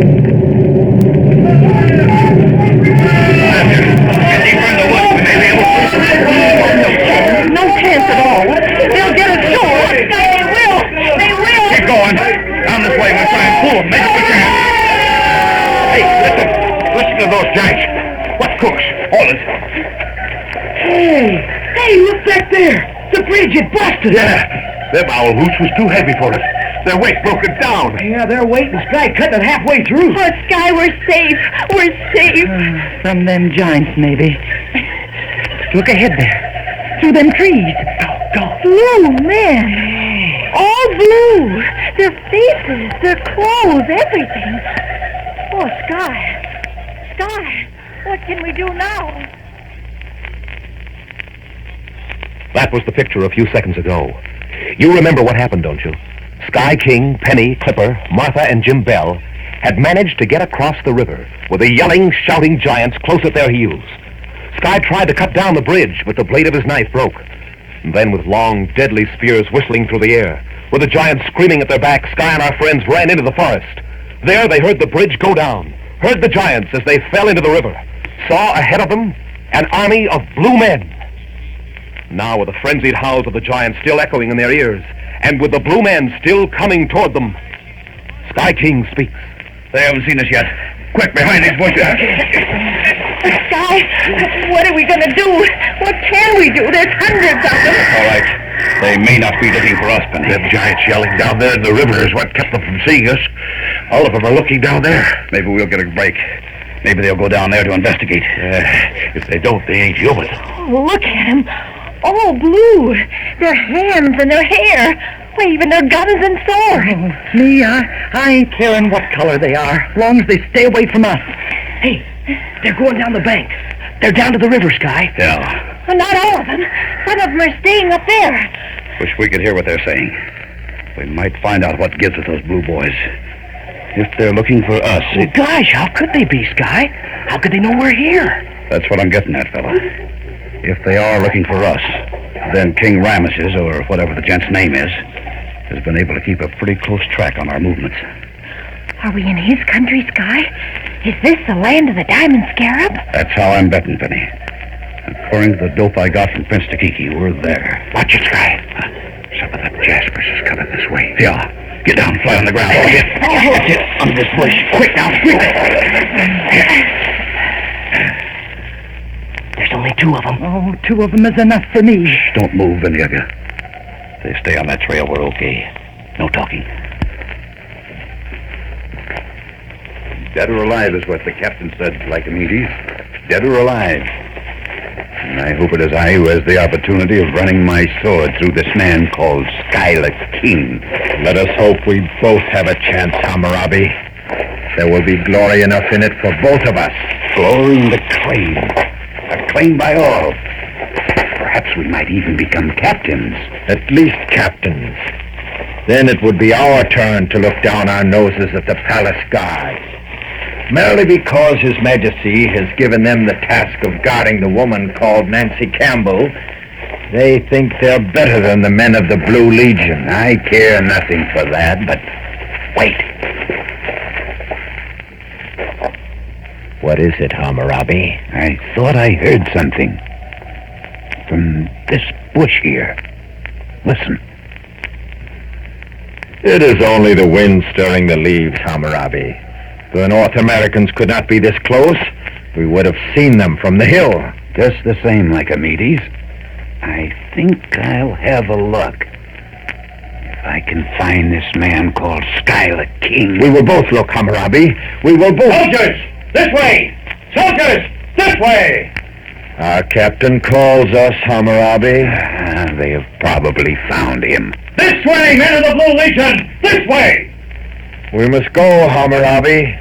Come. That is always my luck. Always the way things go. Oh, Sky, I thought they had us. I was sure they'd look. It's plenty close, honey. Too doggone close. We better get out of here, hadn't we, Sky? Yeah. These guys might come back. We'll try and find some better place in just a minute, Clipper. They'll see us if we move now. Did you hear what they said? Dead or alive. They want you dead or alive. All right. They haven't got me yet, Martha. And we did find out that Nancy Camel's in that palace. That's one break. I've been wondering how we were going to locate her. Not a good it's going to do us. Between them blue things and them giants. Listen at them. What's going on down there? Can you see, Clipper? I can, Jim. I can see them, but I can't quite make out what they're doing. They're fixing the bridge. Those blue guys are fixing the bridge, Sky. See them pulling it up? That's why they were hollering for the soldiers. Well, if you ask me, I'd say it's a good time for us to haul our freight out of here. Oh, where are we going, Sky? To find a better place to hide in, honey. Around here, between those giants and the blue boys, it's more crowded than a department store 2 days before Christmas. How about it, Jim? Can you see anybody in that hill? Wait a minute. Bury your soul, Sky. There ain't nobody up there at all. Oh, no good lot of them is down there at that river. And me, I don't wish him no bad luck or nothing, but I kind of hope a crocodile takes a good nip out of anyways a couple of them. Well, you might get your wish, Marthy. All right. Which way we moving, Sky? Let's make it for the top of this hill, huh? From there, we can at least see this bird if he comes back up this way. Everybody ready? Watch your hands. All right, come on. We shove. Easy does it now. No running. Stay in the brush as much as you can. Right. Here we go. Hey, Sky. Those two guys are coming back. All right, speed it up a little. All right. Come on. They can't see us yet. They may pass up this hill, especially since they were here a couple of minutes ago. We're going to have trouble with them birds. Them apples are too anxious to be captains. Come on, over this way. Brush, I think, just about right. All right, come on, get down. Oh, the rest of the way. We want our heads to show when we get to the top here. I've done more crawling around on my hands and knees on this trip than I've done since I was 2 years old. Here we are. Well, you can quit now, Martha. All of you. Oh, boy. They won't find us here unless they walk right over. Hey, Sky, below. Down the hill. What? A city. A great big city. With streets and buildings and fountains. And look at how them fountains glitter. Look at them in the sun. They're just like diamonds. Oh, Sky, are they? Do you think they really are diamonds? Yes, Penny, I do. Big as your hat. Bigger. And there's the palace, Sky. It must be. It's bigger than all the other buildings anyway. And it's got a big scarab on its roof. Well, I hope you're right, Clipper, and that it is the palace. Because we're going down there in a little while and see if we can find Nancy Campbell. We'll never make it, Sky. We'll never get past all those guards. See them? They're everywhere. We're going to have to make a stab at it, honey. That's why we came here, you know, to get Nancy Campbell and Joe Butler out of this place. Try and get some rest now, all of you. Because as soon as it gets dark, we're going down there. Evening wanders across the heavens now. The quick tropic twilight slides away over the forests of Ecuador. Night, like a black velvet cloak, wraps itself around the jungles. And Sky King and our friends stand on a hill and look down on the lights of a fabulous city. Look down on the land of the diamond scarab. Well, kids, here we go. This is it. Say, I ain't trying to back out of nothing, Sky, but don't you think it'll be better if we wait till later? No, Jim, I don't. They may lock that palace up at night. Then I'd never get into it. Into it? You ain't gonna try to get in there, Skylar King. How else can I find Nancy Campbell and Joe Butler, Martha? Oh, but Sky... But, Penny, it's the only chance, honey. I've got to go in there. Well, how? How you figure you're gonna get in? I don't know yet. Maybe I'll just walk in. Oh, take a squint around you, Sky. Take a look to your right and to your left. Them lights ain't fireflies. They're soldiers out for us. Oh, there's hundreds of them, Sky. All right, the more the better. They hunt around that forest and up there in the hills. We walk right into the city and into the palace. I hope. You're crazy, Skylar King. All right, I guess I am, Martha. So were Dan Porter and Olaf. The kind of crazy that'll do things for their friends. I'd do that better if I was playing the violin. Yeah. Well, I'm with you, Sky. No matter what. Oh, me too, Sky. Me too. You know I am. Might as well make it unanimous. Bunch of fools, all of us. Here's the palace, Sky. What you want me to do? Let's just stand here for a moment in the shadow. Have a look at what's what. Hey, there's a gate. It's the only one I can see. Right over there, see? Yeah. There's a guard in front of it, standing right beside it. Yeah, with lights all around him, Sky. We couldn't sneak up on him. All right, then we won't. I've got an idea. Maybe it'll work, maybe it won't. It's the only one I've got. Penny, Clipper, Martha, you stay here. Right here in this shadow now. Jim, you come with me. Sky, what are you going to do? Try out something, honey. Don't worry. Come on, Jim. Just walk naturally. Uh-oh. The guy sees us. He's walking towards us. Yes, I hoped he would. You let me do the talking, Jim. Here he is. Good evening, officer. Is this King Ramesses' palace? It is. Who are you? Oh, just a citizen, officer. Out for a little stroll. You are not a citizen. If you were, you would know His Majesty's palace. Well, what do you know? That's a horse on me, isn't it, officer? On the other hand... All right, catch him, Jim. Don't let him hit the ground. I've got him. Boy, you move plenty fast, Sky. You even surprised me. Yeah, here, help me drag this bird in the shadows. Quick! All right. There. That'll do. Let him down. Now, tie him up. Gag him. Copper. Penny, give Jim a hand here. Hurry now. Sure, Sky, sure. Boy, that was really a slick job. What are you going to do now, Sky? What? Me? Why, honey, I'm going into that palace. Keep listening. In just 1 minute, we'll continue with Sky King. You know, gang, automobiles are wonderful things. They make life more pleasant for all of us, provided we don't take any chances with them. Well, there's only one kind of person who takes chances around automobiles, and that person is a dunk. Sooner or later, dunks get hurt. They run out in the street without stopping to look both ways. They run in front of cars and hope the driver will see them and stop. They do all kinds of foolish things. As a matter of fact, dunks just aren't very smart. And you know, it's a shame, too, because dunks are just plain fellas and girls. The only difference is they take chances, and they get hurt. And don't you forget, some grown-ups are dunks, too. Young people aren't the only ones who risk life and limb by taking chances. The thing to remember is don't start being a dunk, and you won't end up being one. Remember that, gang. Don't be an old dunk. Don't take chances. Look both ways before you cross the street. Stop on the curb and make sure the coast is clear. This is Mike Wallace reminding you, all the time, everywhere, be cautious. Take care. Sky King walks away, walks through the gate, walks into the palace. He did it. Sky got in. Oh, he's wonderful. Yeah, he's quite a guy. But come on, let's get this bird tied up. That's what Sky told us to do. Oh, here, use my necktie. Here's my handkerchief. We can gag him with that. And Save it. Quiet. Look. Oh, Jim. Jim, look. Look, going in the gate. Guards. 10 of them. They'll catch Sky. Oh, Jim, Martha, they'll get him. They'll get him. Tomorrow, inside the palace. That's tomorrow on Sky King.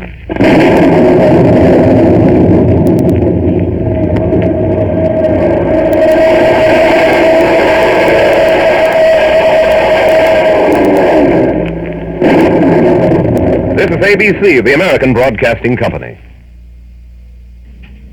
And that was Mike Wallace and Sky King in the land of the diamond Scarab, July 14th of 1947.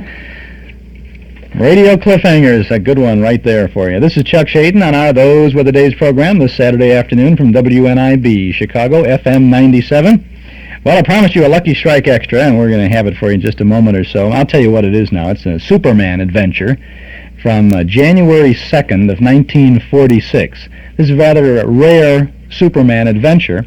I have in my collection one Superman program from somewhere along the line with Batman's friend Robin. You know, I've heard of Batman and Robin. Robin is unconscious, and Superman picks him up out of a boat or out of a swamp or someplace and takes him to a doctor's house and all of that business. We don't hear Batman appear on that episode, but Robin is kind of unconscious, and Superman is going through all kinds of stuff to keep Robin's identity a secret, you know. Well, it just came into my collection today. Just got this today. I'm going to play it off the master tape that we have here, so we haven't been able to, haven't heard the whole thing yet. But it's a little fast, and we haven't been able to correct the speed yet, so it runs about 13 and a half minutes. It's a Kellogg's Pep Superman show, and on it, we have both Batman and Robin. So we'll get you're going to tape that for your special collection. You can take a minute to do that, and we'll take a minute to talk to anybody out there who has not yet subscribed to our Nostalgia newsletter and radio guide, and that may very well mean you. A year's subscription is only $6. We have lots of good reading and good information in our Nostalgia newsletter. It contains the complete schedule of all of the old-time radio shows that we present 7 days a week on 6 Chicagoland AM and FM radio stations. You can subscribe right now by phone. We'll be here yet till 5 o'clock, and you can call us between now and then at 545-2260. 545-2260. Give us your name and address, and your subscription will begin with the brand new March newsletter, which you'll get in just a few short days before the end of this month. And we will include an invoice for your year's subscription. $6 for 12 issues, so call 545-2260 right now. March newsletter has a cover picture of Ed Wynn, the Texaco fire chief. We have a 1948 reprint article about Bob Hope, thanks for the memories. We have a 1927 movie magazine clip with news about Hollywood stars in the silent screen era. You'll find the Sunday through Wednesday network radio log from May of 1949, the complete log that'll show you exactly what the 4 networks were programming from sign-on to sign-off. You'll find the film clips column about the creativity of movie advertising over the years. Notes from the bandstand, taking a look at the current Glenn Miller Orchestra. Mike Campbell's article about the kids' premiums that we used to send for. Our first dime store classified ad page for folks who have something to buy or sell or trade or announce.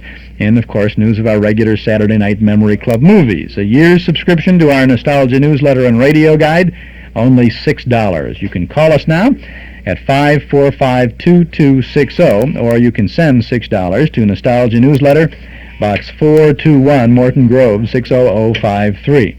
But to get things rolling right away, without delay, call us now at 545-2260, 545-2260.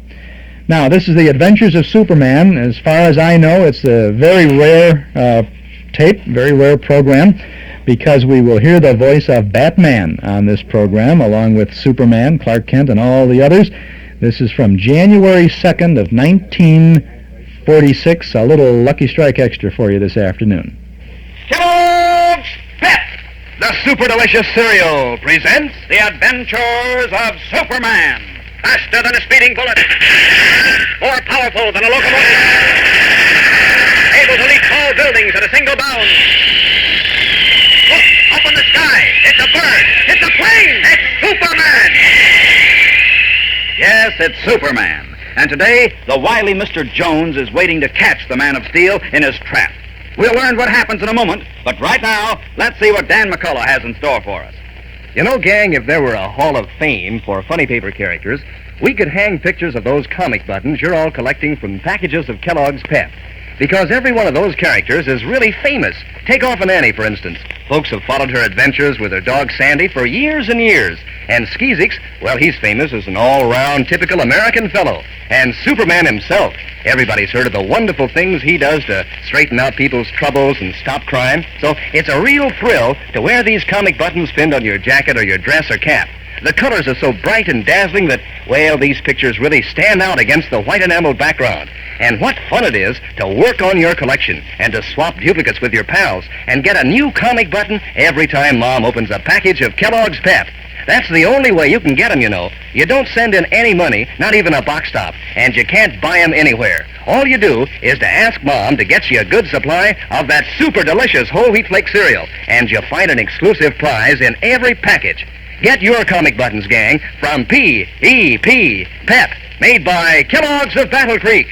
Now, the adventures of Superman.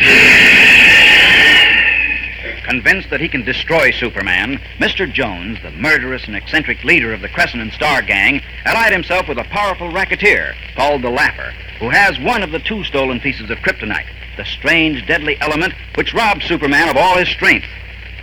Jones sent a letter containing a tiny particle of the kryptonite to Clark Kent, instructing him to have Superman insert an advertisement in the Daily Planet, telling Jones how to contact him so that they could negotiate for the balance of the kryptonite.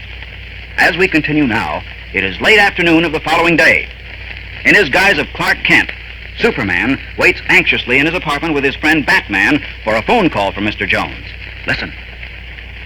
What time is it now, Batman? It's almost 5 o'clock. Well, the Daily Planet's been on the street since noon with my ad telling Jones to call me here. What's holding him up? Maybe he doesn't intend to call Kent. Well, what makes you say that? This could be a clever stall by Mr. Jones, keeping his tie to a telephone while he shakes the dust of Metropolis from his feet. He's too slippery a customer to have to resort to that. Twice now, he and that Hindu servant of his got away under our very noses. Oh, I'll never forgive myself for that. Well, Jones is a fox. I only knew what game he's up to. A dirty game, chum. You can depend on that. Oh, sure, but what? First he says he's going to destroy Superman with the kryptonite.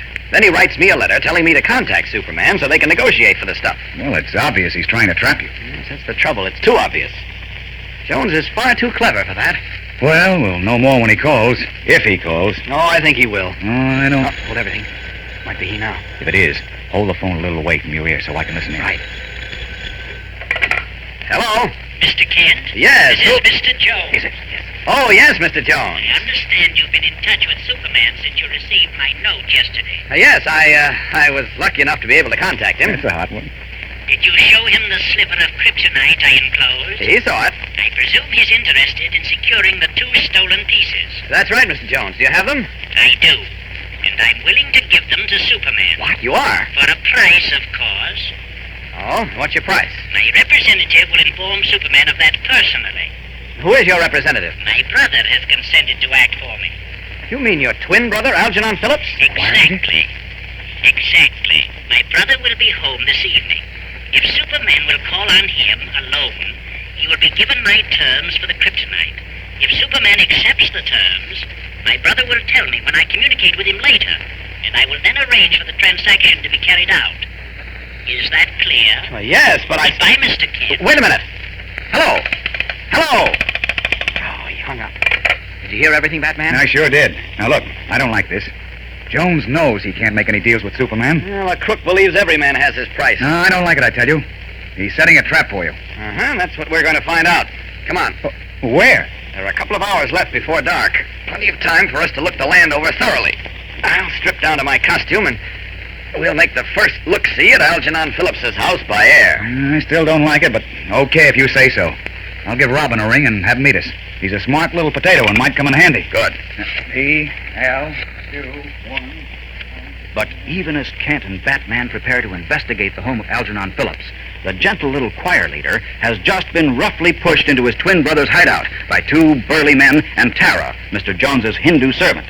The slender, scholarly Mr. Jones settled his shawl around his thin shoulders and carefully sprayed his throat with his silver atomizer as his brother voiced an angry protest. What does this mean, Richard? My throat feels fine now. No, don't come any closer to me. You've just been outside and your lungs are full of germs. Nonsense, Richard. It's this hot, foul room that's full of germs. Tell me what this means, Richard. Why I was brought here. Haven't you always been anxious to see me? To try to win me from my evil ways with your stupid preaching? I know now I wasted my breath. I always refused to believe it, Richard, but now I know you're evil clear through. You're a murderer. And so you, my own brother, tried to betray me to my enemies. No, they thought I was you and that Lois Lane, an innocent girl, was in league with me. And to think that all these years I kept a soft spot in my heart for you. I should have known better. I learned long ago that no man is to be trusted. Oh, please don't speak that way, Richard. I implore you to give yourself up to the police and to God. Try to see his way. Give myself up to the police? Listen to the fool, Tara. He is indeed a fool, Master. He's the greatest fool who ever lived. And now he's going to pay for it. And for trying to double-cross me. Pull the bell cord from Marco, Tara. Yes, Master. I don't understand, Richard. What are you going to do? You want me, Mr. Jones? Yes, Marco. Take this gentleman downstairs. Okay, boss. Come on, pal. No, let go of me. Come on, I said. Well, where are you taking me? Let me go, please. Richard. Shut your trap and get going. Goodbye, my saintly brother. Hurry and close the door after you, Marco. There's a draft. Okay, boss. That beastly cold air. Hope it doesn't give me a chill. I must... No, I mustn't. You are not going to spray your throat, Master? No, Tara. I must get used to doing without my atomizer tonight. I only hope I won't catch pneumonia. Why must you do without your atomizer tonight? Because I'm going to impersonate my saintly brother, of course. Did you buy those special throat lozenges I told you to? Yes, Master. Here they are. I'll start chewing them now. You have the key to my brother's apartment? Yes, Master. And you've made all the other arrangements? Everything, Master. Good. These lozenges are terrible. Sure, they can't protect my delicate throat. But we're playing for such high stakes, I must take the risk. Just imagine, Tara. Before the night is over, Superman will be dead. But are you sure you can destroy Superman, Master? So many others have failed. They've failed. I can't fail. Not with the kryptonite and the other arrangements in Project 3 on Mount George. How do you plan to get Superman to Mount George? You said you were to meet him this evening in your brother's apartment in Metropolis. You see the bottle on the table there? You mean the bottle of ink, Master? Which the chemist Bush prepared last night? It looks like ink, but it isn't. No? No. It's a solution of pure kryptonite, dyed the color of ink. When the special rubber stopper is removed from the bottle, the emanations of the kryptonite will make Superman weak as a baby. It is magic, Master? For our purposes, it's better than magic. It's time for me to go to my brother's apartment. See the cab is ready. I'll spray my throat once more before I leave. If only I don't take pneumonia. Feverishly, Mr. Jones sprays his throat before leaving to set a trap for Superman. We'll return in a moment for the tense climax of today's episode. But first, here again is your announcer. Say, isn't it swell, gang, that you can have fun with your collection of comic buttons from packages of Kellogg's Pep, any kind of weather and any time of day, both fellas and girls, too. And whenever you meet up with one of your pals, there's the business of comparing notes on how many you've collected so far and showing off how smart these brilliant colored buttons look pinned on your jacket or your dress or cap. And it's even more fun trading duplicates, like an extra button with Smitty's picture in exchange for Kale, if you don't have him yet. Or Winnie Winkle traded for Smokey Stover. Or Smilin' Jack for Superman. Yes, sir, for fun and for doggone good looks, these comic buttons are really on the beam. They're done up in full comic strip colors on a sturdy white enamel button made of real metal, so they last and last. And easy to get? Why, you don't send in a single penny, not even a box stop, and you can't buy them anywhere. All you do is to ask Mom to get you a package or two of that super delicious whole wheat flake cereal, Kellogg's Pep. Then look inside the package for your prize, another exciting comic button for your collection. Remember, that's an exclusive prize for you from P.E.P. Pep, made by Kellogg's of Battle Creek. Now back to the adventures of Superman. A nearby steeple clock chimes the hour of 8 as Superman and Batman stand together in a vacant lot under a dark, moonless sky a block from Mr. Algernon Phillips' house. Across the street, Robin, Batman's young companion, keeps watch. Coast looks clear, Batman. I'll drop in on Mr. Phillips now and find out what's what. I don't like it, Superman. I've got a crawly feeling on the back of my neck. That always means danger. Well, frankly, I don't like the setup either.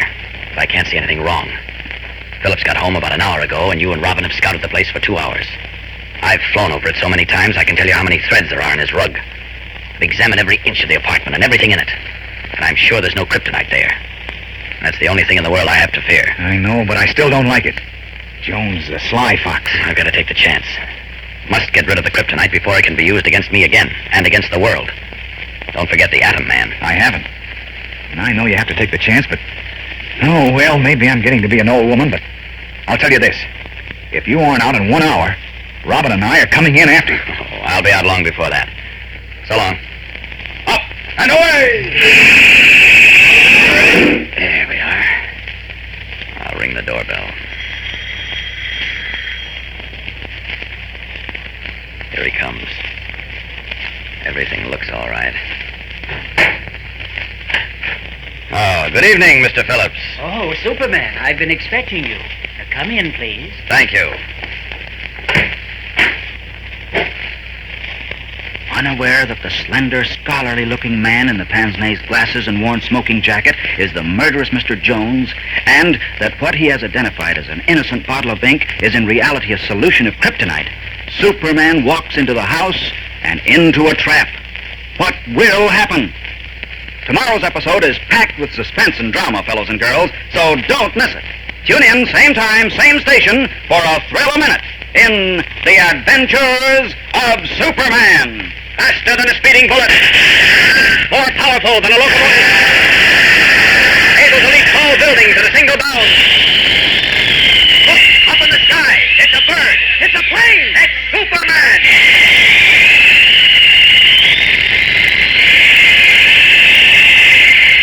Fellows and girls, be sure to follow The Adventures of Superman. Brought to you every day, Monday through Friday. Same time, same station, by the Grand Old Kellogg Company of Battle Creek. And for other thrilling adventures of Superman, see your local newspaper.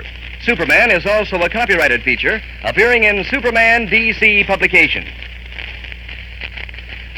Say, gang, get a load of this. Kellogg's Variety is back. That's the famous variety carton of 6 swell Kellogg's cereals in 10 separate packages. Makes breakfast more fun than a picnic. With Kellogg's Variety on the table, you can choose among Kellogg's Rice Krispies, Pep, Corn Flakes, Shredded Wheat, Crumbles, and 40% Bran Flakes. Simply help yourself to your favorite. Each box holds a fresh, crisp, heaping portion. So ask Mom to get Kellogg's Variety right away. And be sure to be with us tomorrow for the thrilling adventures of Superman. This is the Mutual Broadcasting System. And that's The Adventures of Superman with Batman on camera and Robin watching. From January 2nd of 1946, wrapping up an afternoon with radio's Cliffhangers. And that's it for today. The old clock up on the studio wall says it's time to go for now. We'll be back again next Saturday afternoon from 1 to 5 right here on WNIB with a salute to Lorene Tuttle. We'll have Suspense, The Red Skelton Show, The Unexpected, Sam Spade, the Movie Town Radio Theater, and a visit with our special guest, actress Lorene Tuttle. This is Chuck Shaden thanking Mark Nelson, Dennis Bubaz, Mort Paradise, and Joel Bogart for their help behind the scenes. Thanking our sponsors for making this weekly get-together possible, and you out there in Radioland for making it worthwhile. We'll see you tonight in the Memory Club with an evening of Cliffhangers from the Republic Films. Thanks for listening. Today's program of Those Were the Days was brought to you with fond memories by Northwest Federal Savings and Loan Association in Chicago, Des Plaines, Norridge, and Arlington Heights, and by Nelson Hirschberg Ford, 5133 West Irving Park Road at Laramie. This is Mark Nelson speaking.